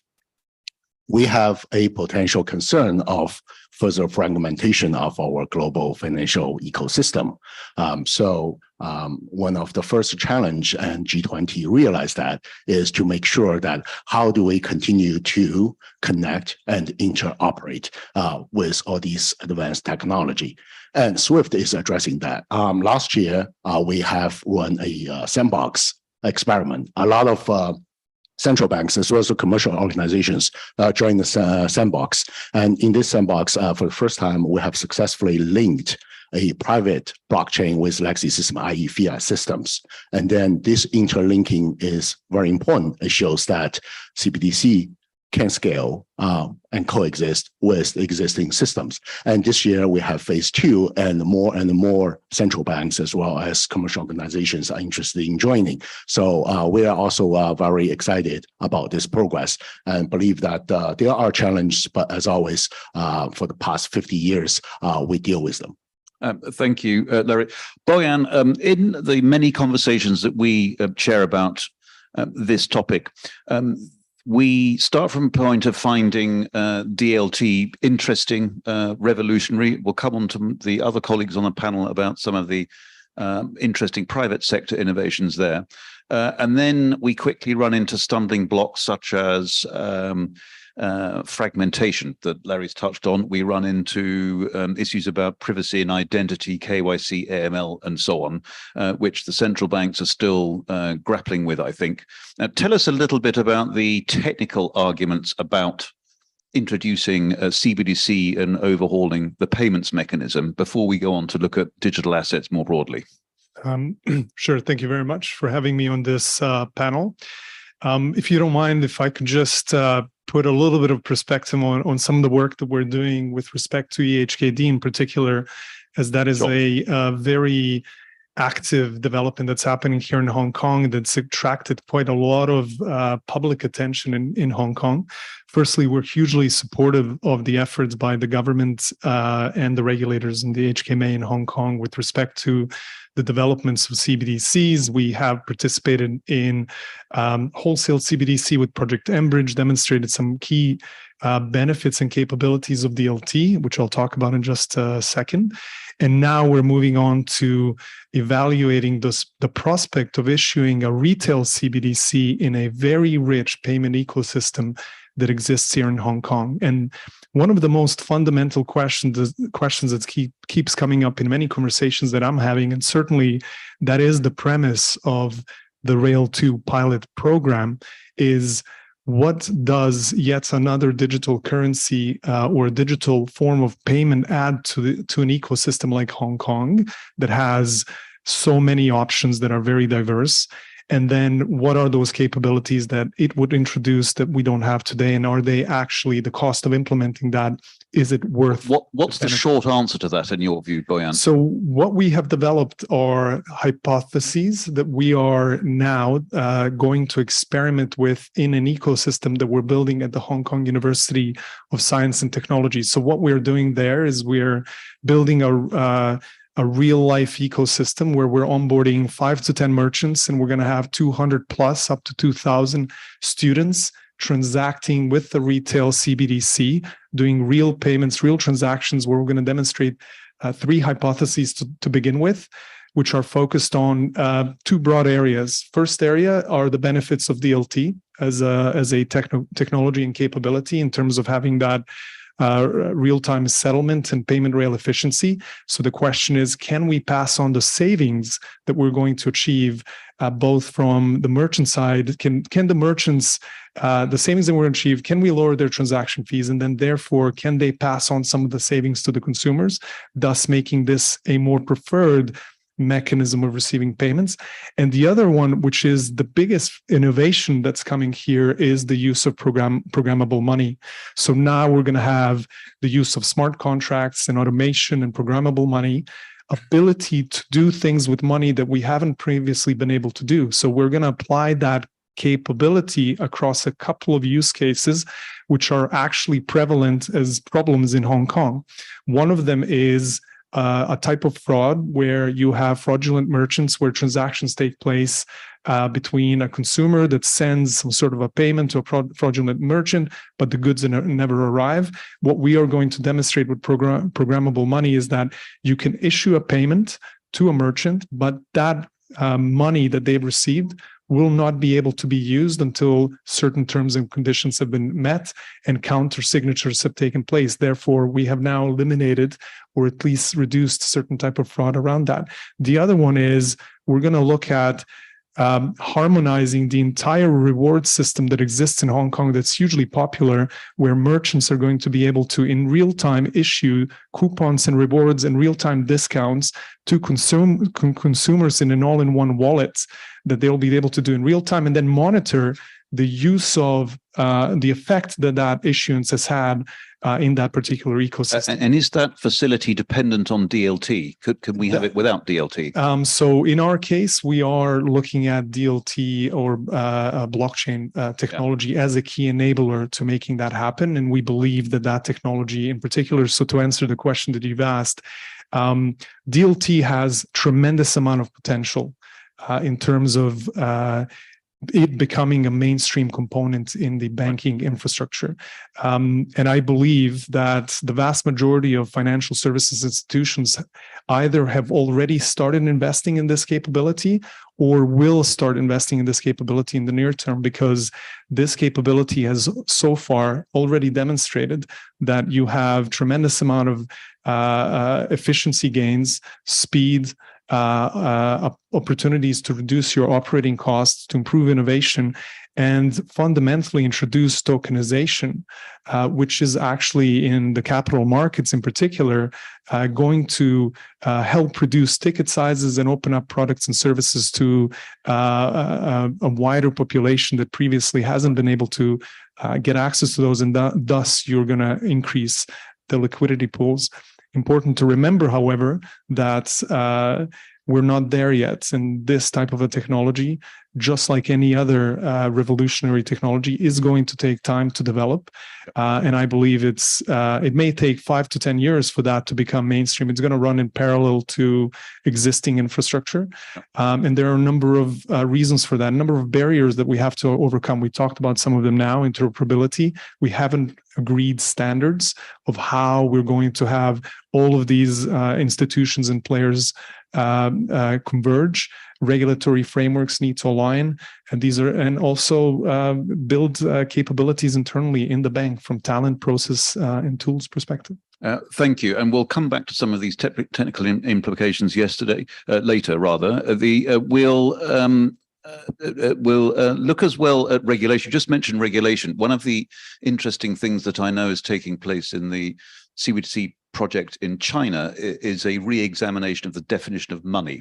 For example, this is quite a complicated and big issue which needs to go back to lawmakers. It's not even technologists that can solve that anymore. We'll come back to that and Enbridge in a minute, but I just wanted to look at Hong Kong as a regulatory center. So Hong Kong is, I think, adopting a more flexible approach than mainland China, and indeed places like Japan, albeit prudently so.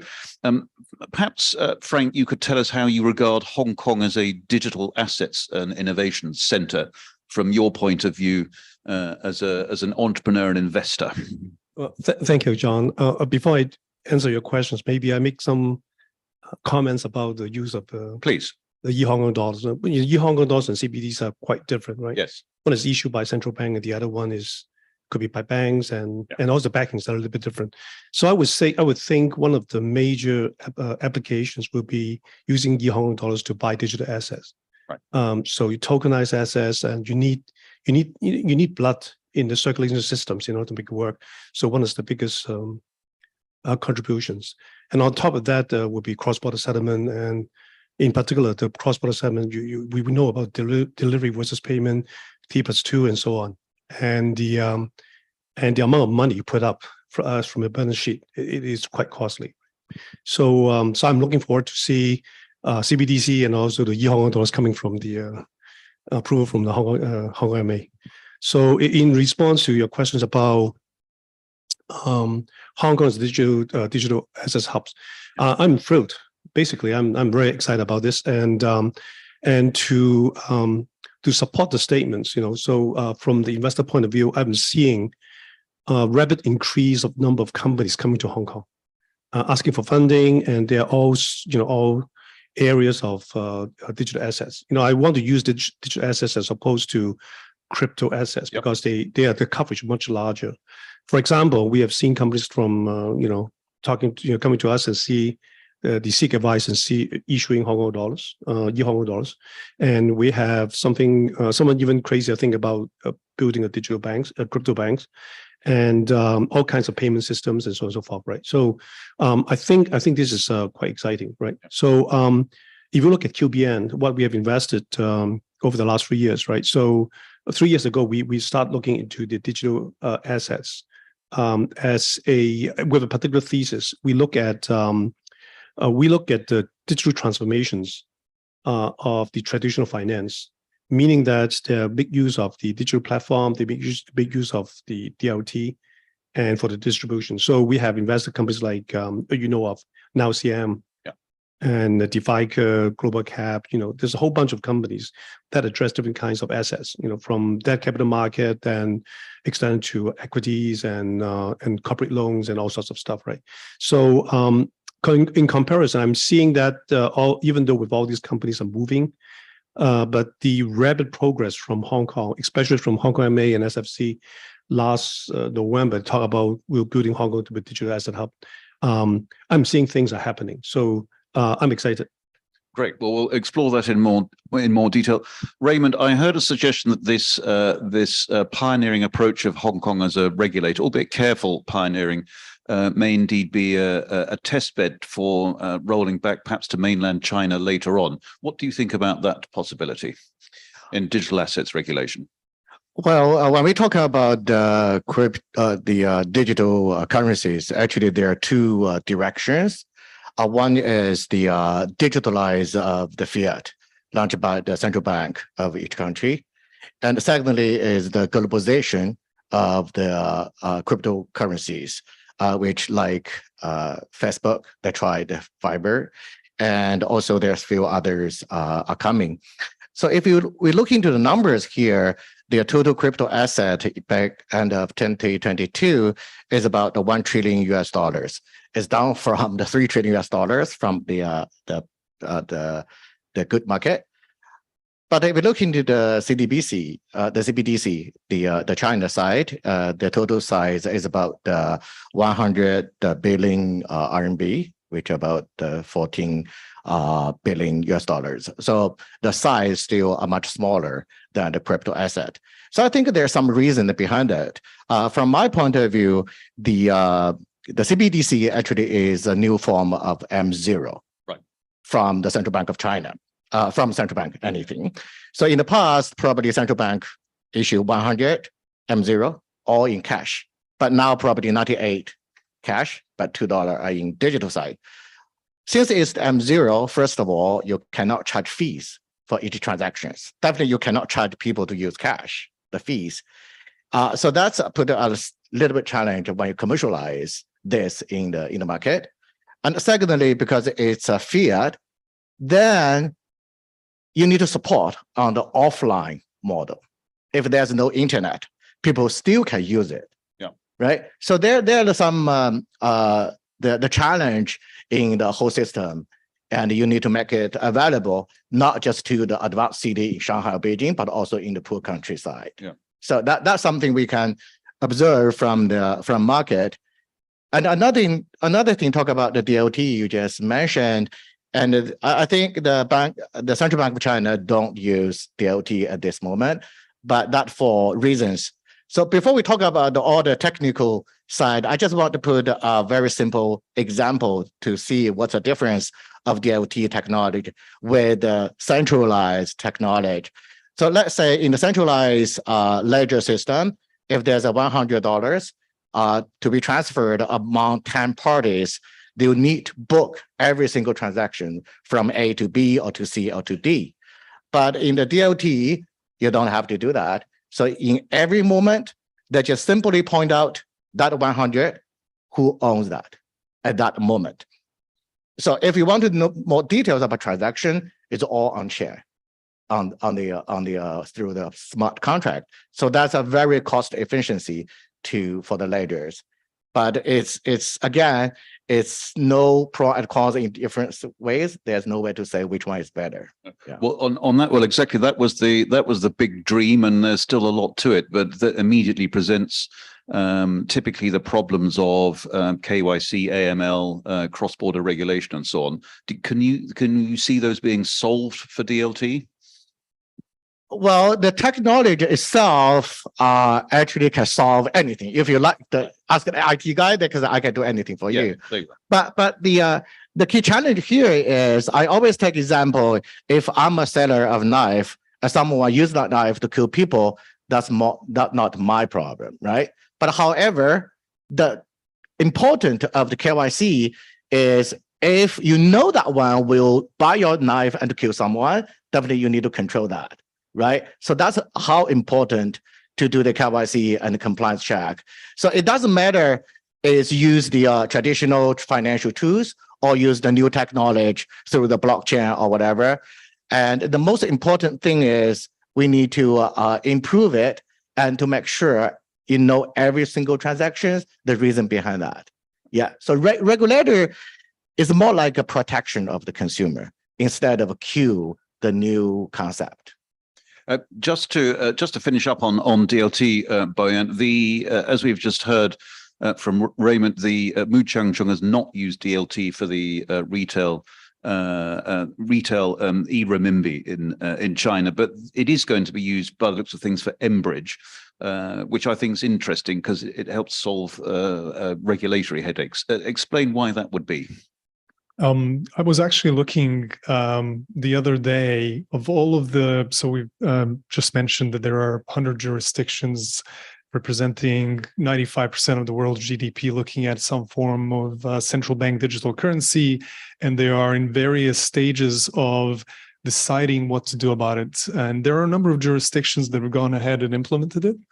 And then some are in piloting phases and some are in proof of concepts. And I was looking at of the ones that have implemented their digital currency or CBDC, or the ones that are piloting, how many of them are using DLT or even blockchain specifically as an implementation of a DLT for their digital currency. And actually the majority are using DLT, but not all. And actually it is not a requirement to issue a digital currency as we've evidently seen in mainland China. But the majority are looking at this technology. And from our perspective, this technology is a very significant capability development that brings to the industry something that we haven't really had before. And what is that? When we really think about it and just take a pause, when we look at the capability to instantly, in real time, transfer ownership and value of whatever it is, that is a very powerful capability that you can apply in many use cases across the banking sector, and certainly a form of a digital currency, whether it's a CBDC or even a stable coin or a tokenized deposit, would look to leverage those capabilities as an underlying capability that would bring some of the benefits that a digital currency would introduce in a real life ecosystem. And what we've seen in Project Enbridge, for example, in particular, is that we're able to achieve real-time cross-border trade settlement. We're able to do that in a very cost-effective way, in an extremely fast way, using the technology that really underpins this. And so from our perspective, and actually we've done some work with a number of the industry associations around this, GFMA have recently published a report on the potential impact of DLT on capital markets in particular, and I highly encourage everyone to read that report. It's publicly available. They have observed how these benefits that DLT brings in terms of speed, efficiency, reduction of cost, ability to quickly innovate, and ability to tokenize and fractionalize actually how they're going to introduce benefits in the capital markets that we don't have today, adding up to something like 20 billion of cost efficiency gains and over 10 trillion of additional liquidity being added into the system due to tokenization and fractionalization. So these capabilities are important capabilities. But as I said before, and you know what, in my previous life, I did this with public cloud. We were in a very similar position 5, 6, 7 years ago with public cloud. The industry was looking at initially looking at private cloud, then thinking about, well, this public cloud adding capabilities that we previously don't have, and then how do you translate those capabilities into benefits? We see public cloud today as essentially becoming BAU. I mean, every single bank right now is using public cloud because it brings capabilities that we've never previously had. But it is a slow journey. It's going to take time. And personally, my view is that as we develop further use cases, as we develop further capabilities in the industry, and otherwise, as we define regulatory standards, practices, as the industry agrees on standards, then we're going to see further proliferation of this technology, which I think is going to take 5+ years. Thank you. Larry, there's some interesting opportunities we've just heard about to create new types of money and financial assets and perhaps transfer them more cheaply than they've transferred before. But we still got to reconcile that with moving money from one jurisdiction to the next. We heard earlier the Greater Bay Area idea includes multiple jurisdictions which are still working with that concept in old money.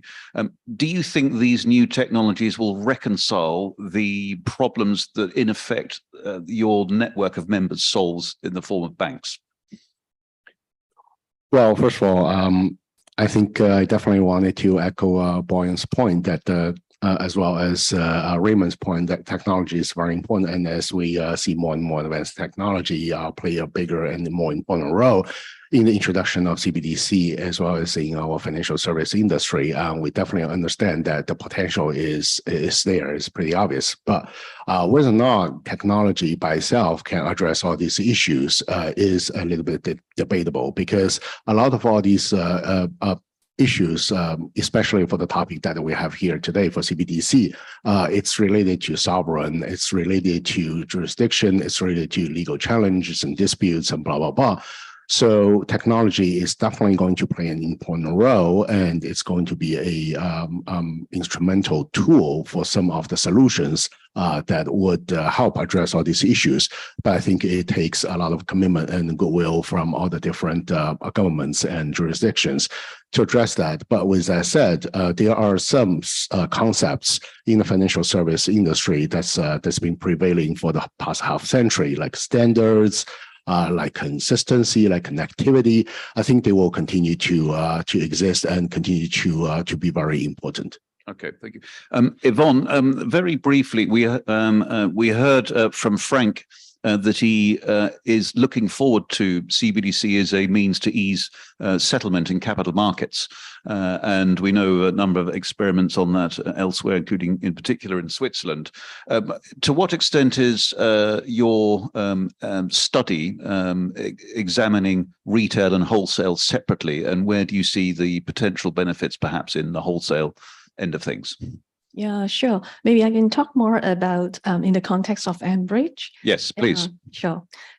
We began our exploration back in 2017. And when we are currently stepping up our efforts to increase our readiness at both wholesale and also retail level. And on wholesale CBDC, we have been collaborating with the Bank for International Settlement Innovation Hong Kong Center and 3 other central banks on Project Enbridge, just mentioned by other speakers, which explores the use of blockchain-based CBDC to solve some long-standing and cross-border payment pain points, such as low efficiency, low transparency, and also costly. And in Q3 last year, the project team successfully completed a 6-week real value cross-border pilots 20 commercial banks from the 4 jurisdictions used mBridge platform to conduct over 160 payment and also FX transactions. And going forward, the whole project team will continue to work towards developing the platform into a minimum viable product. And during the process, the whole project team will deep dive into a range of the issues, including policy, legal, and technical. Yeah. Okay, thank you, Yvonne. Larry, some people simplistically think that mBridge is a rival to SWIFT. What have you got to say about that? That's a sharp question from your side, John. But I do tell you that it's a simplistic take. So we noticed, and we've been watching the space, as I said, for a while. There are a lot of different projects going on, and mBridge is a very successful experiment here. Now, with that said, I mean, SWIFT plays a very important role in the global business community. We've been serving the financial industry for half a century, and many people here probably did not realize that SWIFT is actually a nonprofit organization. We are owned by the banks, and we serve the community, serve the greater good, and our mission is to deliver instant and frictionless end-to-end transaction experience for everyone here for cross-border payments as well as for securities transmissions, right? So for projects like mBridge, back to John's point, right? I think it's got a lot of merits, and I think all these panelists, all my panelists here talked about it. But personally, as I said, we have to think about the real world scenario here, i.e., scalability, right? So first of all, mBridge is a joint effort by multiple jurisdictions. So when you talk about jurisdictions, then as I already mentioned, then you talk about disputes and how to address all these various problems in the real world where you conduct real business. And secondly, and we all know that based on our record, and by the way, I strongly encourage everyone to subscribe to our WeChat account for the RMB tracker, but US dollar is still the dominant currency for international trade, and international trade drives a lot of these cross-border payment activities, and US dollar has 40% of market share here. So for all these projects, they would, if they have to be scalable, they have to reach out to connect with US dollar and euro, which are the primary currencies used here, right, in our world, in our universe here. So all these issues, they are not necessarily new, and they are food for thoughts. And I definitely believe G20 are aware of that. And by the way, China is part of G20, and which is why they continue to encourage the industry as a whole to think about this and to continue to experiment, continue to innovate, and continue to figure out ways to interoperate. And obviously, the objective is to reduce the cost and improve the efficiency for cross-border transactions. Okay, thank you, Larry. Any questions from the audience? I've got several more. We're going to move on to stable coins in a moment. But any questions for our panel, please? Please raise your hands. We're very happy to take questions. You, sir. Please. Thank you, Chairman. My name is Raymond Chang. I'm working in QBN Capital, so of Frank. Okay, your title is a power of collaboration. Okay, so in the whole ecosystem, the digital asset, virtual asset, digital, the whole ecosystem, it requires very strong, collaborations. Okay, and for the whole, fintech community, where the CBDC, Hong Kong dollar and mBridge project, all this going, it seems to involve, several major parties.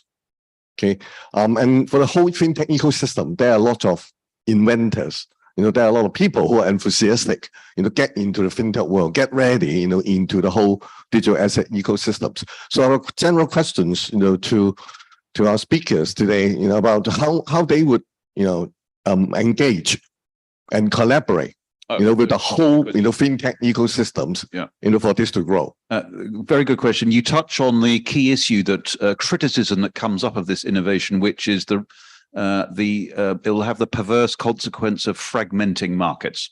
So how do we stop the fragmentation of these markets through a proliferation of different types of money circulating in what some central banks call walled gardens? How do we stop that? What do you think about that, Frank? It's me. Oh, okay. Well, I think the regulators play a very important role, right? So they are the referees in the football game, right? So they say what can be done, what cannot be done, right? And especially when we talk about the digital assets, the main key thing is KYC, AML, and all this stuff, right? So it need to be addressed properly, right? So what number one, I think the clear rules, what cannot be done by the regulators is number one, right? And obviously there are all kinds of things the government and associations and even the investor community can do, because we can just bring up our portfolio companies together and have them to work together as a whole. For example, I brag about QBN now. So we can bring in, for example, the companies, the fintech companies from Europe and have them to, they are pretty advanced in terms of technologies, in terms of deployment. For example, you know about now CM that they really have a digital bond issuance, which is very powerful, right? So perhaps they're the only one company in Europe doing this right now. So we can help them to set up office in Hong Kong and all this stuff, right? So I think that connections between Hong Kong and the rest of the world is very important, and we have to promote that kind of collaborations. Thank you. That's my. I'll come to you in just a moment. But I want to ask you, Raymond, as an agent of the private sector, to what extent should regulators wield a big stick to make sure that new cartels, monopolies aren't formed out of digital assets? That was the worry originally by some of them for the creation of Libra, even though it was quite a nice idea. It looked like the frightening creation of a private sector monopoly that would have a dominating position in money. What should regulators in the official sector do to prevent these things? Well, just a quick comment to that great question, and also back to your question here. I have a little bit different opinion here. I don't think that's good. I don't think the government or the regulators can improve these kind of procedures, because let the market do it. Right. Yeah, that's my simple answer to this. Yeah. What? Let me be devil's advocate. If you leave the market to do, the market will move towards monopolies if it can. The magic is to lean against the market to make it better. Well, yes or no. Just a quick example here. I'm from Vancouver, Canada. In May, I come to Hong Kong for a great conference here for the crypto and Web3 conference, and the whole industry was so excited. There are a lot of people come here. There's a big event. And a lot of people try to move to Hong Kong. But recently, you can see a lot of startups that move out of Hong Kong because they realize it's so difficult to get the license from Hong Kong. The living expense from Hong Kong is so high. Right. And also the IT guy or the labor cost in Hong Kong is so expensive. It's not easy for them to hire the people. So the people are leaving. So I think overall, it's a global market. It's not just saying one country or one region can do everything. It's more like a globalization. Yes. Yeah. And there is, as we know, there is a competition between regulators now that has started, and we'll see whether it rises quality or goes down the quality ladder. Let's see where that's going to go. It's a very complicated balance. I know the Hong Kong regulator is wrestling with. Boyan, you wanted to come on this fragmentation issue. Yeah, actually, I was going to address a couple of points that were just mentioned. In fact, let me start with this one. So just to kind of provide a counter argument a little bit. So Facebook issuing money, or any private institution issuing money, they're issuing a form of private money. Commercial banks issuing money is a form of private issued money, M1. But you're very heavily regulated. But private money is heavily regulated. So issuance of private money is activity that banks undertake, in particular here in Hong Kong. We're a note issuing bank. Regulators regulate issuance of private money, which is why we have a very stable financial services system. So same business, same activity, same risk, same regulation. This is the principle that we subscribe to. So in essence, I think regulators do play a very important role because they set the rules that all of us have to follow. Because if you're going to be issuing currencies, you're issuing a form of private money that somebody's going to be using to procure their life expenses, their life dreams. We need to make sure that the investment protection is there. So from our perspective, that principle, which I believe the HKMA and the SFC have a number of times noted, we fully subscribe to. You can issue your private form of money, no problem. Same risk, same activity, same business, same regulation, fundamentally very important. And just want to say hi to my former big boss, Raymond. Raymond looking good. And as soon as I saw you grab a microphone, I was going to be a great question. Yeah. So just to add a little bit, just sticking to Hong Kong, and look, actually what we are looking to do, we have purposely partnered with Hong Kong University of Science and Technology for a number of reasons. One, they are doing in-depth research into CBDCs and digital currencies. We want to tie a research arm to an execution arm. They're going to form part of the CBDC think tank here in Hong Kong. We want to form part of whatever that think tank is coming up with. We want to form an environment that's going to prove whether all of these hypotheses we're coming up with are actually factual. And we welcome actual further participation in this ecosystem, which is a closed loop ecosystem. We welcome further participation in partners. We are partnering a few other institutions who are joining our ecosystem, the likes of Visa, potentially MasterCard, etc., who are looking at tokenized deposits as well.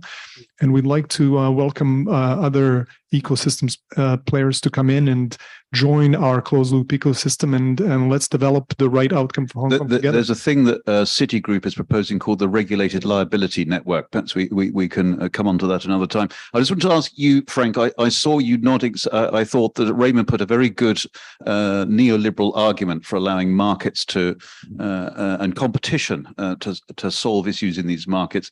I was wondering whether you think the regulator needs to stand in the corner with a big stick to make the digital assets world work really well.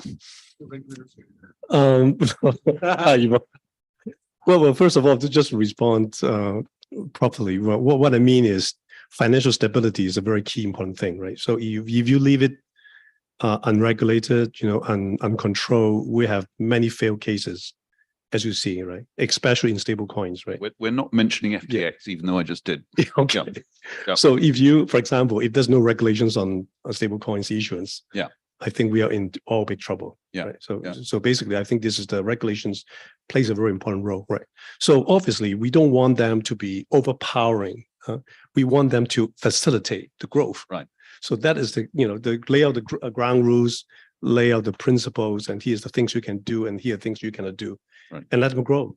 And there are facilitations offices, in Hong Kong MA, and there are also a promotion office in different parts of Hong Kong, right? So I'm looking forward to that. Right? The Bank of England paper on CBDCs suggests actually that they think they may need to compete with the private sector in order to keep prices down. Well, that probably you wouldn't be in favour of. No, I'm not. Yeah, you're right. Yeah. Any other questions from the audience?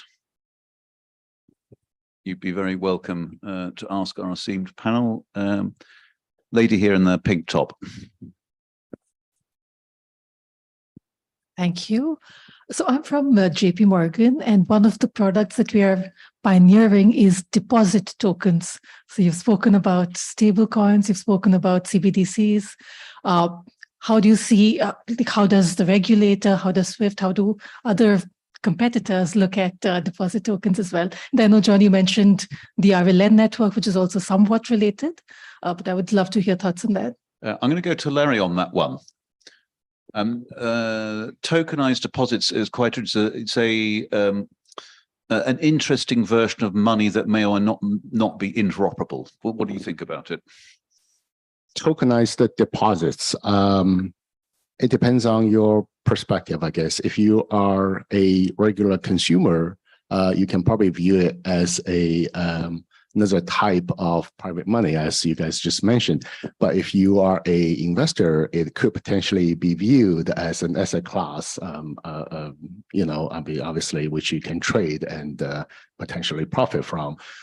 So I guess from a SWIFT perspective, we help, as I already mentioned, the public fiat system as well as all these private blockchain or proprietary systems to connect.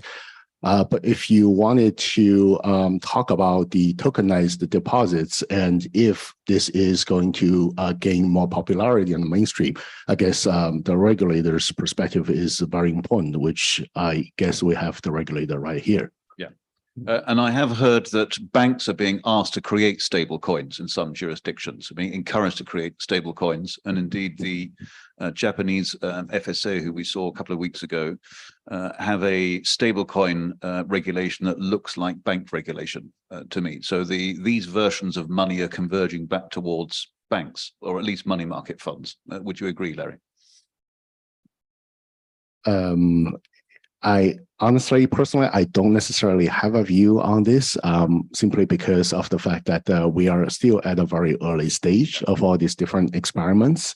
Again, I mean, I think this is a little bit of a horse race, and depending on which one's going to gain more momentum, not just within the institution which shepherd this experiment by itself, but also with John Doe's as well as regulators. Yeah. Boyan, JP Morgan's project is interesting because it solves one of the issues which bothers regulators and central banks, which is that if you create new versions of private money from stable coins or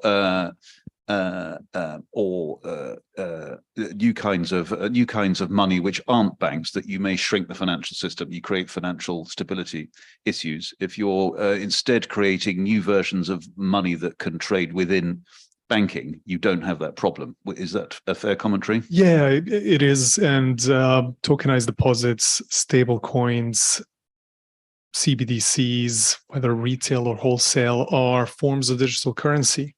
To the end user of these digital currencies, they could be exactly the same things because programmability, which is what we're looking to really demonstrate the value of, can be achieved across all of these. The differences then are in terms of liability and how you guarantee the stability of value of the particular coin we're referring to.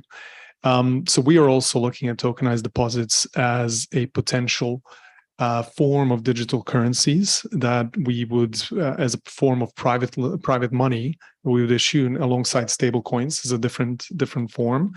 To determine which one is more appropriate for the banking sector, we haven't made decisions on that. We're looking at that right now.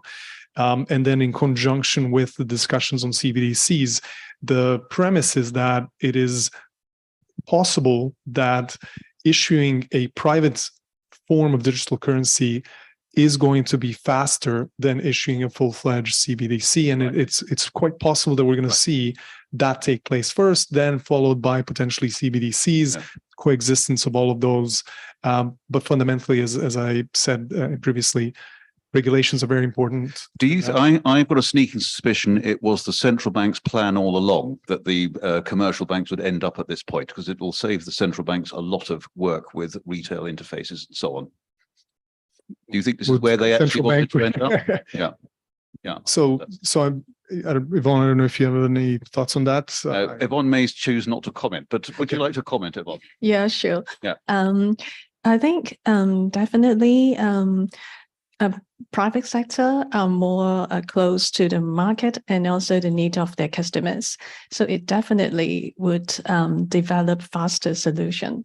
And as for central banks and role of the regulators, I think it's important to have open minds and collaborate with the industry, and also to provide clear guidance and also a regulatory framework so that the private sector can innovate for the public good. Yeah. Great. I think that's a quiet endorsement of my point. I hope I'm going to put words into Yvonne's mouth. Raymond, you wanted to come in on this as well. Oh yeah. So first of all, let me make it clear: I don't against the regulators. Because personally, I'm the senior advisor to the Business Bank of Canada, and also I'm the senior advisor to Central Bank of China as well. So, however, there are a lot of common misunderstanding of the terms here. So first of all, CDBC is a currency. It's a fiat. However, a lot of tokens we're talking about is not currency. It's a certificate of a digital asset. So you cannot regulate it as a currency. Okay. So there are a lot of common misunderstanding in the market. So, but however, in another side, if you look into the market, there's so many token projects, So I always tell them, if you look into the true picture of all those token projects, is crowdfunding, right? They collect money from hundreds of thousands of people and put them together and for some investment into some project, they said. However, for the crowdfunding, for any countries, you need a license. You cannot do it by yourself. So in China, we say 非法集资, right? But it happens in all other countries, all the same. So I told all those token projects, I said, don't think regulation is not necessary because you are doing something which need a license. Fair enough. Just on your M0, M1 point, do you think the retail consumer knows the difference? And to what extent does it matter to the retail consumer? For the retail consumer, unfortunately, of course, they don't know. Yeah. Okay. So first of all, in the Web3 world or in the crypto world, I don't think there's some real consumer there. Yeah. It's not yet. Yeah. Fair enough. Frank, do you want to come in on this point? Okay, well, before I do that, let me make another comment, right? So I hope Hong Kong MA will not issue stable coins. But the two concepts are very different. Yes. CBDC and e-Hong Kong dollars are very different things. Of course. One is a sovereign, the other one is not, right? Yeah. So if they decided to issue stable coins, that means I'm going to open an account with Hong Kong MA. I think they'd rather HSBC did. That's impressive. Right. Well, they were different. Well, HSBC is a private sector. Yeah, exactly. Yeah. So I prefer to have an account with HSBC. They make the rails, these people do the work. That's right. That's right. I want to make a point. Yeah. So you're asking about, sorry, what was your question again? I can't remember. We're talking about tokenized the meaning of tokenized deposits. Oh, right. Yeah. And your question is? Yeah, I can't remember. So anyway, I've been up since I left London. So 3 days ago. Anyway, any other questions from the audience? You, sir, over there. Hi, this is Yamki from Circle, one of the stablecoin issuers. Hi, Yamki. Hi. And I really like Boyan's kind of metaphor of private cloud versus public cloud. And in some way, the approach to building the digital currency, whether it's on a private blockchain or a public one, is exactly that. A critical view would be the CBDCs, tokenized deposits, and stablecoin, privately issued stablecoins that are from non-banks compete with one another. But in practice, they are, I think, as Beyond mentioned, there are different types of liabilities, different type of risks involved.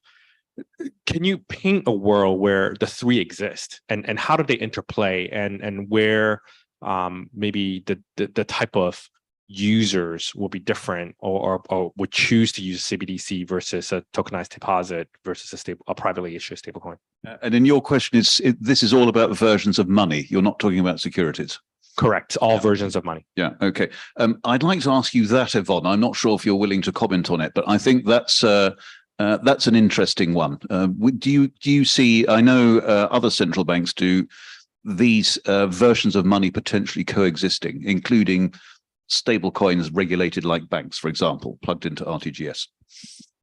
Yeah, to me, I think all this kind of digital currency should coexist with each other to complement each other. Different digital currency maybe serve different purposes for different sectors specifically. For example, Web3 or tokenized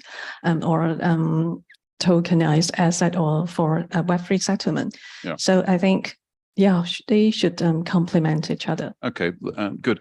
Last question from the audience. Has anyone got a final question for this excellent panel here? Let's finish up then on Hong Kong as a financial centre, which has been the underlying theme of today. We touched on regulatory competition.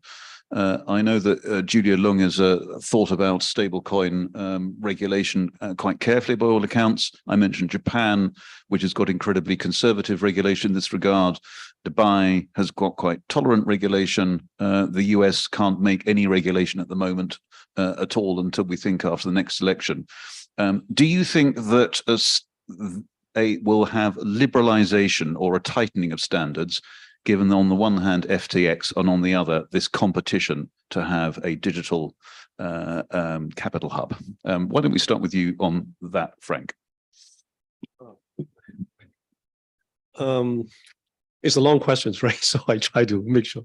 Let me summarize it. Do you think standards will go up or down in the competition for digital assets?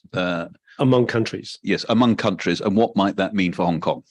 I would think there will be common standardizations among all countries. Right. I would tend to think this way, right? For example, if you look at what happened in Europe, right? So they have the DLTR, the DLT regimes coming up. And for the next 6 years, they're doing 2 batch of exemptions and see what's happening with trading of real traditional assets, right? Yeah. And on top of that, they have the DORA, which is the resilience, and also they have a definition of MICA, which is the so you all know all this stuff, right? So I think the European side set up a pretty good standards, So and obviously, I mean, there's a lot of things for us to learn, in the Hong Kong side, and I presume Hong Kong MA and other regulators are talking to each other. And so they have a common understanding about what can and what cannot be done. At the end of the day, I think more or less is the same, right? So otherwise, if there is such a big discrepancy between Hong Kong and the rest of the world, the trading will have issues. We want to be connected to the rest. It makes fragmentation again. That's right. So you would expect convergence over time. Exactly. You agree, Larry? Yeah, I'm actually believe it or not, I'm actually an optimist in this topic. I kind of see the glass half full, and I can substantiate that with a real world example here. So if you guys all remember, I mean, you guys, myself, 30 years ago in school, I mean, cross-border transaction is painful. It takes a week and you don't know if the money is going to arrive, right? And then the G20 set up a goal that by 2027, all the cross-border transaction should arrive, 75% of the transaction should arrive within an hour. And all the different regulators and just as you can imagine, right, talking about competition and each and every one of the different priorities, different ideas. But I'm happy to report that as we speak today, I can testify based on the SWIFT network, right? We have more than 11,000 members. 50% of all the transactions actually arrive to the end beneficiary account in 5 minutes, and 2/3 in an hour, and almost all of them within a day. So we are actually well within the reach of this G20 objective, which is definitely not easy. And this is another great example of collaboration. Think about it. Without collaboration, without a commitment from all different jurisdictions and regulators, this could not happen. Which is why I think virtual assets and cryptocurrencies and all these new topics, they would go through a similar process whereby when people actually design their own objectives and priorities, at the end of the day, they will sit down and talk about it, and adult conversations will happen. Yeah, fantastic. We're out of time, but thank you very much for a very interesting, wide-ranging panel. Thanks for your openness and engagement. Thank you for your questions and attention. So enjoy coffee and chatting, and be back for, please, in 10 minutes for the Sustainability Finance panel, and then we're going to move on into wealth before we close. So enjoy coffee, and thanks very much.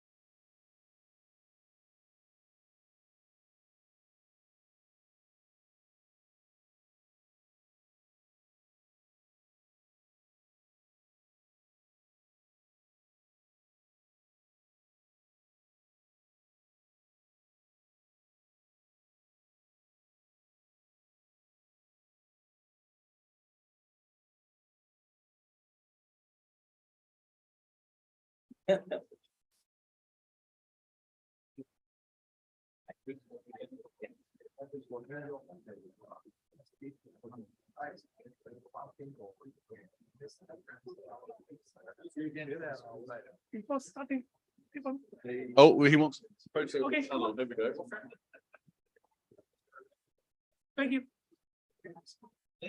Okay, everyone, we're running a little bit behind now, so we're going to get cracking. It was great to see, though, after the fintech panel, the number of discussions going on at the side of the stage and still going on at the back of the room, which is always great to see. We've been covering some fairly chunky, hefty, and important topics during the course of today, but I doubt if there's a more important one for all of us, both in terms of development of financial markets, but indeed the world that we live in, than the one that we're about to have on transition finance. And it is going to stay focused largely on the concept of transition finance rather than the broader sustainability ESG questions that maybe some of these panels get involved in. I am delighted to be joined by George Lamb, who is the chair of the United Nations Economic and Social Commission for Asia and the Pacific Sustainable Business Network. Welcome, George. By Leslie Masdorp, who's Vice President and Chief Financial Officer of New Development Bank. Welcome, Leslie. By Gabriel Wilson Otto, who is Head of Sustainable Investing Strategy at Fidelity International. Welcome, Gabriel. And by Han Shi, who is the Head of ESG Center at the University of Hong Kong. Let's just start by defining what we're talking about. What is transition finance? Han, do you want to start us off on that one? Transition finance has sort of very often confused with the green finance, and transition finance particularly focus on those business industry which has a cleaner goal to transition to low carbon sort of economy. So basically you can, but environment, green finance more looking at those projects with clear environment goals, including not only the climate change, but other aspects. So basically you could say there's a big overlap between them, but there are also special aspects like transition finance in Chinese cases will support those coal-fired power plants to actually have, more cleaner use, including also looking at those high carbon intensive iron and steel production process, which actually transition towards the in the Chinese cases, transition finance even has more demands compared with currently at least the scale compared with the green finance. I just give a little bit like this startup. Thank you, Han. George, same question to you. Well, I think nowadays we talk about the green finance market with focus on dark green. So the various shades of green, right? Dark green projects are classic, backed by, for example, green buildings, renewable energy, and so on. But they are not the mainstream. They're not the largest cases. They are a good niche growing, but we need light green as well. So how to actually enable for example, polluting industries, companies to do something incremental, but contributing to greening the planet, so transition finance is bigger, wider in scope. And I know institutional investors and lenders, of course, sometimes they are not allowed to invest in anything light. Well, dark green, for example, is the focus. But I think most of the investors would welcome a widening of scope so that, they can, have more investment opportunities, at the same time can contribute to the goal of protecting the earth. Don't forget, today is 2023. Which is a midpoint of the 2030 agenda for sustainable development. And in Asia, we are now only 15% overall in terms of accomplishment of the 17 sustainable development goals. And in one SDG in particular, SDG 13, which is climate action, we are regressing. We are not making progress. So anything that we can do, we should. And transition finance, yes, let's go for it.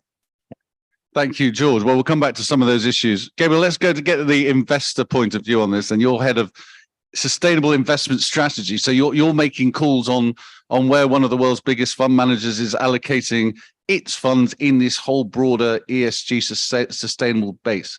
What is your approach, and particularly what is your approach towards transition finance? Sure. So if we're looking at transition finance, we can break it down into relatively simple terms. It's if we're looking at products that are already green or assets that are already green, they're not transitioning, they're already there. They're at the stated aim and the objective of where we'd want them to get to. When we're talking about transition, it's effectively assets that may not have all the characteristics yet that we would aspire the management of those assets to get to, but where we can see a defined strategy and plan to achieve that level of greenness or quality of our operations. So when we're thinking about transition, it can be through the products and services that you offer. So if we think of power generation, there is a spectrum of carbon intensity. It can also be through how companies operate in terms of trying to improve their own carbon efficiency to move towards a net zero pathway. So within our portfolios, we've developed a climate rating tool, which actually provides 5 buckets or categories of where companies sit on that pathway towards being net zero aligned. What that allows us to do is to both create funds off the back of it, but also to use it as a tool for engagement with corporates to try and move the needle on driving decarbonisation or improvements in operational efficiency from investee companies. So that's the big picture framework and one of the tools as to how we can drive it. Can you explain a bit more about the 5 categories? I mean, is one category brown, we don't touch it, to dark green, it's okay, and it's all the juice is in the middle, effectively? So one way of framing it, if we look at the bottom category, it's effectively no evidence of transition, whereas the top category is completely aligned or achieving net zero. The next one below that is aligned to net zero. So you've set the right targets, objectives, governance structure, CapEx goals, but you may not yet be delivering on those targets. If we go down to the next category, it's high evidence of transition. So some of those pieces are in place, but they're not really there. So we're looking at potential for ambition to be increased. And then again, that phases down from low evidence and then no evidence of transition.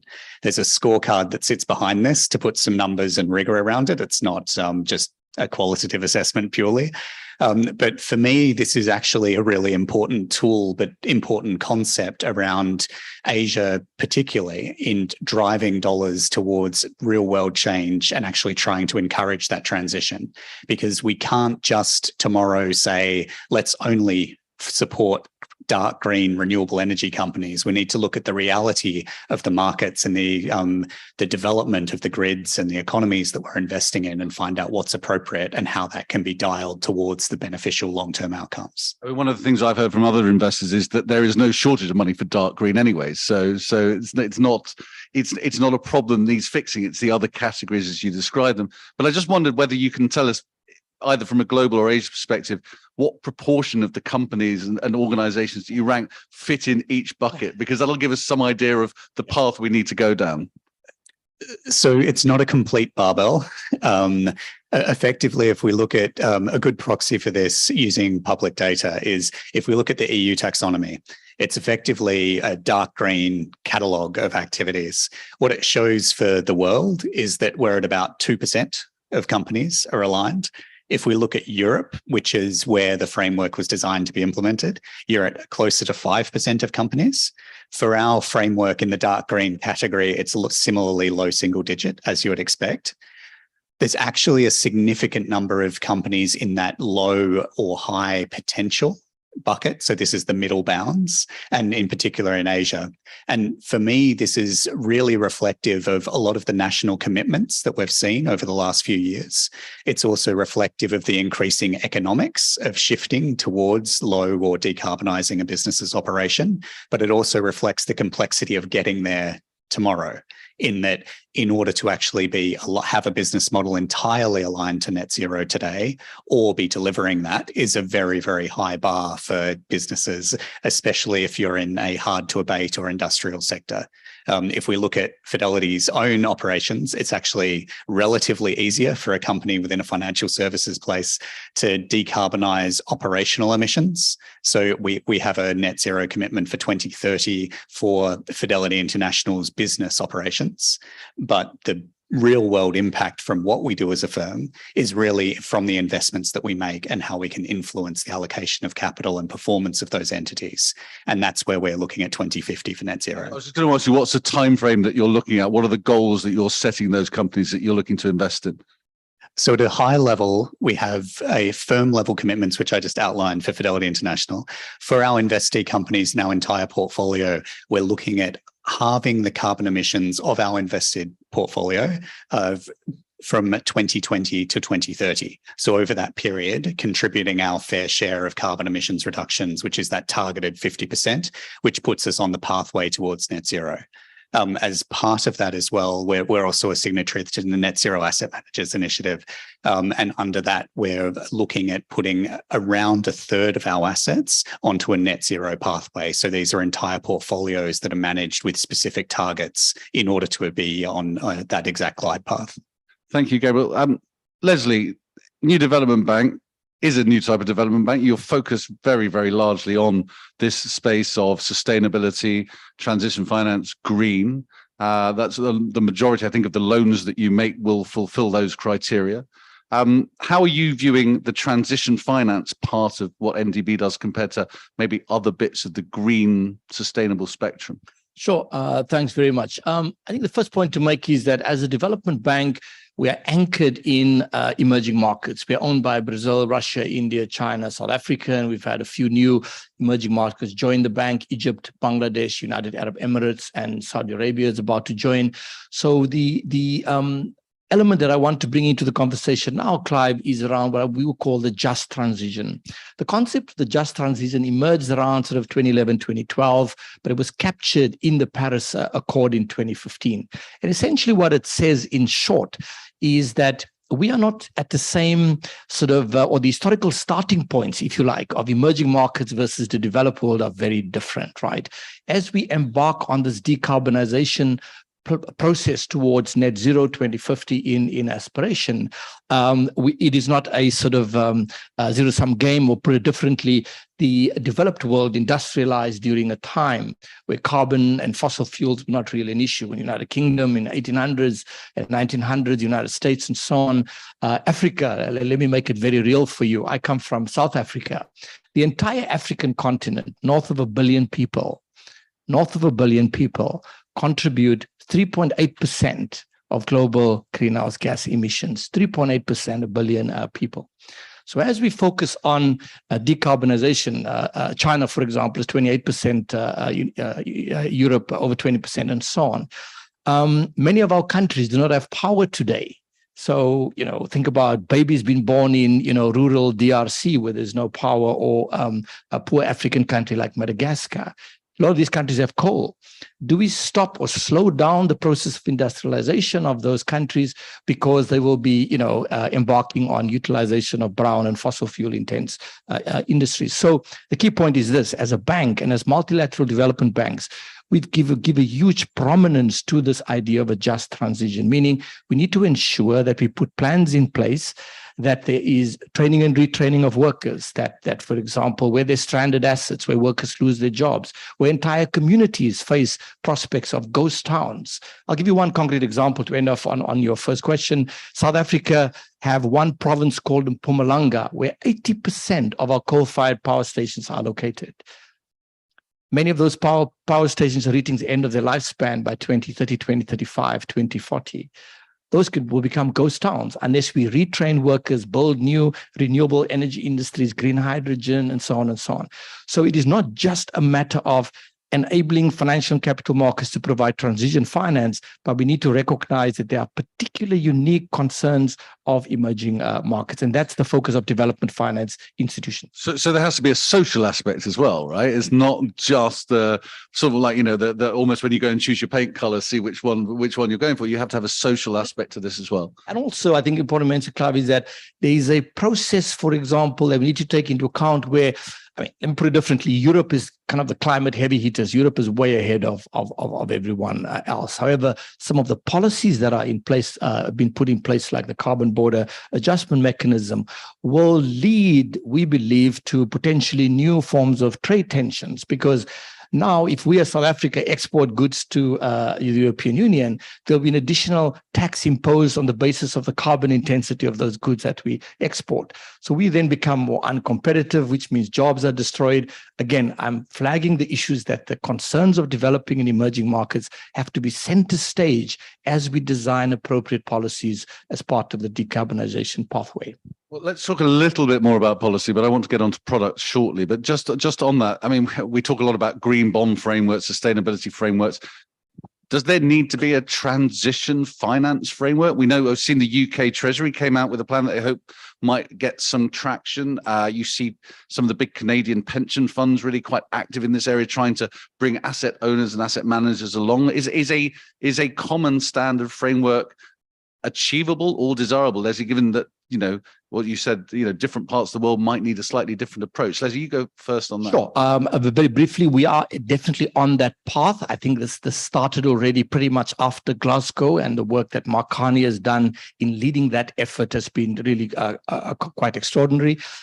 There's a number of processes underway to ensure that there's greater convergence of standards, greater convergence in taxonomies, but it will take time, as you say. But the aspiration and the ambition is there. Out of Glasgow and going over the last 2 years, as you know, the International Sustainability Standards Board have started their work. They know well on the path of establishing their offices and their capabilities and so on. But they will be issuing new standards that will become, you know, someone has likened this to, you know, early 1930s when general accounting standards were introduced. We are going through a similar process now of, you know, economy-wide shifts. And, you know, we'll find new impact accounting rules. Ron Cohen, who's one of the fathers of impact investment, together with Harvard University, they're drafting these new accounting sort of rules where essentially, even if a business is profitable, you need to impact on your carbon footprint in your accounting metrics. So all of these, the outcome or the net result will be a new set of standards that will guide business. And we are, you know, sort of at the early stage of that transition. We are not even, you know, in the middle of it yet. But we need to get on with it, I think. And it will affect, finally, Clive, it will affect fundamental concepts such as core concepts that you learn in finance. A few professors of finance here, how you look at risk return. Stranded assets needs to be factored into valuation metrics. So everything that we know in modern finance has to be subjected through a new lens based on the sustainability agenda. Thank you, Leslie. George, what's your view on frameworks for transition finance? Yeah, I think just now Leslie summed up very well. I think taxonomy and standards and, you know, everything are important because we need to scale up and speed up the deployment of capital. But I think we need also quality, good quality data. Otherwise, there's no transparency. And of course, the just transition issue has to be dealt with, particularly in Asia Pacific, because Asia Pacific accounts for more than half of the global greenhouse gas emissions. And in 2021, that was more than double, you know, compared to 1990. And so Asia Pacific is high growth and also will be subject to a lot of negative impact, including heavy precipitation and also drought and everything. So the battle against climate crisis has to be won in Asia Pacific. This is where it matters, you know. So I think we need to do a little bit of that work so that we can take Asian matters into Asian hands. You know, I think the European standards are very good reference and framework.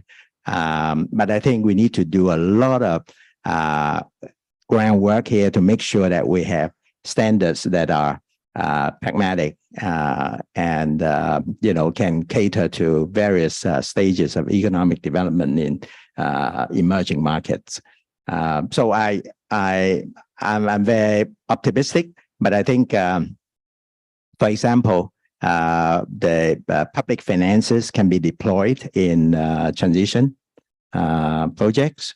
We have all sorts of sovereign funds and state-owned enterprises with lots of cash, and I think that's strategic investment. We'll come to that in a second, George. That whole public-private partnership is very important. But Ham, from your point of view, have you been studying some of the proposals around frameworks in transition finance? Do you think an Asian or Hong Kong or Chinese framework is the way forward? Of course, different countries will have its own sort of priority in how to sort of, more appropriate or more efficiently actually to promote that transition. You can see there are nuance differences, but I think Hong Kong can play a very, very important role. On the one hand, China is the biggest market for transition finance. If you look at that, as we said, China has emitted 28% of the greenhouse gas emission, but also the huge industry stock. That's heavy industry based. On the other hand, if you want to actually attract such a big, huge amount of investment, that those cannot be all coming from domestic sources. So international sources will be very, very important. So how actually you can overcome some of actually the investment concern. So Hong Kong can sort of align both the international best practice in finance, transition finance, with China's own development priority and situation. I mean, that particularly the bridging role, I think you will, if China got the biggest market for transition finance can effectively actually link with the international financial market.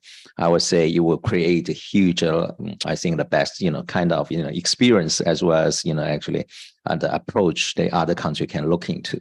So I truly believe Hong Kong should play a very, very interesting, important role. I'm sure we'll come back to a little bit of that in a second. But Gabriel, from your point of view, interesting, the ISSB, I believe I'm right in saying those are equity market related disclosure requirements rather than debt market related. I believe that's correct, but tell me if I'm wrong. But who enforces? I mean, in the end, it's going to be the investor and whether they buy or not who's the ultimate enforcer, or is it going to be the exchanges are going to sort of like follow these accounting procedures in the way they would do signing off your annual accounts? Where does the power lie in that equation?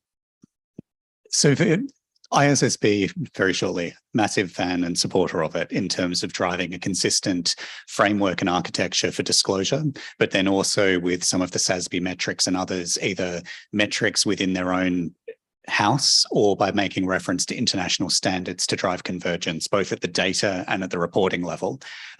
This isn't just isolated to an equity market participant for disclosure, but your question as to how does it get enforced? What are the actual levers for driving disclosure here?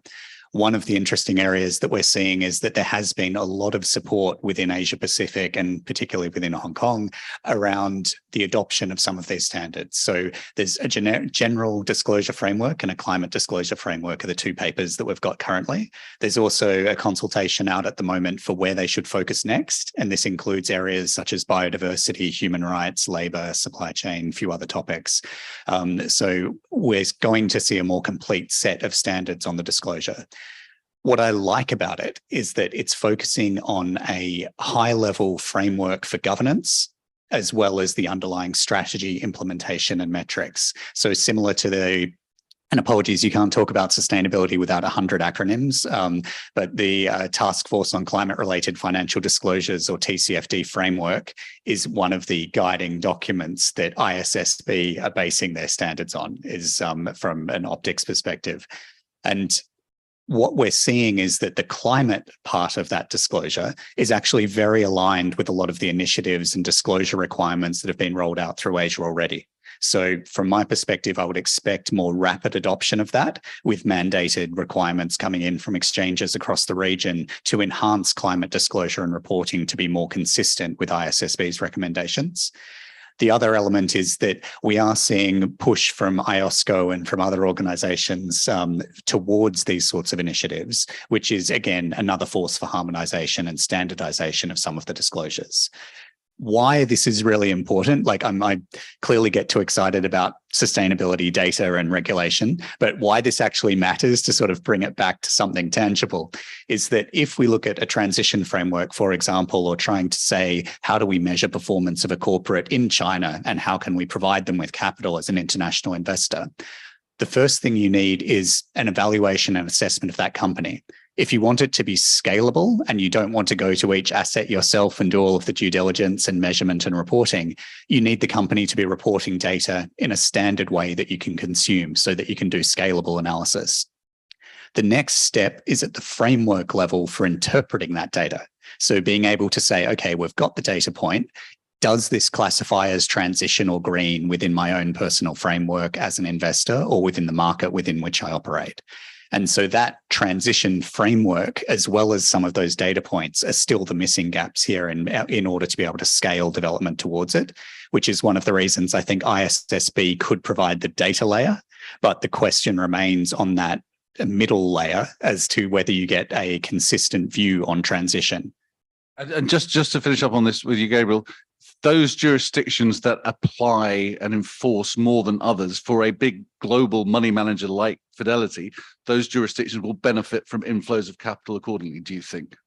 I think that we're already seeing it. So if we look at, and apologies again, so within Europe, the Sustainable Finance Disclosure Regulations, or SFDR, has created different categories of disclosure for different funds.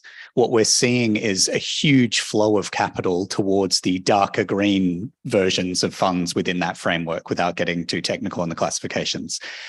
What that has led to is some investors in Europe literally saying, I will not invest in this fund unless it meets these minimum standards and minimum criteria. So we're already starting to see a greater level of differentiation between different characteristics, whether this is disclosure, whether this is ESG score, activity involvement. It's starting to move more capital.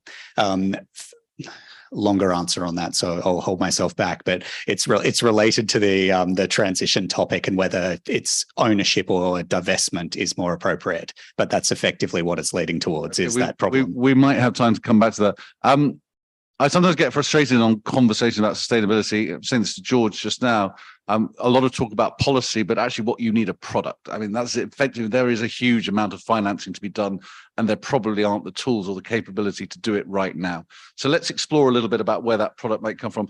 Leslie, I'll just come to you first. Obviously, there's a lot of talk about MDBs, the loans that they make, and the ability to maybe make those loans go a lot further with the co-investment from other public sector participants or private sector or asset owners. How are you viewing that part of this discussion? Sure. I mean, I'd say that, over the last few years already, there's been, a fairly heated conversation about how multilateral development banks can be more effective, meaning can optimize their balance sheets more and sort of really magnify their impact. And right now, this is coming down to our core operating model, coming down to our products. What do we actually deploy, and how can we better use, for example, make use of instruments like guarantees? If you think about it this way, multilateral development banks are some of the biggest providers of climate finance today. But as a system, we're actually quite small. I mean, all of us, the institutions, World Bank, Asia Development Bank, European Investment Bank, combined, the total assets is about $2 trillion. If you look at the institutional investor community that Fidelity is part of, that's pools of $130 trillion. So we are tiny dot within the overall scheme. However, we can play a more catalytic role and use our financing in such a manner that we can mobilize more private sector funding. So we are completely focused now on that agenda. We are no longer looking at just growing our own balance sheet via making loans to state-owned enterprises and building new renewable power and battery storage and so on. We're now looking to find ways to do more effective private capital mobilization and to be more catalytic. So creating climate funds, for example, HKMA have been, and I see some representatives here from HKMA, have been very effective in working with institutions like the IFC, EBRD, setting up multi-billion-dollar climate finance. I'm sure Fidelity might have the same. Amundi and other asset managers has done that too. That is what we want to do, to use our capital in such a way that instead of making a $1 billion loan to a country, that becomes more a $10 billion. Our 1 billion can generate 10 or 15 or 20 billion. And in that way, we can enhance our impact on the green transition. I guess it's hard to know at this stage what that multiplier effect might be. I'd say the first point to make is that multilateral banks are already very effective in that sort of leveraging sense, because we have a small amount of paid-in capital equity. We are effectively able to leverage that by raising funding from institutional investors like the ones who are in this room, by issuing bonds at a very cheap, at low cost of capital because of our very high credit ratings. And we're then able to on-lend those funds for sustainable infrastructure. So the model is already very effective. What we are saying here today, Clive, is how can we become much more effective as multipliers of development? And the shift away from lending to government, state-owned enterprises towards private capital mobilization is really what that shift is about. And I think we are very inspired by the current changes that's taking place in Washington, D.C., where there's a new leader, the helm of the World Bank, and he has put this at the center stage of his agenda going forward, changing the business model, looking at new financial instruments. So there's a sea change happening in the way that we look at our core business. A former CEO of Citigroup in Asia, I think, if I'm correct. Yes, yeah. George, what about this whole public-private sector partnership angle and the ability to mobilize and create product that might get us some way towards this number we need to hit? Yeah, I think PPP, for example, has been practiced for some time, and also has met with a lot of criticism from the private sector. For example, too much risk is piled up on the private sector and not fair enough or optimal. So I think the PPP is art and science in progress, right? China is doing a lot there, and particularly with the developing market. So I think through development banks cooperation as well. From Hong Kong, I think we can see Hong Kong's strategic role as a hub for promoting and facilitating regional cooperation. For example, in green tech innovation, we have about 200 green tech startups that are very innovative, and they should not just aim at Hong Kong and the Greater Bay Area nearby. They should export their solutions to the Middle East and Southeast Asia and so on. And that is where the impact is. And then I think the public sector and private sector interact there beautifully, because we are creating an ecosystem and clustering effect for the green tech companies and the green finance company. Recently, I think June 16 this year, the first meeting of the Green Tech and Green Finance Development Committee of Hong Kong was held, and we can see that the public and private interaction should drive the whole transition faster. I think a lot of ideas there, the synergy is there, and we see new products like smart metering, smart building solutions, and also AI-driven monitoring and so on, ESG data, anti-greenwashing solutions, hundreds of them. So I think this is where opportunities can be found. The other thing is, as I mentioned earlier, public money should be deployed in sustainability area instead of making investment in commercial real estate or whatever, or stocks or whatever. I think some money, significant money, should be deployed in green transformation and digital transformation, and they go hand in hand. So I think I'm very hopeful that in Hong Kong, for example, we have recently set up the Hong Kong Investment Corporation, which aims at strategic investments. I think countries around the region are doing just that and can become the catalyst and leader for more private sector to co-invest in green transformation. I think out of the many challenges ahead, I can see that this is where multi-stakeholders collaboration is needed, and Hong Kong, for example, can play that role. Along with Singapore, I think the regional hubs should work together to really get the entrepreneurs working together to come up with greener and smarter solutions. Because otherwise, we cannot achieve the green transformation objective anytime near our expectation. According to the UN research, we are going to miss all the targets of the 2030 agenda. I think, and how big is that missing gap?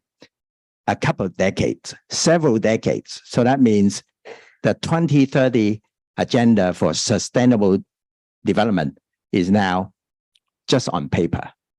I think to move forward, we need collective efforts, and we need leadership from the private sector. Thank you, George. Those are decades, obviously, we can't afford. Han, where a lot of money needed, where's it going to come from? Printing. I think of course, create a bigger pool of that.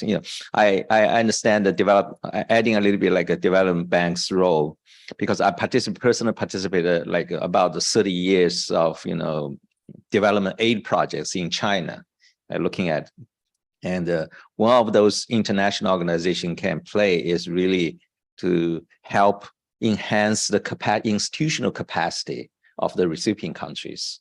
So actually, that is very critical. Not only you'll be able to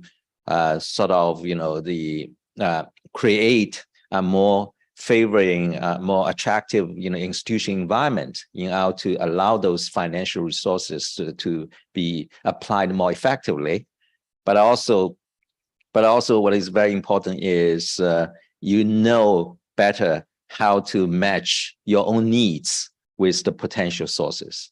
This is really, I sort of, at the very beginning, 20 years ago, I'm looking at that. Well, I think there's a big sort of mismatch between those donors and the recipients, because donors, they think, I give you something, I'm teachers, I'm found the recipient side, actually, they not in a position which, actually match, sort of the best able to use those kind of resources. So at least I would say, first of all, how we can make this very relatively limited financial resources more effectively. I think this is a huge potential for that. But also, I think there are many ways to try to enlarge the pool of the resources, as I said. Gabriel, just on this question of products, it feels like we know what we need to do, but we don't know quite how to do it yet. I think that one of the key challenges here is the complexity of what we're suggesting and ability to do it at scale. And so if we look at catalytic capital, I'm personally an absolute massive fan of that. I think it's a brilliant way of getting that alignment of interest, either de-risking an asset, providing an appropriate return, appropriate guarantee, or even on-the-ground expertise and execution of a product which a institutional global investor may not be able to bring to the table. So that can really crowd in a huge amount of investment. Part of the challenge here can be the complexity of setting up that structure and the ability to scale it. And so there's been some fantastic examples across Asia where they're brilliant transactions with 5 or 6 different parties, and the scale of them relative to what we need to deploy to fix the problems is very, very, very small. So for me, part of the challenge here is how can we work more effectively, and how can we try and drive some more structured approaches to some of these areas where there's a proof of concept which can then be scaled. I'm a massive fan of a lot of the work that the IMF and AIIB and others are doing on this space as well. And I think that the sorts of frameworks such as HKMA's consultation on common ground taxonomy or implementation is providing a bit of an architecture for how some of these solutions could be put in place. The other element that I'm very positive on is that there's been a shift in institutional investor preferences from ESG integration as demonstrating a good ESG product towards a bigger focus on actually tangible outcomes and thematic and impact funds. So instead of saying, tell me how you've tilted slightly better towards companies within the investment universe, which is the integrated approach, it's saying, tell me what positive impact your dollars have had in the companies that you've deployed that capital into, and how is that attributable to a beneficiary or to an ultimate owner of the capital that you've deployed. And for me, that shift is really supportive of these sorts of catalytic capital investments, because it's very black and white, the positive that they can contribute.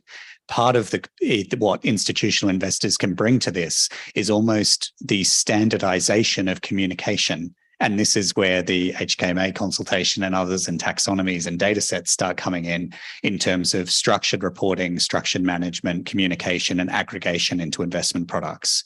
So agree with you completely in that we know the direction of travel and what needs to happen. The complexity and those data and framework challenges, as well as the complexity of product creation, given the number of different parties, is still a bit of a barrier here. But it's something, if anyone is involved in that and wants to get in touch, I'm definitely very keen to have more conversations on it. Well, on that note, let's go to the audience. We've got a fantastic panel here of experts. Who would like to ask these brilliant people a question? We've got one hand shot up over here, so let's go straight over here. Hi, thanks, amazing panel for the session. I'm Winnie from Citibank. I have a question for Leslie, if I may. So Leslie, you mentioned like just energy transition partnership. There has been, several partnership initiatives successfully implemented, like in South Africa and some of the ASEAN countries. I'm curious, like from your perspective, what is the one thing that MDBs could start working on in order to make these just energy transition partnerships successful or more successful? Thank you.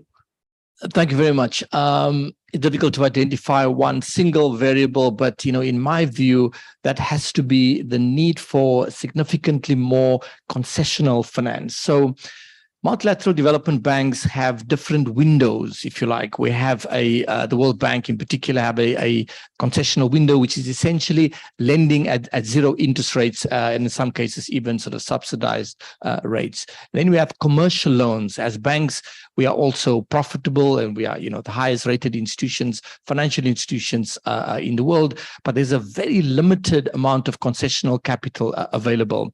As we've just heard from Gabriel, for the institutional investor community to participate at scale in the sort of sustainability agenda, we have to look at de-risking, making it possible for them to meet their own risk return profile that is required from their shareholders and so on. MDBs can play a great role in facilitating and enabling that de-risking process. But in order for us to do it, we will need more concessional capital, because within the space of climate mitigation and climate adaptation, there are a lot of projects that are not really commercially that viable that would attract Amundi or Fidelity or any of the big institutional investors to get involved in.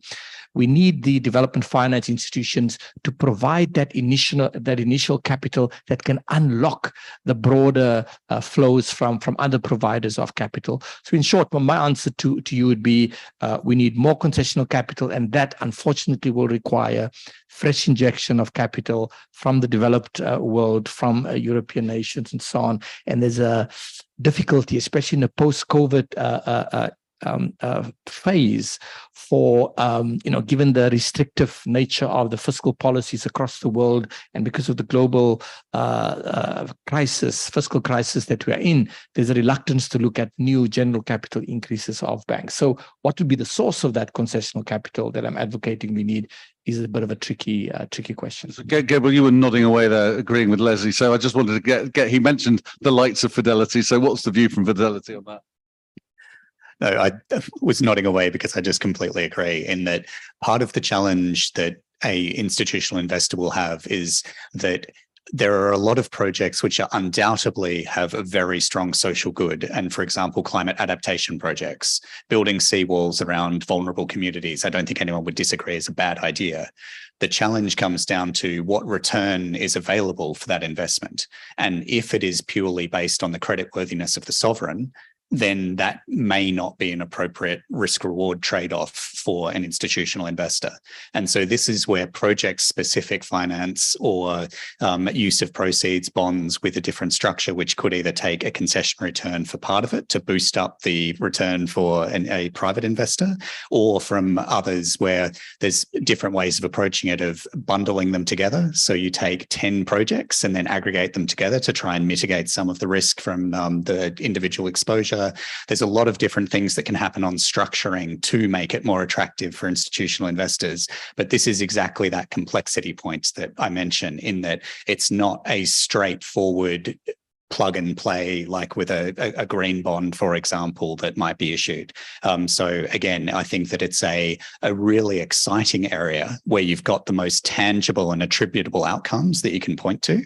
But again, there is a challenge around the fiduciary duty and what the investment community can do for broad funds, which, and this is, I make that distinction because you can have specific impact funds that are targeting concession returns on the private side or institutional side, but to move the bulk of capital, it has to meet an appropriate risk return, risk reward trade-off for our They have to be investment products, right? At the end of the day, that's what we're talking about, creating investment products. Thank you very much for the question. Any other questions, please? Yeah, one right over here. Thank you. Hi, it's Neka from Sustainable Fitch. I have a question for Gabriel. So you were talking about the SFDR and the dark green funds, which for those nerdy ESG people I know is the Article 9 fund. Have noticed that credit funds, particularly green bond, specific use of proceeds bond funds, have been more stable at the Article 9 level. So I'm wondering what your thoughts are about, in the interim before ISSB is widely implemented, are thematic or ESG-oriented equity funds more exposed to potential claims of greenwashing when there's a lack of consistent disclosure? Okay,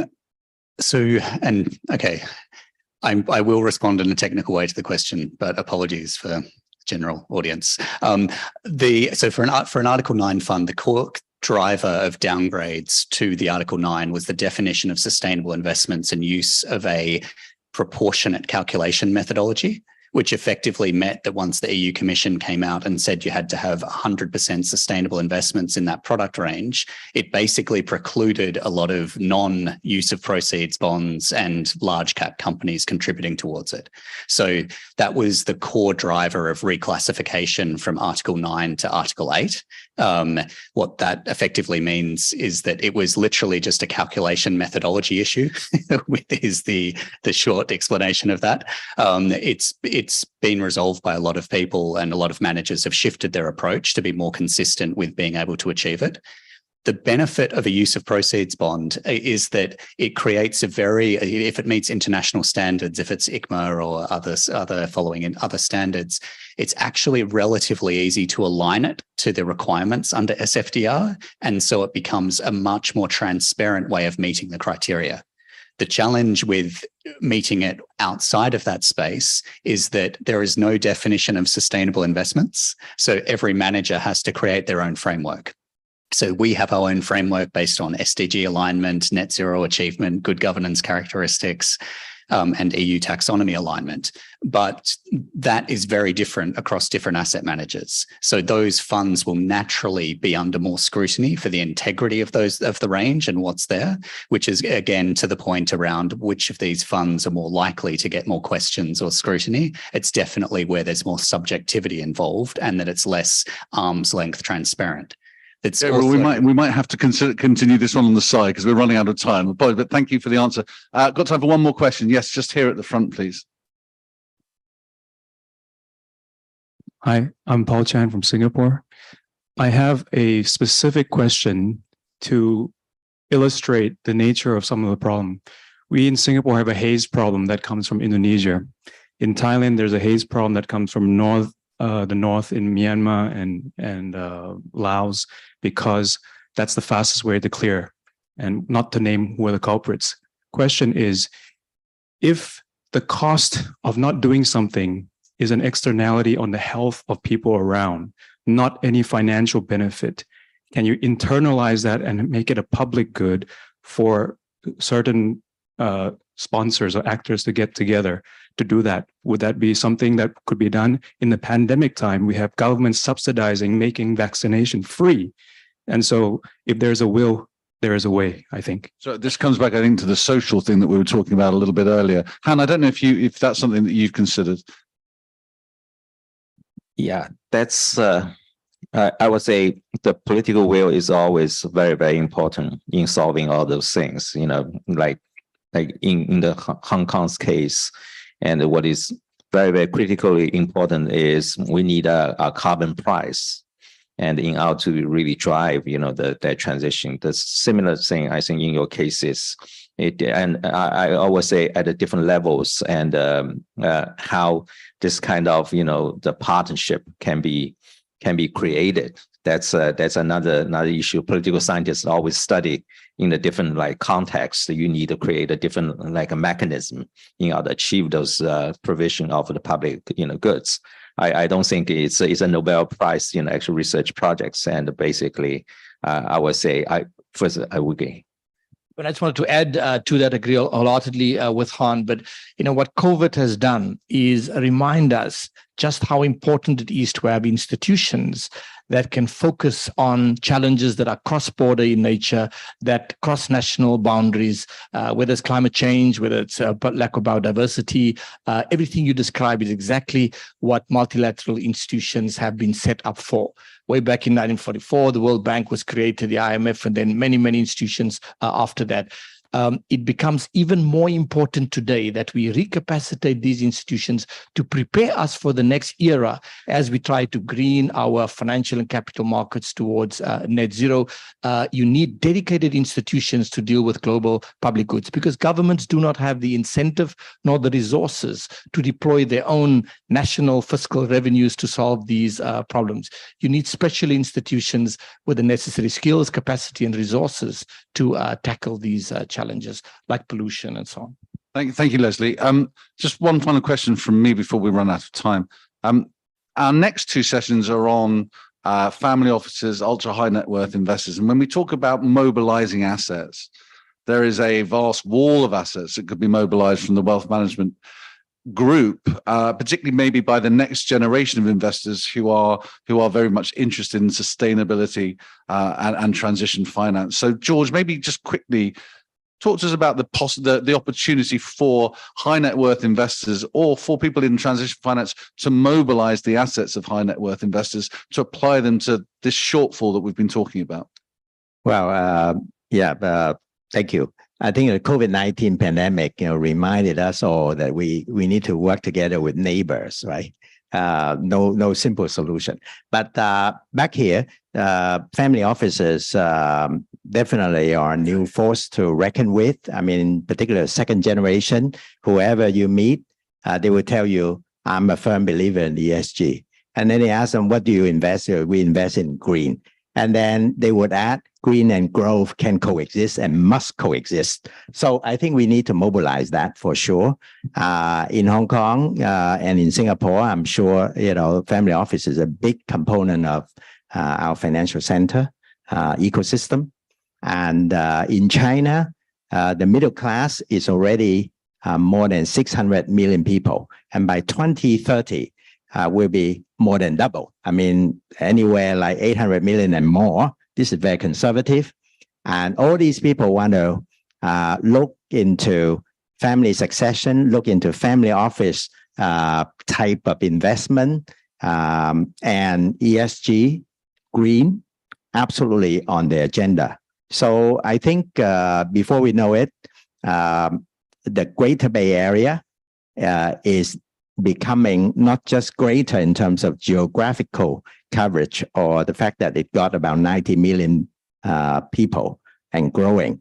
It's really global and green. And therefore, we need to engage the young people. We need to engage the family offices.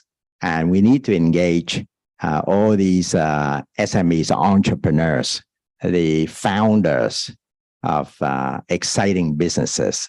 So I think this is my view. And as I said earlier, we need greener and smarter solutions faster so that we can build back, faster, better from the COVID-19 pandemic. Thank you, George. It's the middle of the afternoon session, so I'm just going to try a bit of audience participation to make sure you're all wide awake and paying full attention. Hong Kong has a goal to reach net zero by 2050. Put your hands up if you think Hong Kong will make that target. Put your hands up.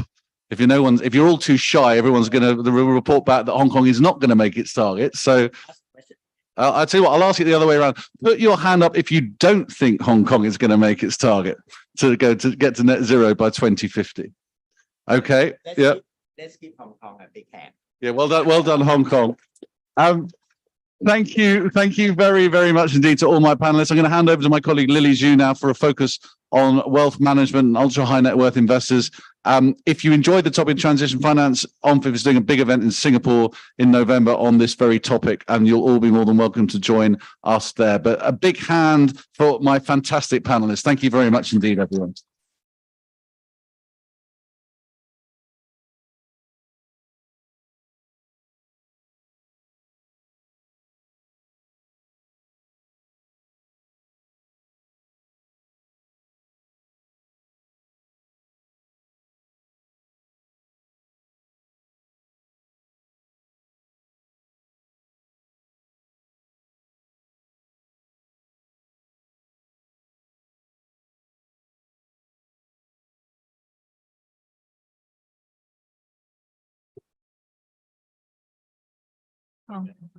I will make sure this session won't be too overrun so everyone can have a nice drink at 6 p.m.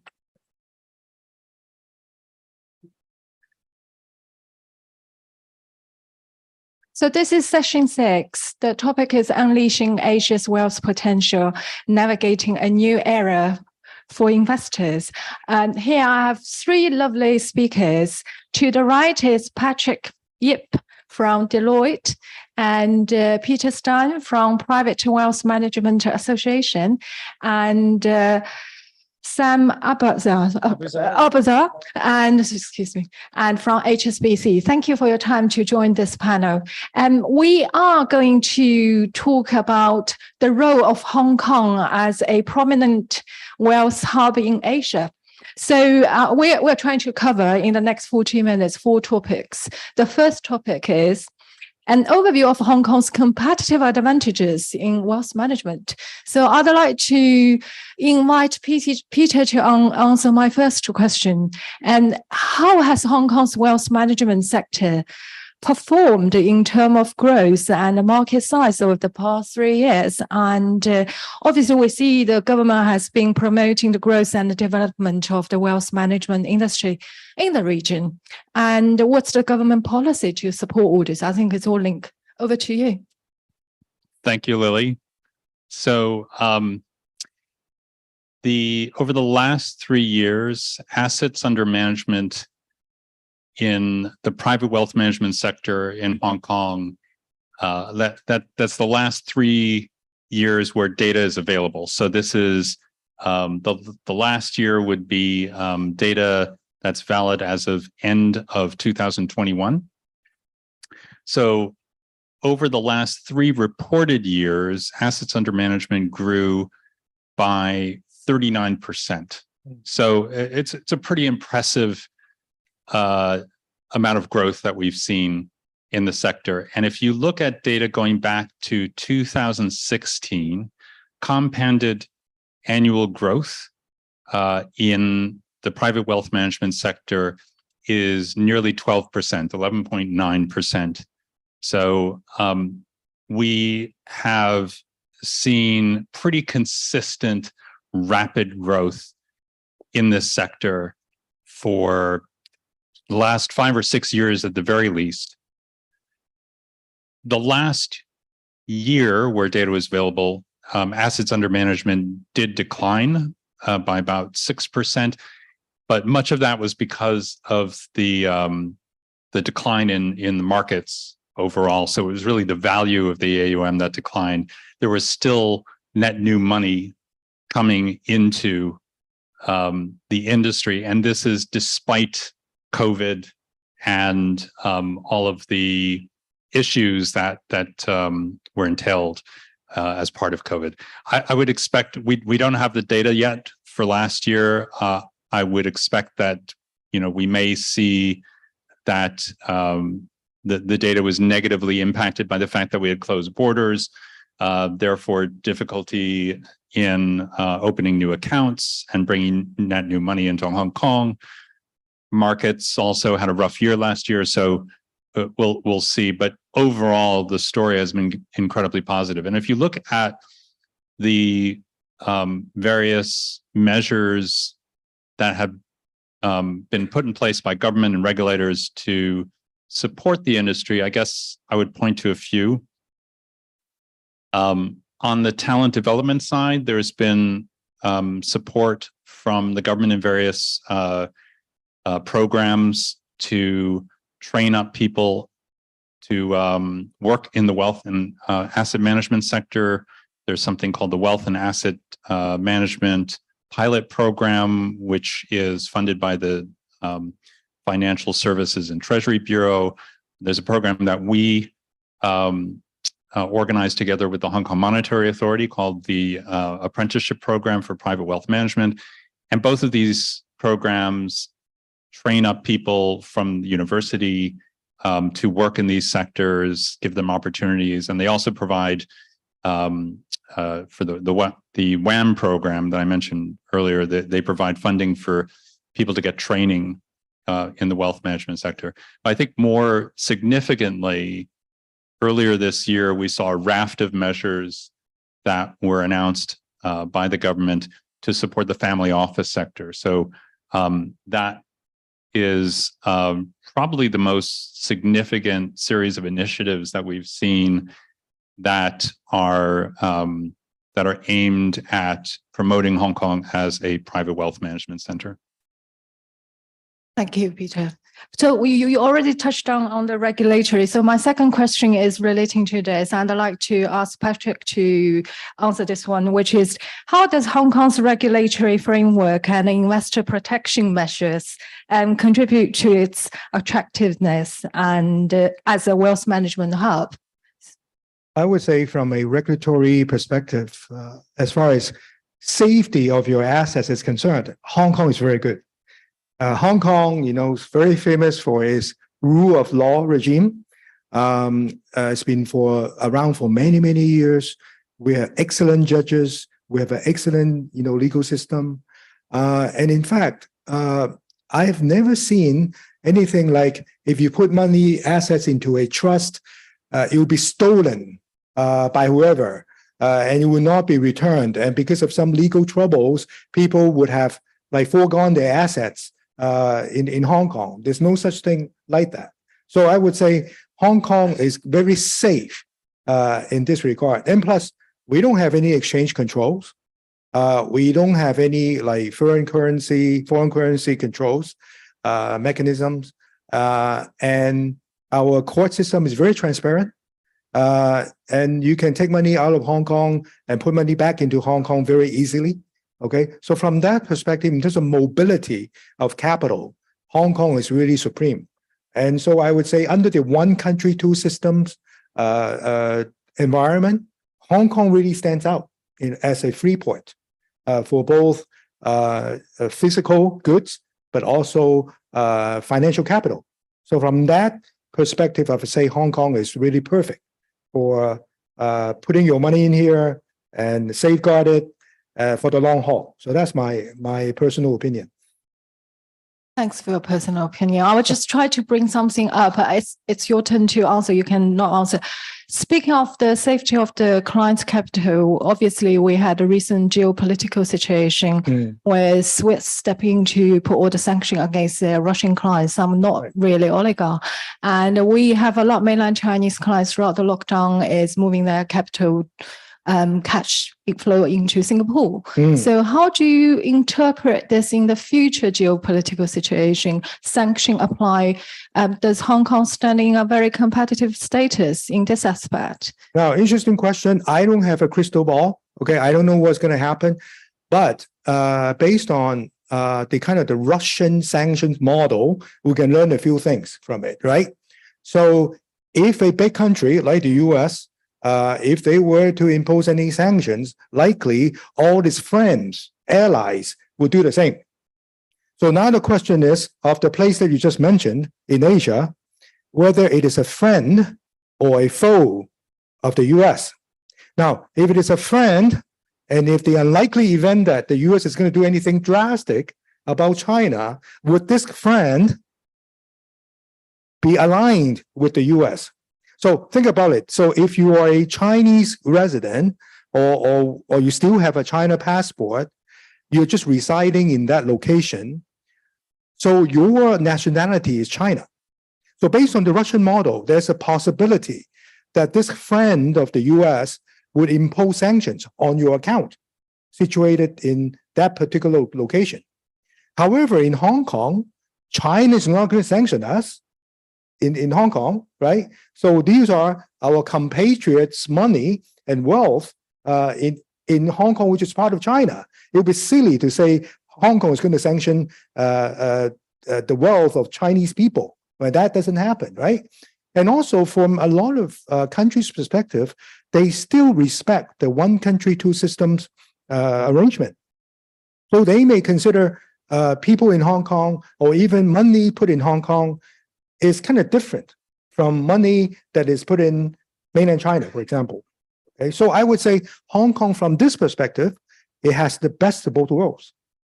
It has the protection of the one country, two systems, and it has the protection of mainland China in case there is a unlikely event that some Western bloc that they're going to do something drastic about China, because you don't know who their friends are. Actually, we know. Okay, so you have to be careful. That's my advice. Thank you. Would you like to add on, Sammy, on this point, or can we move on to the next question? Happy to move on. I think you've covered it well, Patrick. So, and how obviously HSBC, a very big universal bank, and I'd like to ask you, how does Hong Kong's robust financial infrastructure, including its banking system and capital markets, contribute to its competitive advantages in wealth management? Yeah, this one's a bit more straightforward because clearly it does. So I think Hong Kong has an incredibly robust banking system, and it's been tested over the last 4 years. So we can say that with even more confidence, and that gives investors and clients a lot of confidence. If you look at the landscape, it's very heterogeneous. You have universal banks, pure play private banks. You've got insurance companies, asset management managers, public, private, trust companies. You have the whole gamut of financial services ecosystem there that's competitive across the segments and obviously adds to that strength. And then on the capital market side, it obviously has deep liquid capital markets that provide broad exposure. They're very accessible as well. And if you look in Asia, outside Japan, I mean, Hong Kong is the size of the capital market still multiples anywhere else. So I think those are really pillars that reinforce the strength of the financial system here. The regulatory regime that Peter already discussed, it's very engaged, it's principle and risk-based, it's progressive. Industry bodies are very active as well. So I think that ecosystem makes it very conducive to wealth management, in addition to the obvious strengths around that role of connectivity between mainland China and the rest of the world. I think from our perspective, dealing with clients, and we obviously are in the wealth management space in a lot of markets. I think the client base itself is a big strength because this is definitely one of the more engaged, sophisticated client groups globally. People think a lot about what to do with their money, and they are demanding. And I think that creates innovation in the wealth management space, which benefits everyone. Thank you, Sammy. So when you mention a client base, and naturally move on to the next topic, which is when you're talking about Hong Kong, one of the closed topic coming up throughout the conversation today, including Eddie mentioned, is the cross-border wealth management between Hong Kong and the mainland China. So I'd like to move on to the next sector and to explore Hong Kong's role as a gateway for cross-border wealth management, including its connection with mainland China, the Great Bay Initiative, and the opportunities and the challenges in serving clients from both domestic and international markets. So I'd like to ask Peter. So obviously it's my first panel discussion with you. It's great to know PWMA.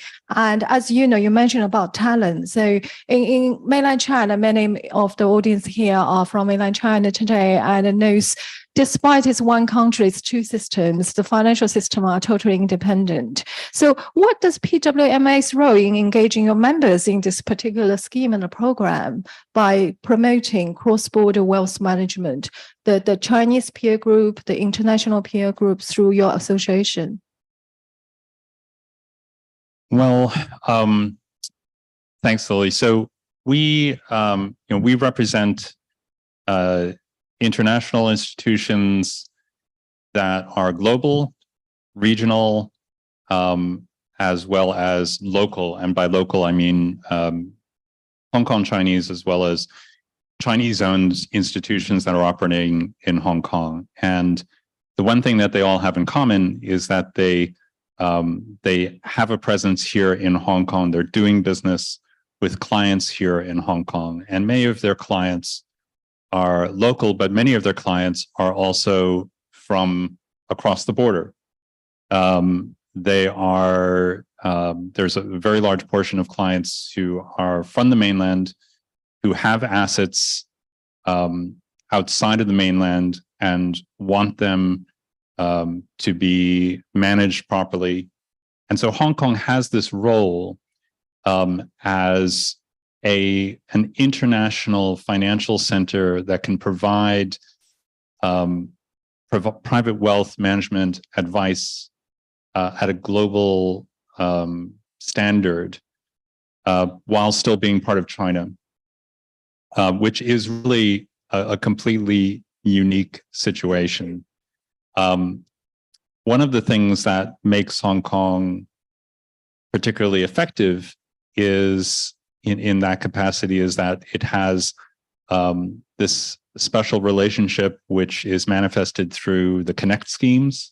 So we have Stock Connect, which has become hugely successful at channeling overseas capital into the mainland markets and mainland capital into the Hong Kong markets.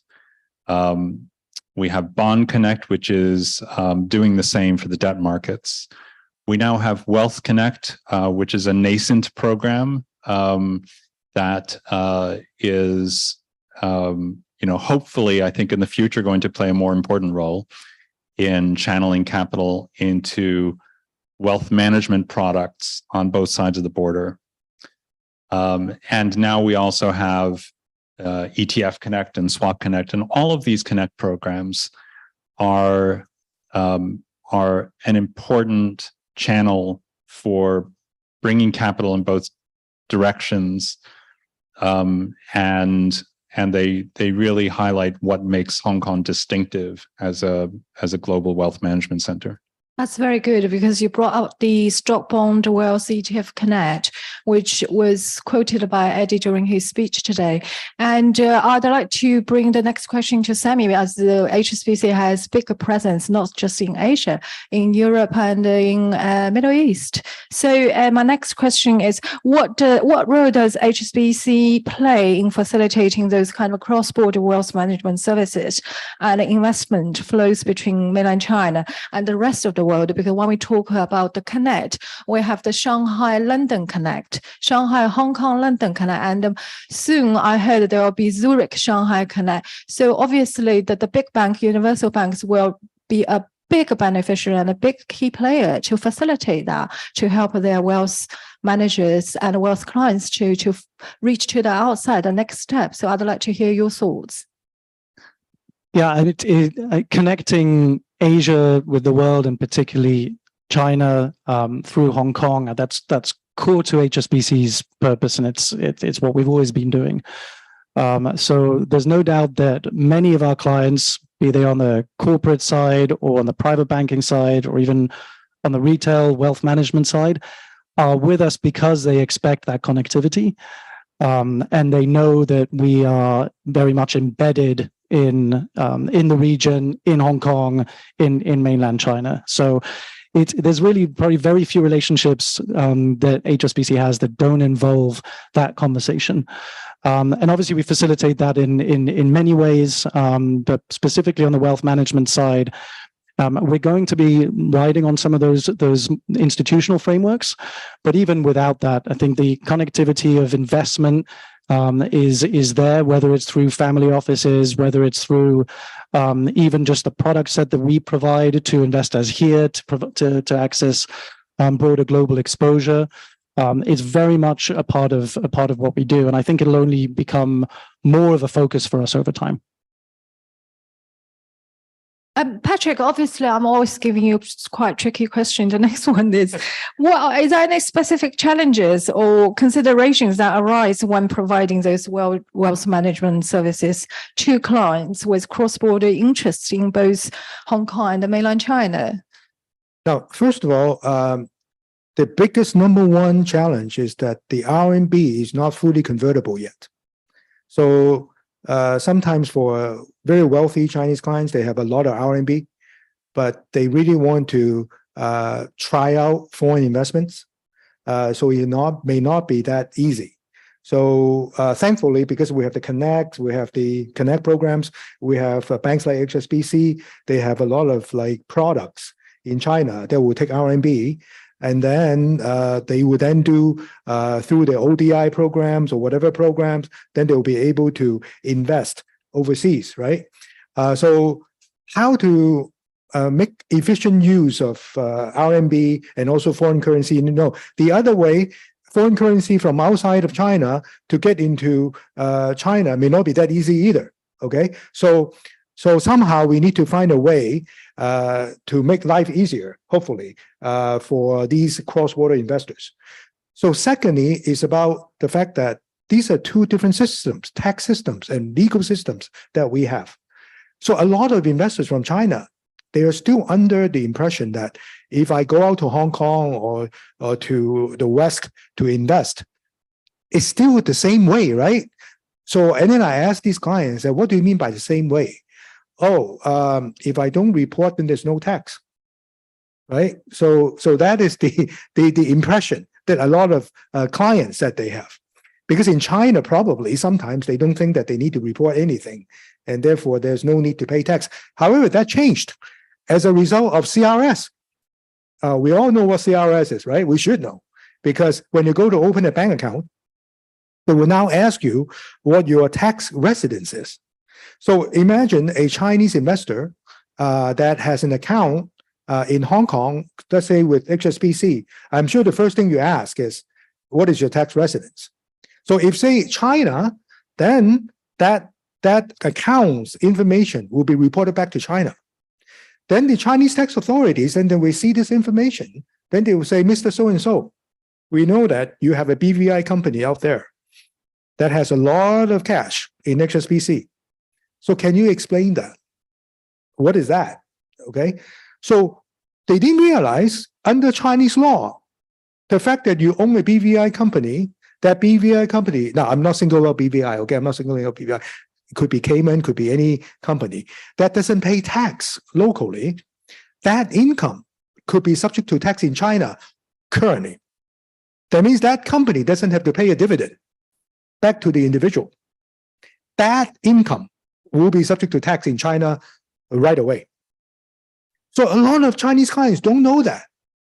They thought it's in the BVI company, so I don't need to worry about it. I will use that money when I come to Hong Kong. Okay, I'll spend all that money, but they don't realize because of CRS that will be reported back to China. So they are actually being exposed without even knowing it. So in terms of how to help these clients is that first of all, they need to help them understand they have a legal obligation to comply with the law.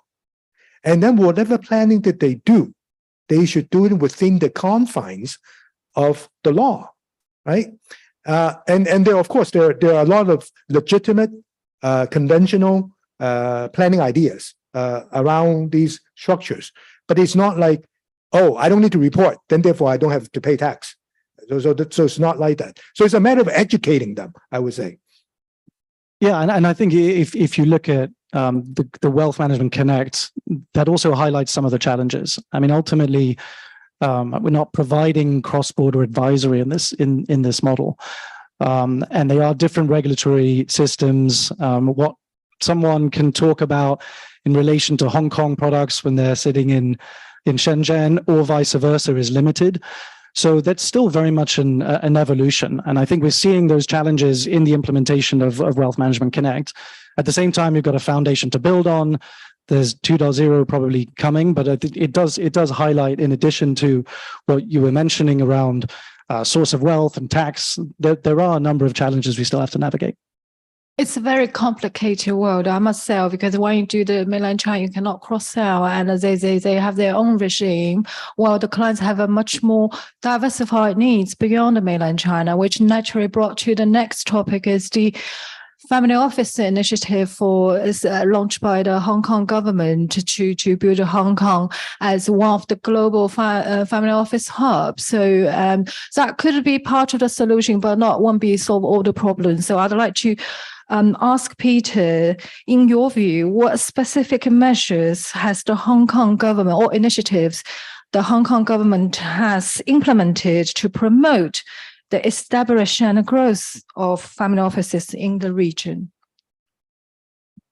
Thanks, Lily. So I mentioned earlier that the Hong Kong government announced a series of initiatives aimed at promoting the family office sector. So that was in March of this year. And those initiatives included a tax incentive, which has now come into effect.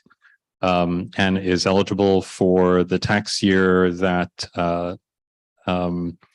ended this past March, and basically means that family offices which meet the criteria to be eligible for this program do not need to pay any taxes on the gains they make through their investments. It makes Hong Kong incredibly competitive as a family office center. The other initiatives include a plan to beef up a liaison office, which has already been set up by the government to work specifically with family offices that are interested in setting up here and sort of help them navigate all the various things that they need to deal with in terms of setting up, getting licenses if need be, just establishing their business, finding people to work in the business. More importantly, they are introducing a capital investment entrance scheme, which will allow people to get residency in Hong Kong if they invest a certain amount. And that is something that we had in the past, but is now being reintroduced, and which will make it easier for people to move here if they have the capital to invest. There's a plan to look at setting up an art storage facility at the Hong Kong airport. There's also plans to set up something called the Academy for Wealth Legacy, which will provide courses and training for people related to family offices and wealth management. All of these things together, make up a pretty impressive list of initiatives, and just combined with the fact that even before then, Hong Kong had a pretty impressive set of characteristics that make it appealing to family offices. I mean, we talk about Hong Kong in comparison to our neighbor to the south, Singapore, which has been fairly successful in recent years in attracting family offices. And if you talk to people in the industry, many will tell you that actually a lot of the same things that Singapore has to offer were already on offer in Hong Kong. Where Singapore was different is that Singapore maybe was a bit more effective at marketing itself to family offices, and Hong Kong being sort of a place that comes from a history of a more laissez-faire approach to markets, did not take a proactive stance in going out to market itself. I think now that's changing, which I think is a good thing. These measures definitely improve on what was already a pretty positive foundation. So I expect to see that the market will respond pretty positively. You, Peter, you brought up Singapore. And obviously, 2019, when I was running my private banking Asia conference and my previous company, Singapore government just launched an initiative to build a family office hub. And they declared probably 20 family offices in that year. Throughout the lockdown, our first OMFIF Asia event took place December last year in Hong Kong, and they declared 700 and probably now 2,000 family offices. So I'd like to ask you, maybe Sammy, is there a real rivalry or more interpreted as a collaborative effort? For example, you have a mainland Chinese client coming to you saying, I'm thinking of set up a family office, maybe in Hong Kong, maybe in Singapore. What's your approach? Sorry, before Sammy answers, I just want to challenge those numbers a little bit because, we've seen these numbers appear in the press quite a lot. 700 family offices, 1,000, 1,500 family offices. And I think it's important to understand where the data is actually coming from. And it's almost certainly coming from the number of families that have registered to receive certain benefits in Singapore, such as the 13X, the 13O schemes. And in order to qualify for these schemes, you need to have a certain amount of money. In the past, it was as low as 20 million Singapore dollars. Now I believe it's 50 million Singapore dollars. And if you talk to people who work with family offices, they will tell you that is not enough money to really run a family office. Family offices typically are not economically feasible unless you're managing somewhere on the order of maybe 500 million US dollars. So a lot of these family offices that are being counted are probably really families that qualify for certain incentives, just to throw that out there. There's a very broad spectrum of what you'd call a family office. So yeah, I agree. Well, first thing, I think a little healthy competition is good.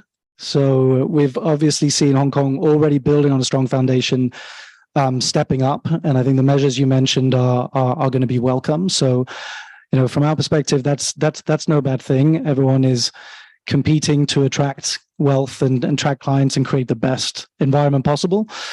At the same time, for us, for ultra high net worth clients, for family offices, having a client sitting both in Hong Kong and booking in Singapore or vice versa is nothing new. And it's quite an established model. And I would say it hasn't even really changed that much in terms of where money is being booked over the past few years. So we will have a lot of family offices who want to establish here, but they may also, maybe they have an external asset manager they own, and they might have some investments booked in Singapore, and we have family offices in Singapore who want to access Hong Kong as well. And we've got an established model of coordinating that, both in terms of the relationship management, the clients, the booking, even how we track and model and incentivize internally to make sure that we're offering clients what they need. So I think from our perspective, it is more collaborative. But obviously between the two centers, there'll be a degree of healthy rivalry, as I say. Marketing campaigns, the budget. Patrick, would you like to add on?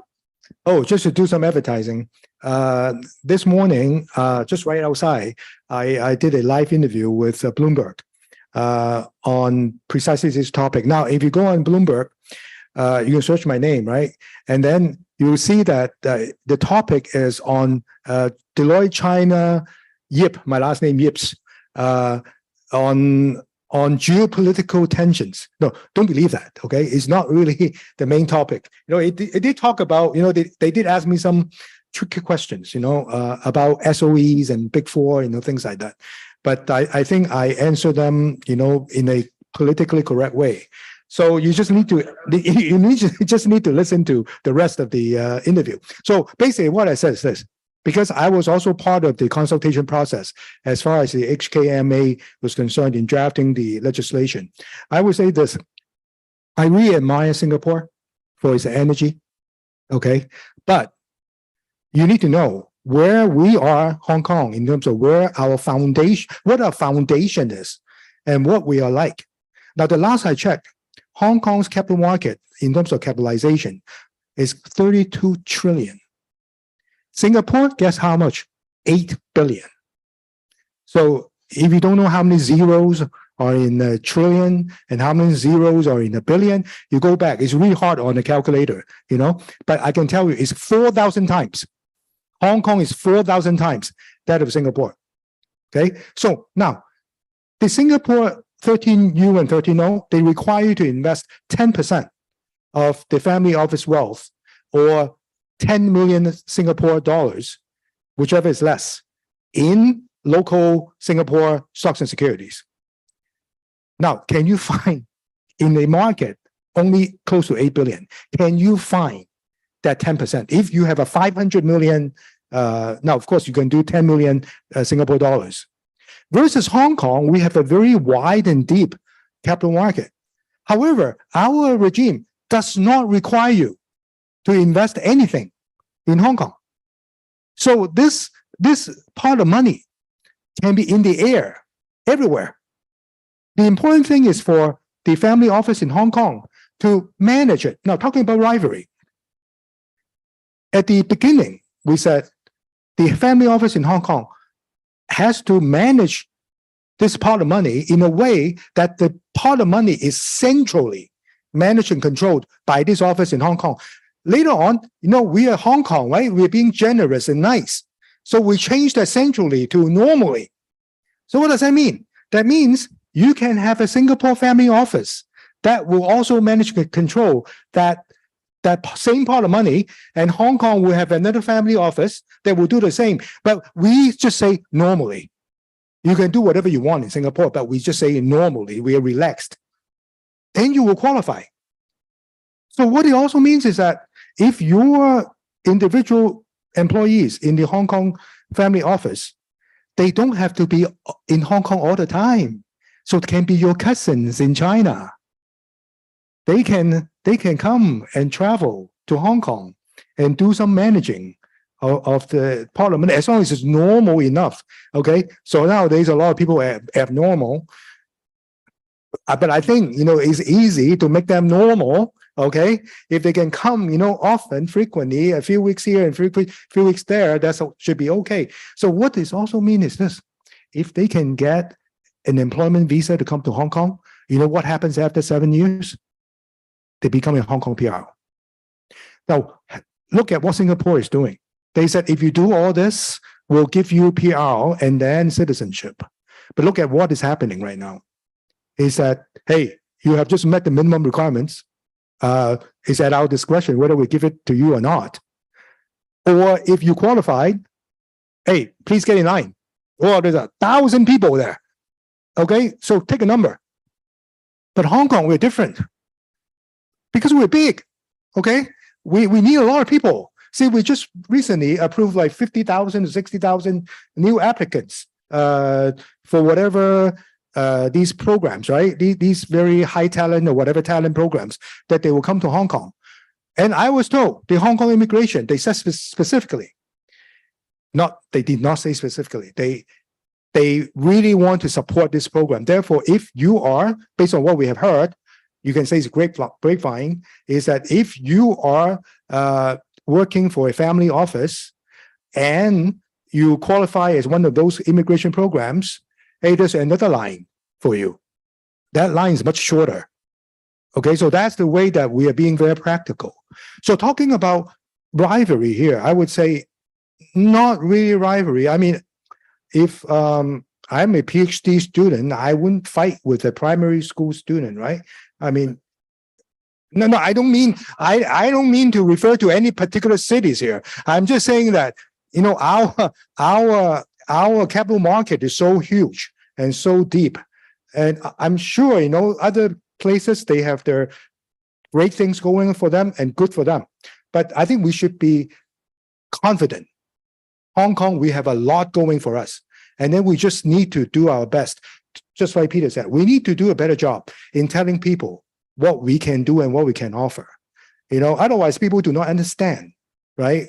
So it's like you're going into a restaurant. You thought always on offer is the appetizer. Actually, it's the whole buffet. People do not know. Okay, so we need to advertise that a bit better, right? So that's my view. I think Hong Kong's family office regime is poised to succeed. That's my view. And that's what I said in this morning's interview as well. So the interview was supposed to be 5 minutes. Then they talked to me for 12 minutes. And then they said, Patrick, we need to invite you back to our studio to have a more thorough discussion on this. Okay, so I think Hong Kong is going to win. That's the way I see it. Thank you, Patrick. Thanks for your speech. And so we're running out of time. So I'll quickly wrap up the last topic and about the market outlook and overview. I'd like Sammy to answer. Just give us some thoughts to talk about your view and your thoughts on Hong Kong in the future on the wealth sector horizon. Obviously, you can talk about your initiative like technological innovation, artificial intelligence. It's a big topic, but we haven't covered today.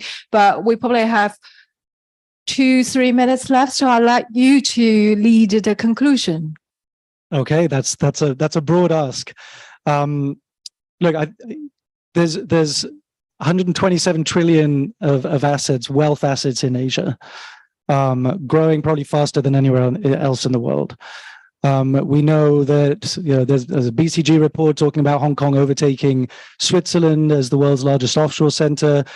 We also know, linking into your technology question, that there's a couple $1 trillion of assets that are passing from one generation to the next over the next 20 years. So we've got a lot of wealth. We've got still a lot of growth, very strong foundation, advantages that I think no other city can replicate certainly easily. And Patrick, I think, gave us a good summary of that. I'm not PhD or not. So I think there's still, if you look over the last 4 years, not much more could have gone wrong. I mean, the challenges that we've been through, and Peter mentioned still growing. We see it as well. Client growth. Net new assets, the wealth business has continued to grow through everything that we've been through. So I think that's a lot of cause for optimism, but clearly not complacency. And the great thing is that I think everybody here is aware that we've got to do a lot. We've got to do more, not just talking about what we're good at, but strengthening and finding the areas where we need to do more. I think if you look at some of the initiatives that Peter mentioned, how we work with sophisticated investors, you're spearleading a lot of work in that space, how we balance investor protection with meeting client experience expectations as well, looking at virtual assets, and the Hong Kong government's been very positive and engaged in that area as well.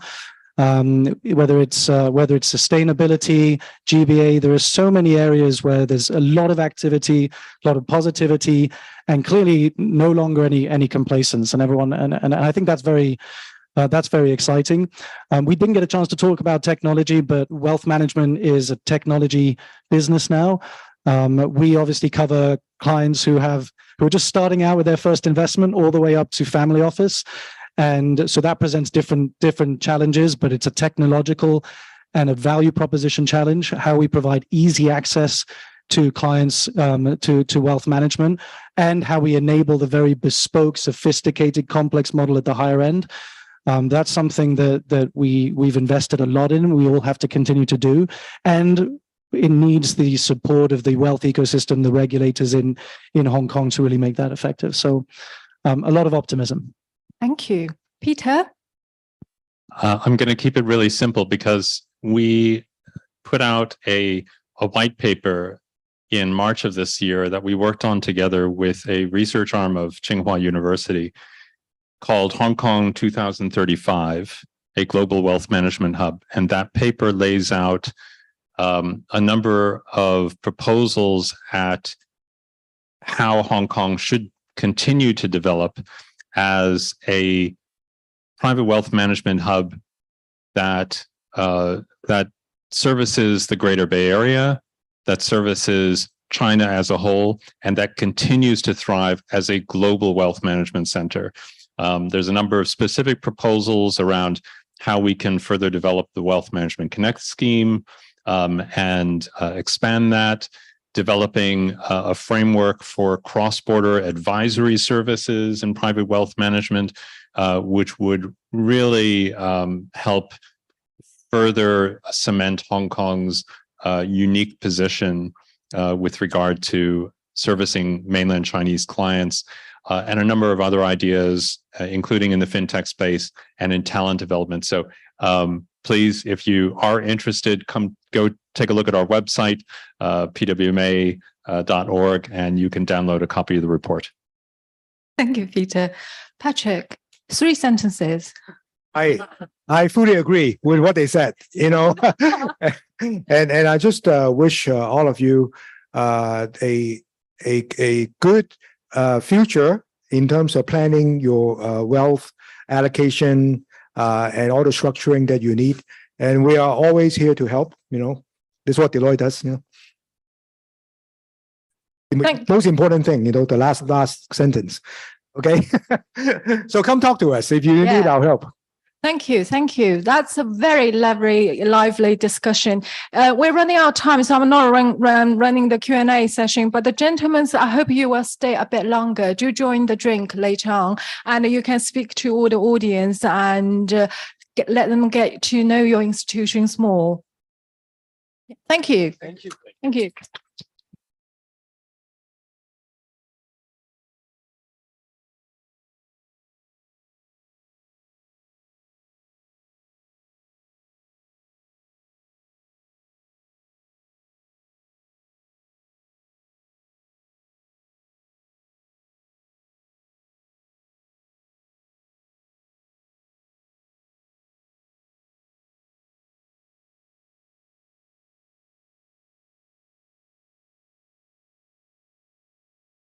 The next session, I don't think there's 7 speakers on stage. There's 1 will be virtual speaker. But I'd like to invite the speakers for the last session to come onto the stage. Hold on. Let me...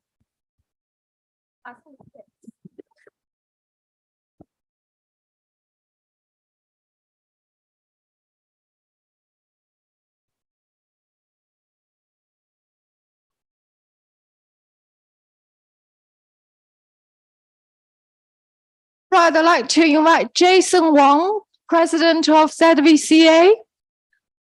Please get on the stage. Rebecca Jago from the Last Shop Distillers, and Chen Jiang from Wan'an Group. Henry Lee from Family Office Association. Have I missed anyone? It's quite a big panel. Save the best for the last. Who else is on my panel? Oh, Eduardo Clarence.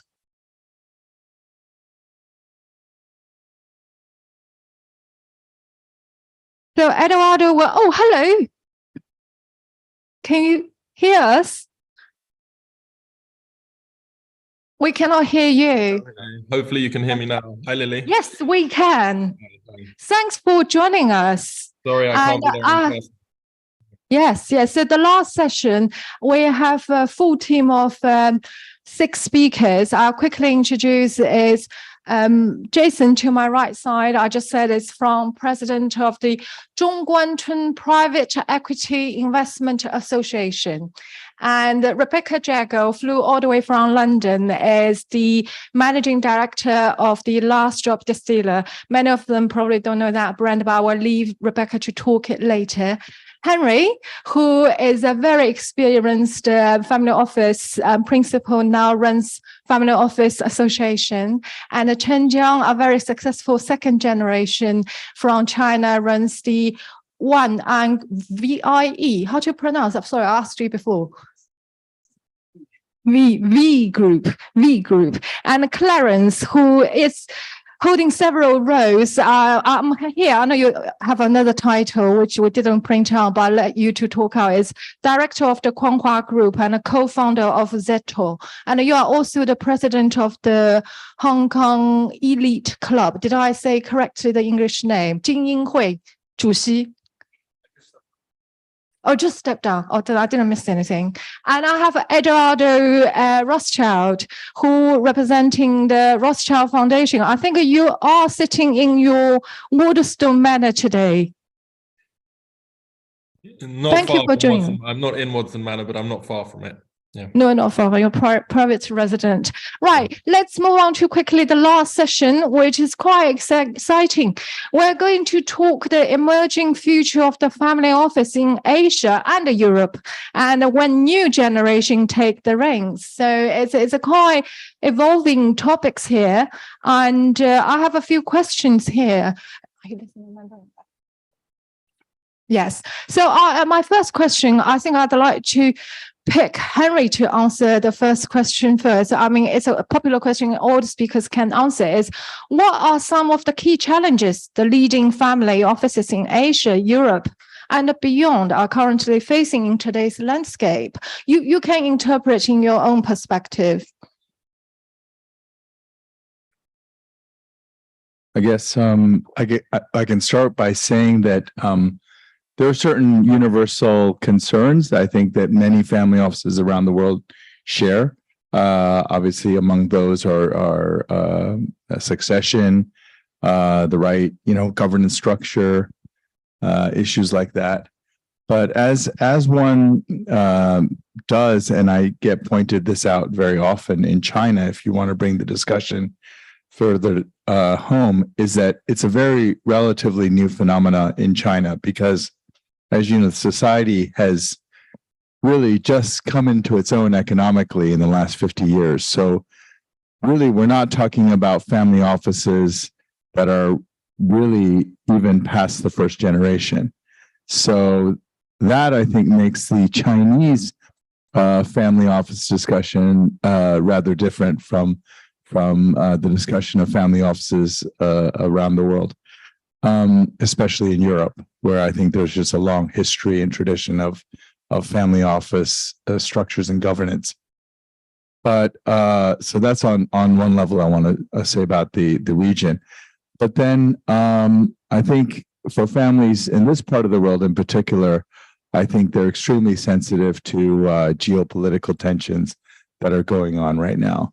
And I think that that manifests itself in many ways. They're affected not only in their businesses, but I think they're affected in their portfolios. They're affected in their capital flows. And very often now these families are more spread out.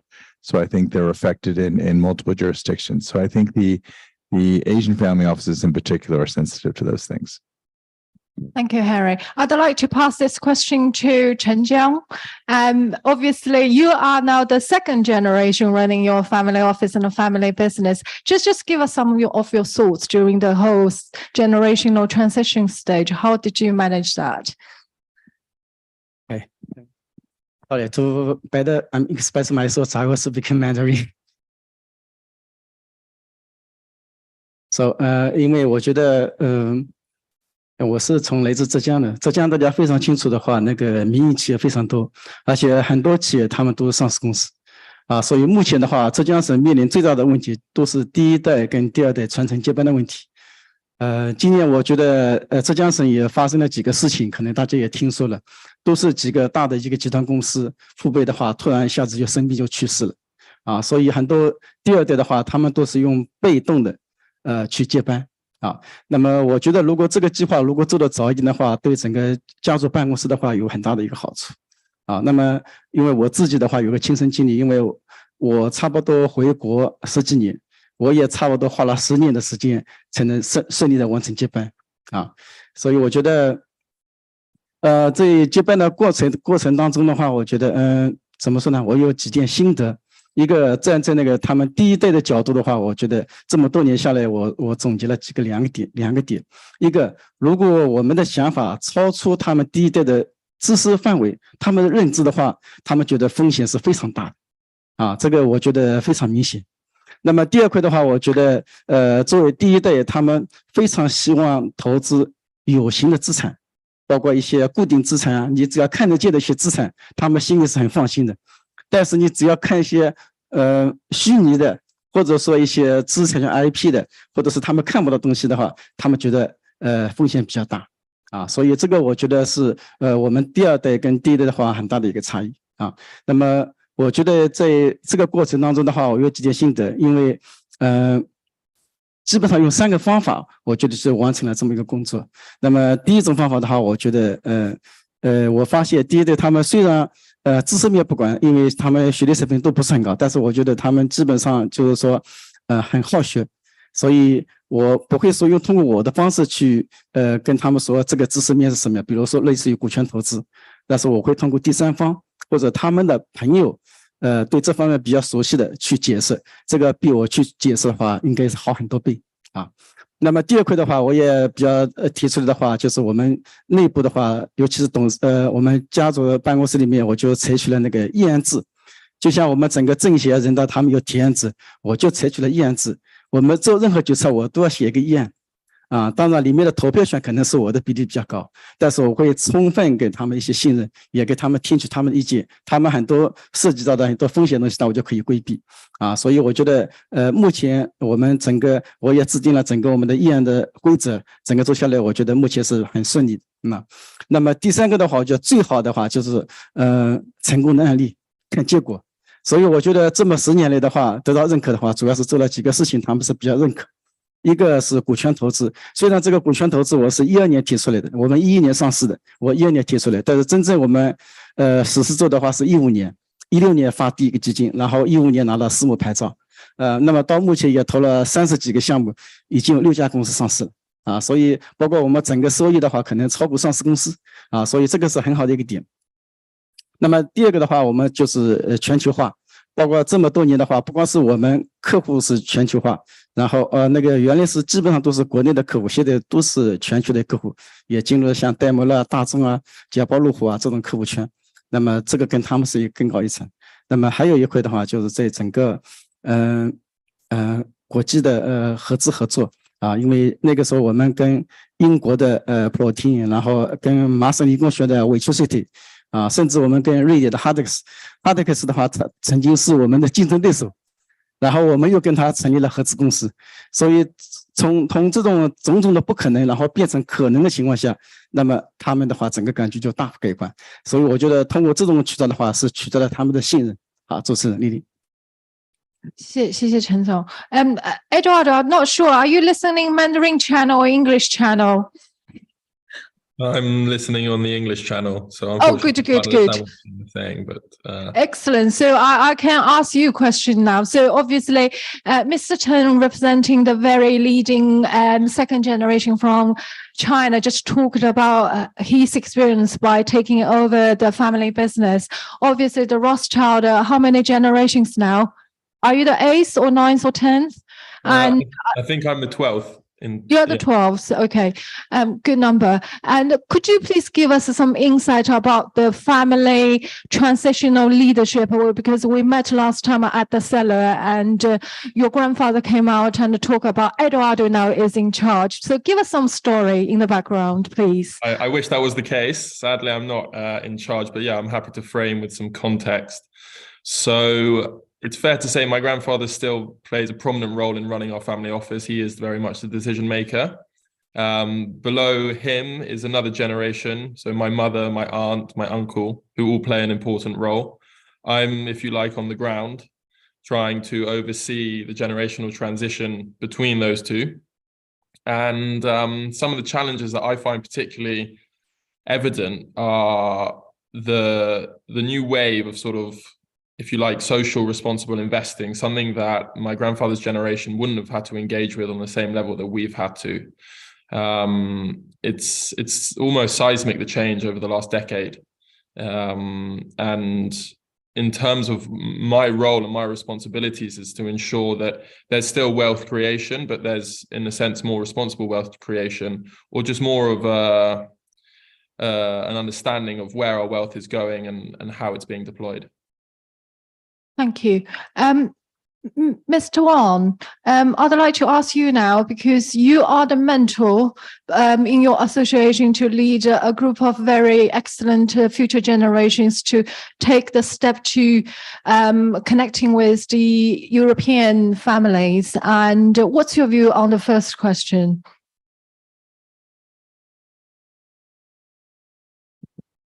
谢谢，我用中文回答。这段时间呢，因为我在欧美比较多一点，就是说呢，而且呢，集中性的这1年多呢，就是我们家族传承这个话题就成为热点，也提上了可能可操作层面。那么这段时间呢，我在跟欧美家族的交流过程中，我也感觉到了，就是说，第一呢，中国现在应该说是第一代，那么应该说我们还没有一个真正的开始的时候提到日程，那么包括一些可操作方案呢，应该说还是比较模糊。同时呢，应该说1代和2代的这种中间的信任连接或者是机构还缺乏。那么现在欧美呢，应该说它时间比较久了，那么整个1代、2代的接班机制，第三方的服务机构，相关的一些法律法规，包括他们一些比较优秀的榜样都在那里。那我想呢，可能现在我们在这个阶段的话，第一呢，重视程度应该是这个没有问题了。那么同时呢，我们相关的境内境外的政策，包括是机构，那么竞争的态势也出来了。刚才大家也很多都在谈到了新加坡、香港，包括现在瑞士、英国，那实际上包括最近中东也在往前在积极的争取。那么这样的境外的机构也非常多，境外的区域也非常多。那么境内的话，应该说我们现在也有很多在跨境离岸的政策中，包括海南呐，包括现在一些上海这也在陆续的，包括北京也在重视这些家族财富、家族传承。那么这是一个好事情。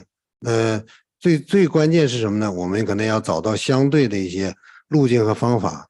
第一个呢，就是如何让2代之间的这种文化，刚才我们陈强总交流的非常好，能相对的去更加的形成共识。那么这个呢，有时候需要借助你比方说像我们这样的专业的协会，或者像我们这样的年龄的一些专业2代都比较信任的这样的平台或者是人或者机构，那么使2方面呢有一个很好的缓冲。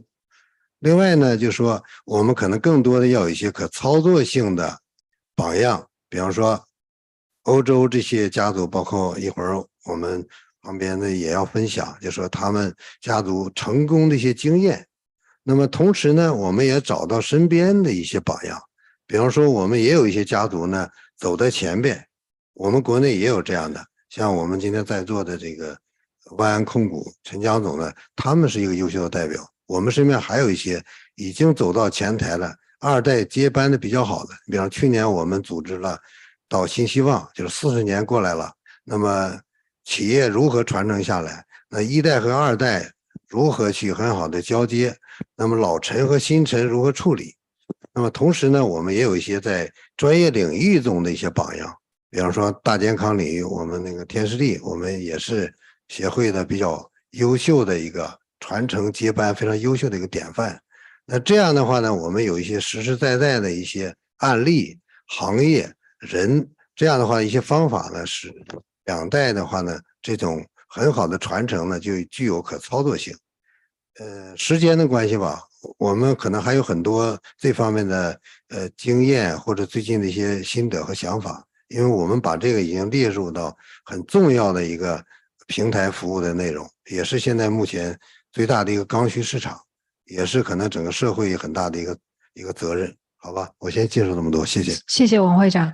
Clarence, would you like to add on? What's your view on the challenges of the family offices scope in Asia? Obviously, you're representing Hong Kong family offices.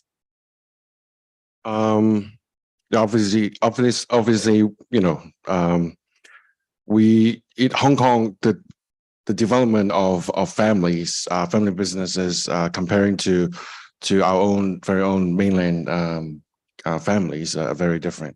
And I'm third generation in my family business. We are a property developer and property investor in Hong Kong. We're not a very successful case because we actually very concentrated on Hong Kong.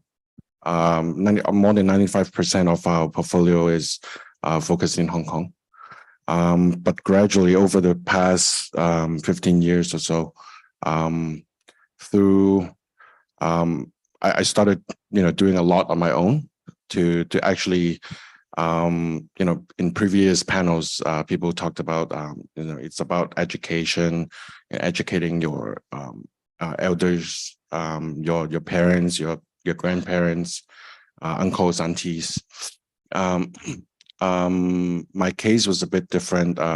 Back in 2005, I graduated in the US and then came back to Hong Kong. Didn't want to do much, but then just so happened 2009, 2010, I started helping actually mainland Chinese SOEs and family businesses invest overseas. In 2013, I helped Wonder Group acquire the largest yacht maker in UK, the Sunseeker. It was a £320 million deal. Made my first bucket of gold on my own, and then started investing in startups. Back then, you know, investing in startups to my family, it's like, you know, doing something extraordinary and definitely did not fit my family's risk profile. So I started doing things on my own and trying to make them understand.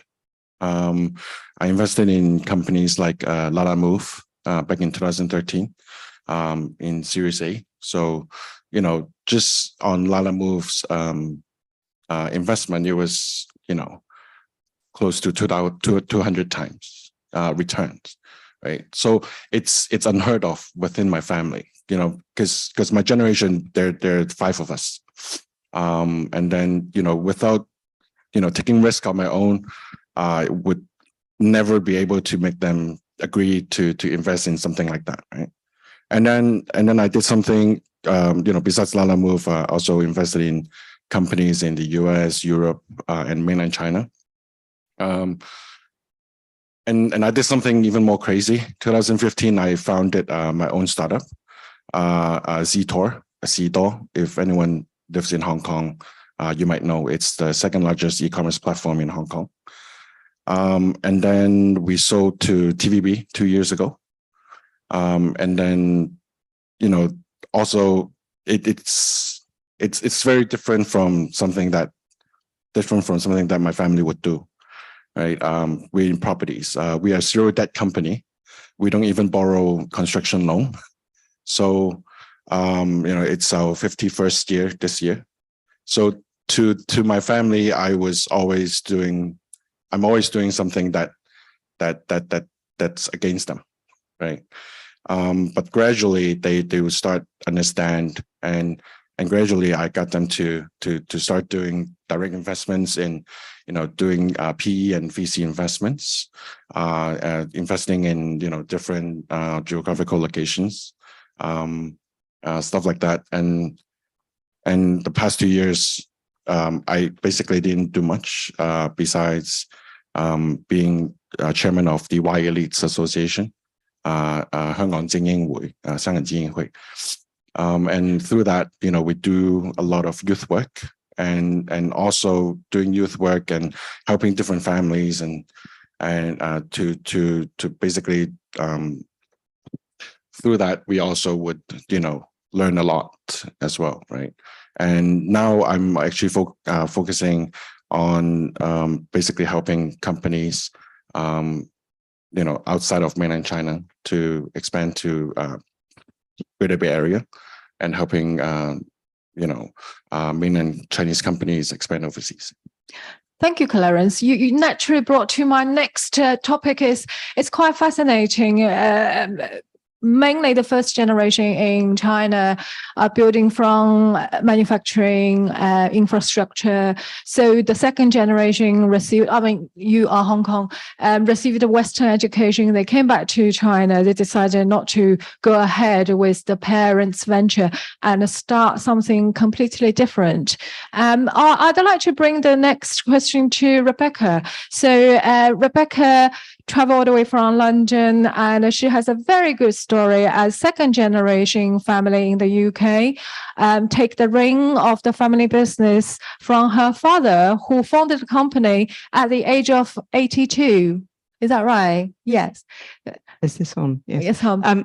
Yeah. Yes, but he'd worked in the drinks industry for many decades before that, and this was like a last hurrah for him and his business partner, and actually ended up giving me and my colleague, his business partner's daughter, the opportunity to join a very small business at a very early stage of its life, even though the two founders were both at the end of their careers, if you like. So my experience of working in a generational organization is obviously very different from some of the organizations we've heard about already.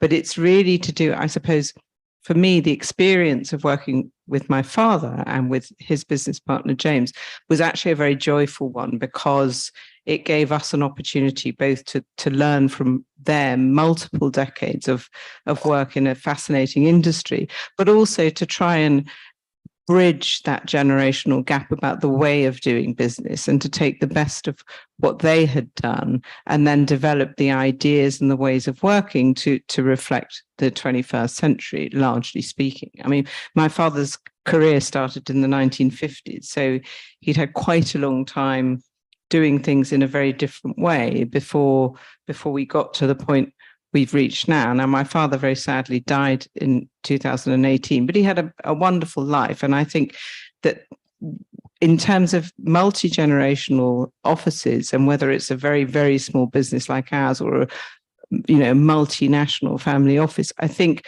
that combination of respect for what's gone before and the opportunity also to explore different ways of working, different opportunities, as you were saying, Clarence, to diversify, to look also at becoming more sustainable as a business is a really important transfer across generations of knowledge, of experience, and of an understanding of the market in which you're working. So somebody asked me earlier today whether I have a generation that is going to join our company business, and I'm sad to say that right now neither of my children shows the least bit of interest in our business, but we can all live in hope, because I think there is so much I've learned, and actually quite late on in my life, as my father did when he started the business, that one would hate to see lost.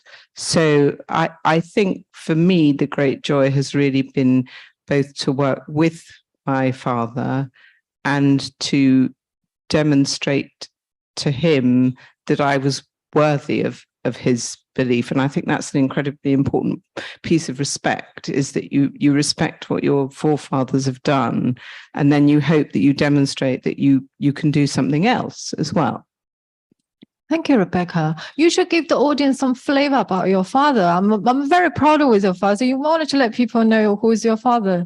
Okay, well, very briefly, I'm not going to bore you all, but my father actually, just as it's the end of the session, my father got his job in the drinks industry by accident. He went for an interview as a photographer and came out with a job as a copywriter in an advertising agency. And his first client was a Gilbey's gin.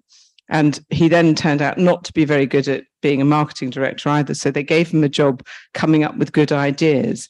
And the most famous good idea he came up with was Bailey's Irish Cream. So that was back in 1974 and is still the world's biggest selling liqueur. So he had some really nice ideas during his very long career, including Johnny Walker Blue Label was another one. And then I think the last in the sort of world of multinationals was Chivas Regal 18-year-old.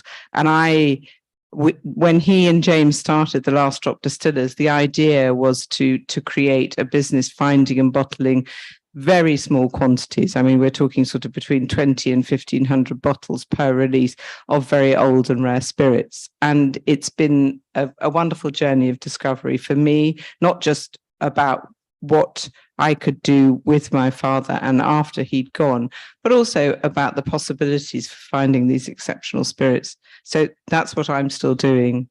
And every day, part of what I'm doing is paying respect to the incredible career that he had first. Then you have to start the succession planning because none of your children want to do that. I'd like to hand over to Eduardo. So we're talking about preserving the wealth and the legacy. Could you please tell us a little bit about Rothschild, your involvement in balancing the tradition in the family and bring the innovation part to grow the family business? Sure. Firstly, I just want to say thanks to Clarence. I mean, the whole panel for speaking so brilliantly, and what Rebecca said really resonated in terms of paying respect to what former generations have done, and how we have to sort of honor where they came from and what they achieved, and balancing that with today's social and cultural sort of pressures that I find in my respect, working with my grandfather, very different. I mean, how the world has evolved over the last 50, 60 years in terms of what's expected from either those in wealth or either those creating wealth is a very different and difficult transition to manage. Personally speaking, very openly, that's the part I find most challenging. It's not necessarily finding opportunities for investment or finding opportunities to create wealth, but it's managing that transition between how should we do things and why should we do things. I think in regard to our family office, there's a long history of wealth transition and generational wealth transition. And that, in a sense, makes it easier for us because I think my family has learned over the years on what works and what doesn't work. From a very early age, we're engaged in the family business. And at the same time, I think, Rebecca, this is something you're engaging with at the moment, is that if there's not a willingness or an appetite for the next generation to become involved in the business, then there's no sort of force or pressure applied to them. The way my family is run is that you must follow your passion. You're only going to truly engage and truly throw yourself into something which you truly believe and enjoy. And of course, there are sort of growing up pressures to get into the family business and follow the tracks, but as Clarence has clearly done so brilliantly, is this: if you see an opportunity and you believe an opportunity, you must follow that. You can't be stuck in where you are. Wealth preservation is just as important as wealth creation, but in order to truly create wealth, you have to go down your own path. And that's something that I've experienced, that I've done myself, and now coming back into the family business and trying to engage and bring together as many parts of the family as I can. Over 12 generations, the family's become quite dispersed, and so keeping that family sort of relationship intact is more and more challenging. Thank you, Eduardo. Mr. Chen, would you like to add a few comments on this topic? The innovation part, while you're running the family business, I know you're in the automobile industry, it's quite exciting, sports car, electric car, all sorts of things. And the innovation part you have injected into the family business. 好的，因为像我们像我们家的企业其实也是差不多1973年成立的，其实已经40-50年了。那么以前的话，我们基本上都是以机械的那个件为主。那么哪怕你上市了以后，它整个资本市场对你的估值其实不高的，因为它就是传统的制造业。那么一个方面的话，就是我们主动的想转型。那么还有的话，它整个市场因为从传统汽车到智能汽车，到以后新能源汽车的话，基本上都是智能化了。那么也迫使我们转型。那么还有整个客户层面，刚才我也讲到的话，原来我们都是以自主品牌为主，都是国内的一些客户。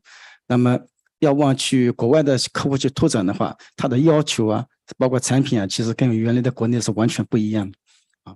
那么因为这美国的学习经历的话，那么回国以后我就提出了几个，一个就是整个战略的话就是跟国际上面一流的细分领域的公司进行合资合作。那么刚才讲到的话，我们英国的 Protein 它是人骨电机的，它应该说是全球 No.1 啊。那么跟瑞典的 Hardix 的话，我们做那个线控自动里面的 EMB 就是纯线控自动，目前全球商用车里面也只有它有这个技术。最核心的话，它原来是我们的竞争对手。那么我们可以双方坐下来谈的话，把它最核心的技术我们成立合资公司，这个我觉得这一步走得非常艰难。那么还有我们甚至跟那个麻省理工学院的Electricity，我们共同研发这个无线充电系统。那么目前从整个国际标准，包括国内的国家行业标准的话，这个产品应该说我们也永远走在前列了。啊，所以甚至我们跟那个以色列的 Mobile， 我们在整个智能驾驶、无人驾驶领域的话，在视觉上面，我们整个传感器上面，包括算法方面怎么合作啊？所以我觉得从新的技术，那么这个已经远远超过了我们整个父辈他们原来的知识水平了。因为像我父亲他是那个技术出身的，是一个老的技术人员，所以你只要看到一个产品、一个图纸，他其实马上就知道。但是你对电子电控包括很多算法的话，那这个是他的能力范围之外的啊。所以就像我们第二代的话，也是要接起这个接力棒，把这个整个技术路线什么全都往前面推。那么还有第二个方面的话，主要是我们在研发投入方面。那么目前其实我们有5个研发中心。那么原来都是在北京啊、上海啊，包括我们在合肥啊几个基地。那么为了适应我们整个外资客户，像戴姆勒、大众，因为他们都是欧洲的客户，那么他们也需要我们在海外有研发中心啊。所以3年前的话，我们在匈牙利布达佩斯要成立研发中心，那边的话差不多已经有20几个研发人员，全都是涉及到我们整个智能驾驶、无人驾驶的算法。啊，所以像这种铺垫啊，这种布局的话，那肯定也是超出了它原来的水平啊。所以我觉得从很多层面，从技术，包括产品，包括我们在未来的整个产品的研发、技术路线，那么我觉得从国外回来以后的话，我觉得对公司的未来长远发展应该是做了一些实际可见的。然后从目前看的话，应该说我们的前瞻性是做的比较早的这一些布局。好，丽丽。Yeah. Well, you already led to the next topic is the private investment trend cross-border, because as you talking about the automobile part, the most well-known European company, Chinese owner company actively in European markets, the Geely Group, which they bought a Volvo several years ago, and recently they acquired 7% of the Aston Martin, which it's a fascinating deal because Aston Martin hold the share for a long time before they agreed to sell to Geely. So I'd like to ask Henry, would you please give us a few thoughts, because you work across various family offices, and what's the investment trend in the Asia family office landscape? Yeah, so without a doubt, as families are getting more sophisticated, and I think they've transitioned in many ways from their operating businesses to funds, as we've seen, and from funds, they're really becoming direct investors in their own right. So they're constantly on the lookout for direct deals. So as opposed to blind pool funds, I think families in particular now are focused on co-investments because they know what those projects are. They're focused on sourcing direct deals, and they're actually syndicating deals as well.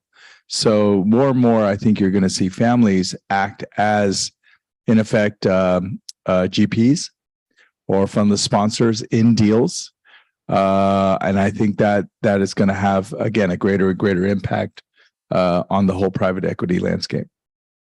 Thank you. So the co-investment platform is a quite big trend at the moment by single family office collaborate together and find a deal and do similar crowdfunding direct investment. This is about the collaboration, which I think Mr. Wang has been exploring for your association members. Would you please give us some thoughts about the collaboration among family offices, not just Asia, Europe, globally?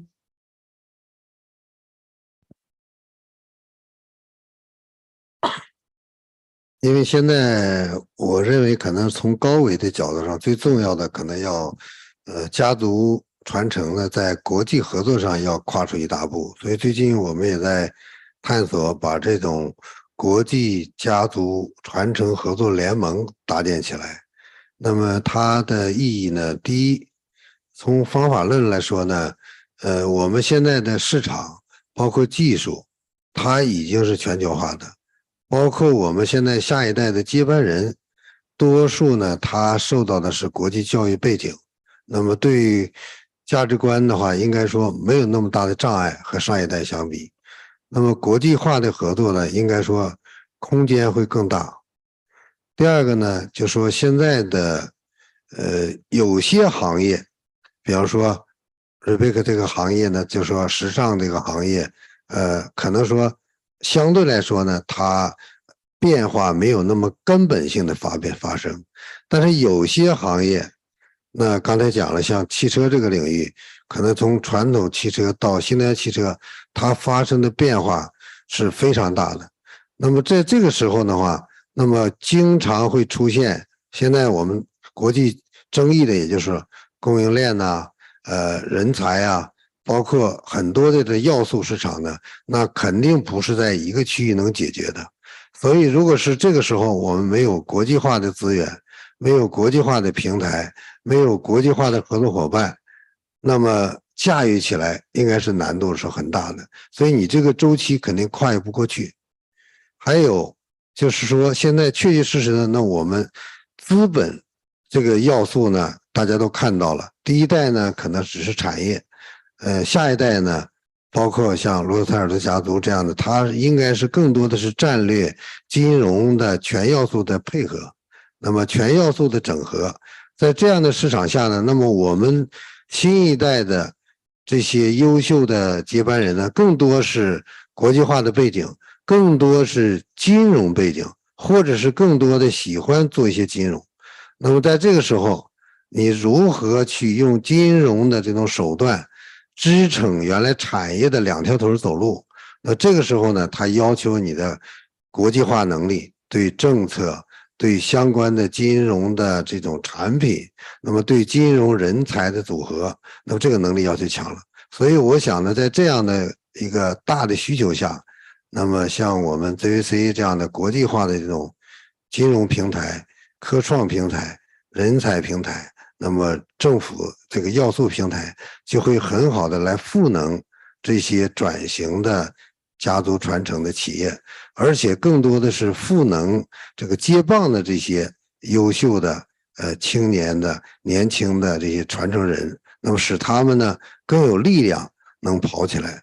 国际化呢，我认为是非常非常重要，是不可或缺的。而且现在在国际化比较难的这个环境下，我们更要坚定的走出国际化来。那么国际的家族的手拉手，我认为是我们现在要做的重要的，应该说也是一个使命，也是一个责任，也是现在我们必须要做的工作。好，谢谢。So that's very interesting comments. I'd like to hand over to Eduardo because we're talking about cross-border family office collaboration. So from and the Rothschild Foundation, are you looking to the collaborations with other families in the market? Probably you are not yet strong. Just for example, what's your kind of cross-border collaboration strategies under the Rothschild Foundation? Do you do co-investment with other families? Yeah, so what Henry said, I think resonates with where we've moved to over the last few decades in terms of seeking to be more GP and co-investments with other family offices. And we do work with other family offices as much as we can, particularly in the US, and not a great extent yet towards that. We try to be very careful. We have a long history and a reputation that we're keen to preserve. And so we do everything with caution. On the foundation side, it's slightly different to the family office side. The foundation airs more on the side of managers and less sort of co-investments where we're the GP. But in regards to the family office, that's where how we do things. We seek to be direct holders, direct investors, GPs, rather than in a sort of blind pool fund. Absolutely. Have you collaborated with any Asian family business partners? We haven't collaborated directly with any Asian family offices. We've had a very profitable exposure, in particular to China, via a manager called Hill House, who we formed a relationship with 20 years ago or so. And so we've had exposure, we've had the right amount of exposure, but direct collaboration with family offices based in Asia or China, no, we haven't. Thank you, Eduardo. Clarence, would you like to add on this aspect to talk? Well, basically, about 10 years ago, I helped my family invest in, started doing deal-by-deal based PE investments with a manager called Welkin Capital. It's also founded by a few second, third generations of different families, Hong Kong families. Well, families with background from, ranging from Shanghai, Macau, Hong Kong. Our first investment was a school in Beijing. So it was doing deal by deal basis to actually educate my family members because we never did any PE investments before that. So we are 99% focused on real estate. And through that, gradually, investing in different companies, gradually would, and then a few years later, we started investing in the holding company of Welkin Capital as well. And most recently, we just started. I also joined Welkin as one of the partners and managing directors. And so all the partners within Welkin, we are all second, third generation of families, and we also work with many different families and started to basically set up different funds, more focused. We have a private credit fund. We have originally we were going to do a listed investment trust in UK stock exchange, but then last year was a bit tough, so we just postponed it to this year. And we also doing co-GP funds with different city governments within mainland China to basically invest in different to invest in different companies and also attracting different businesses or manufacturers to different cities and basically helping them to more like a hands-on approach rather than just passive investments, and also helping different city governments attracting companies, more well-established companies that are the overseas companies to expand to China. So through that, it's completely separate from my family business, but also we have a platform that anyone is welcome to join, and basically any new ideas and all, it's more like a multi-family office, but at the same time we are also helping our family to create, doing wealth creation and wealth preservation. Thank you, Clarence. We have had a very insightful discussions, and unfortunately, we're running out of time. I'd like to give the audience some opportunities to raise questions to our fantastic speakers. Anyone want to ask any questions?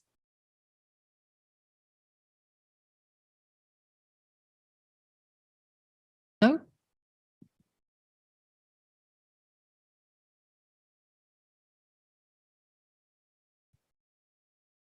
I'm not sure if this is the right question for this, but I wanted to touch about philanthropy, if that's possible.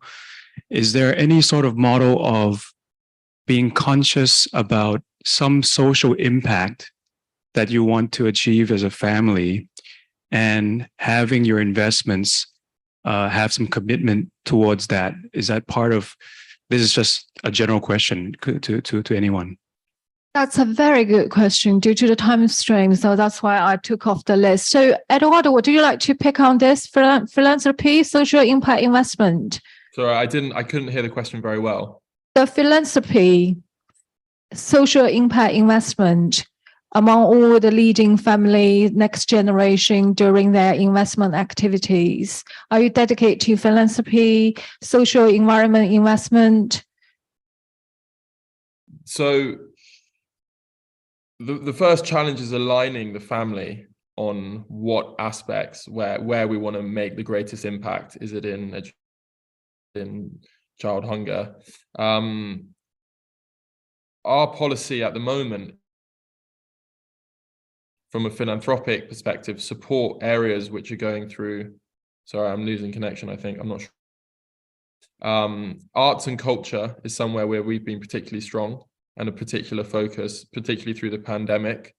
And the real challenge for us is each person has their own philanthropic cause within the family. So each person sort of gravitates towards an issue more than others. And it's something that my grandfather's generation didn't necessarily wrestle with, or doesn't necessarily pay a great enough attention to.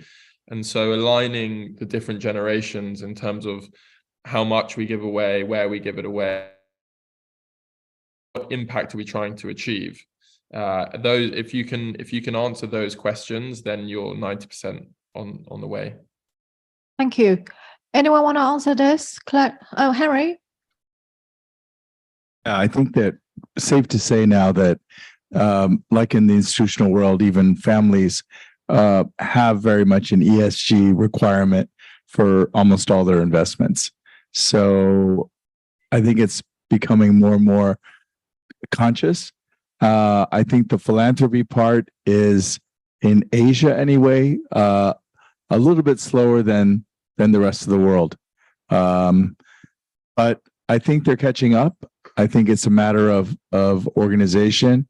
I think a lot of philanthropy, to be honest, in the West is driven by tax. And I think tax is less of a concern actually in this part of the world, but it will be over time.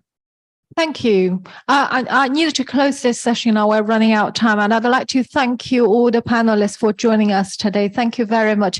Please do stay and enjoy the drink. And I'd like to invite our Deputy CEO, Clive, back on the stage to give the closing remark. Thank you, Eduardo. Thank you for your time. Thank you. Thank you, everyone.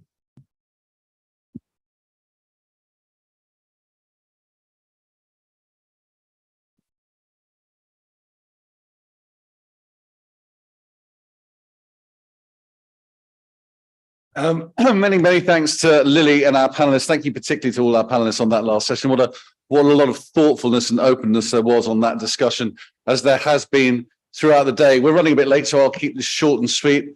One of the few drawbacks of coming to Hong Kong from London is the jet lag that you get. I was lying awake at night a couple of nights ago, and rather than counting sheep, I was trying to count the number of times I think I've visited Hong Kong during my life. And I came to the conclusion it was about 80 to 90 times. So if you think that each visit's maybe 4 days, occasionally with an extra one thrown in for a round of golf, by the way, all invitations welcome for the future. But it works out to about a year of my life that I've spent in Hong Kong. So though I've never lived here, I feel this is part of my life. And it has been an absolute pleasure to return to Hong Kong, first in April before we did this event, and now this week, to see Hong Kong open for business. I wanted to say business as usual, but I think we've discovered today business as usual is not really a thing in Hong Kong. Hong Kong is always reinventing, it's always taking initiatives, it's always trying to move forward. So to paraphrase Patrick from Deloitte earlier, I think we have definitely had the full buffet of discussions today, maybe washed down with a couple of shots of Bailey's as well. We've touched on so much and there's so many important issues. I know a lot of you may well be new to OMFIF.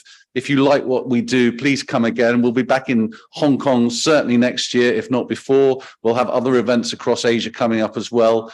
OMFIF's about creating networks and connecting people. Hong Kong is, as we were saying last night at a dinner, it's a super connector. To have just been one little part of the cogs that connect Hong Kong to China and the rest of the world today has been an absolute joy and a privilege. Thank you to all our speakers. Thank you to all our partners. And thank you most of all to all of you for coming today. So thank you very much indeed. And the bar next door is open. And if you've been with us for the 9.5 hours since we started, please do come along and join us. And even if you haven't, please do so. Thank you very much.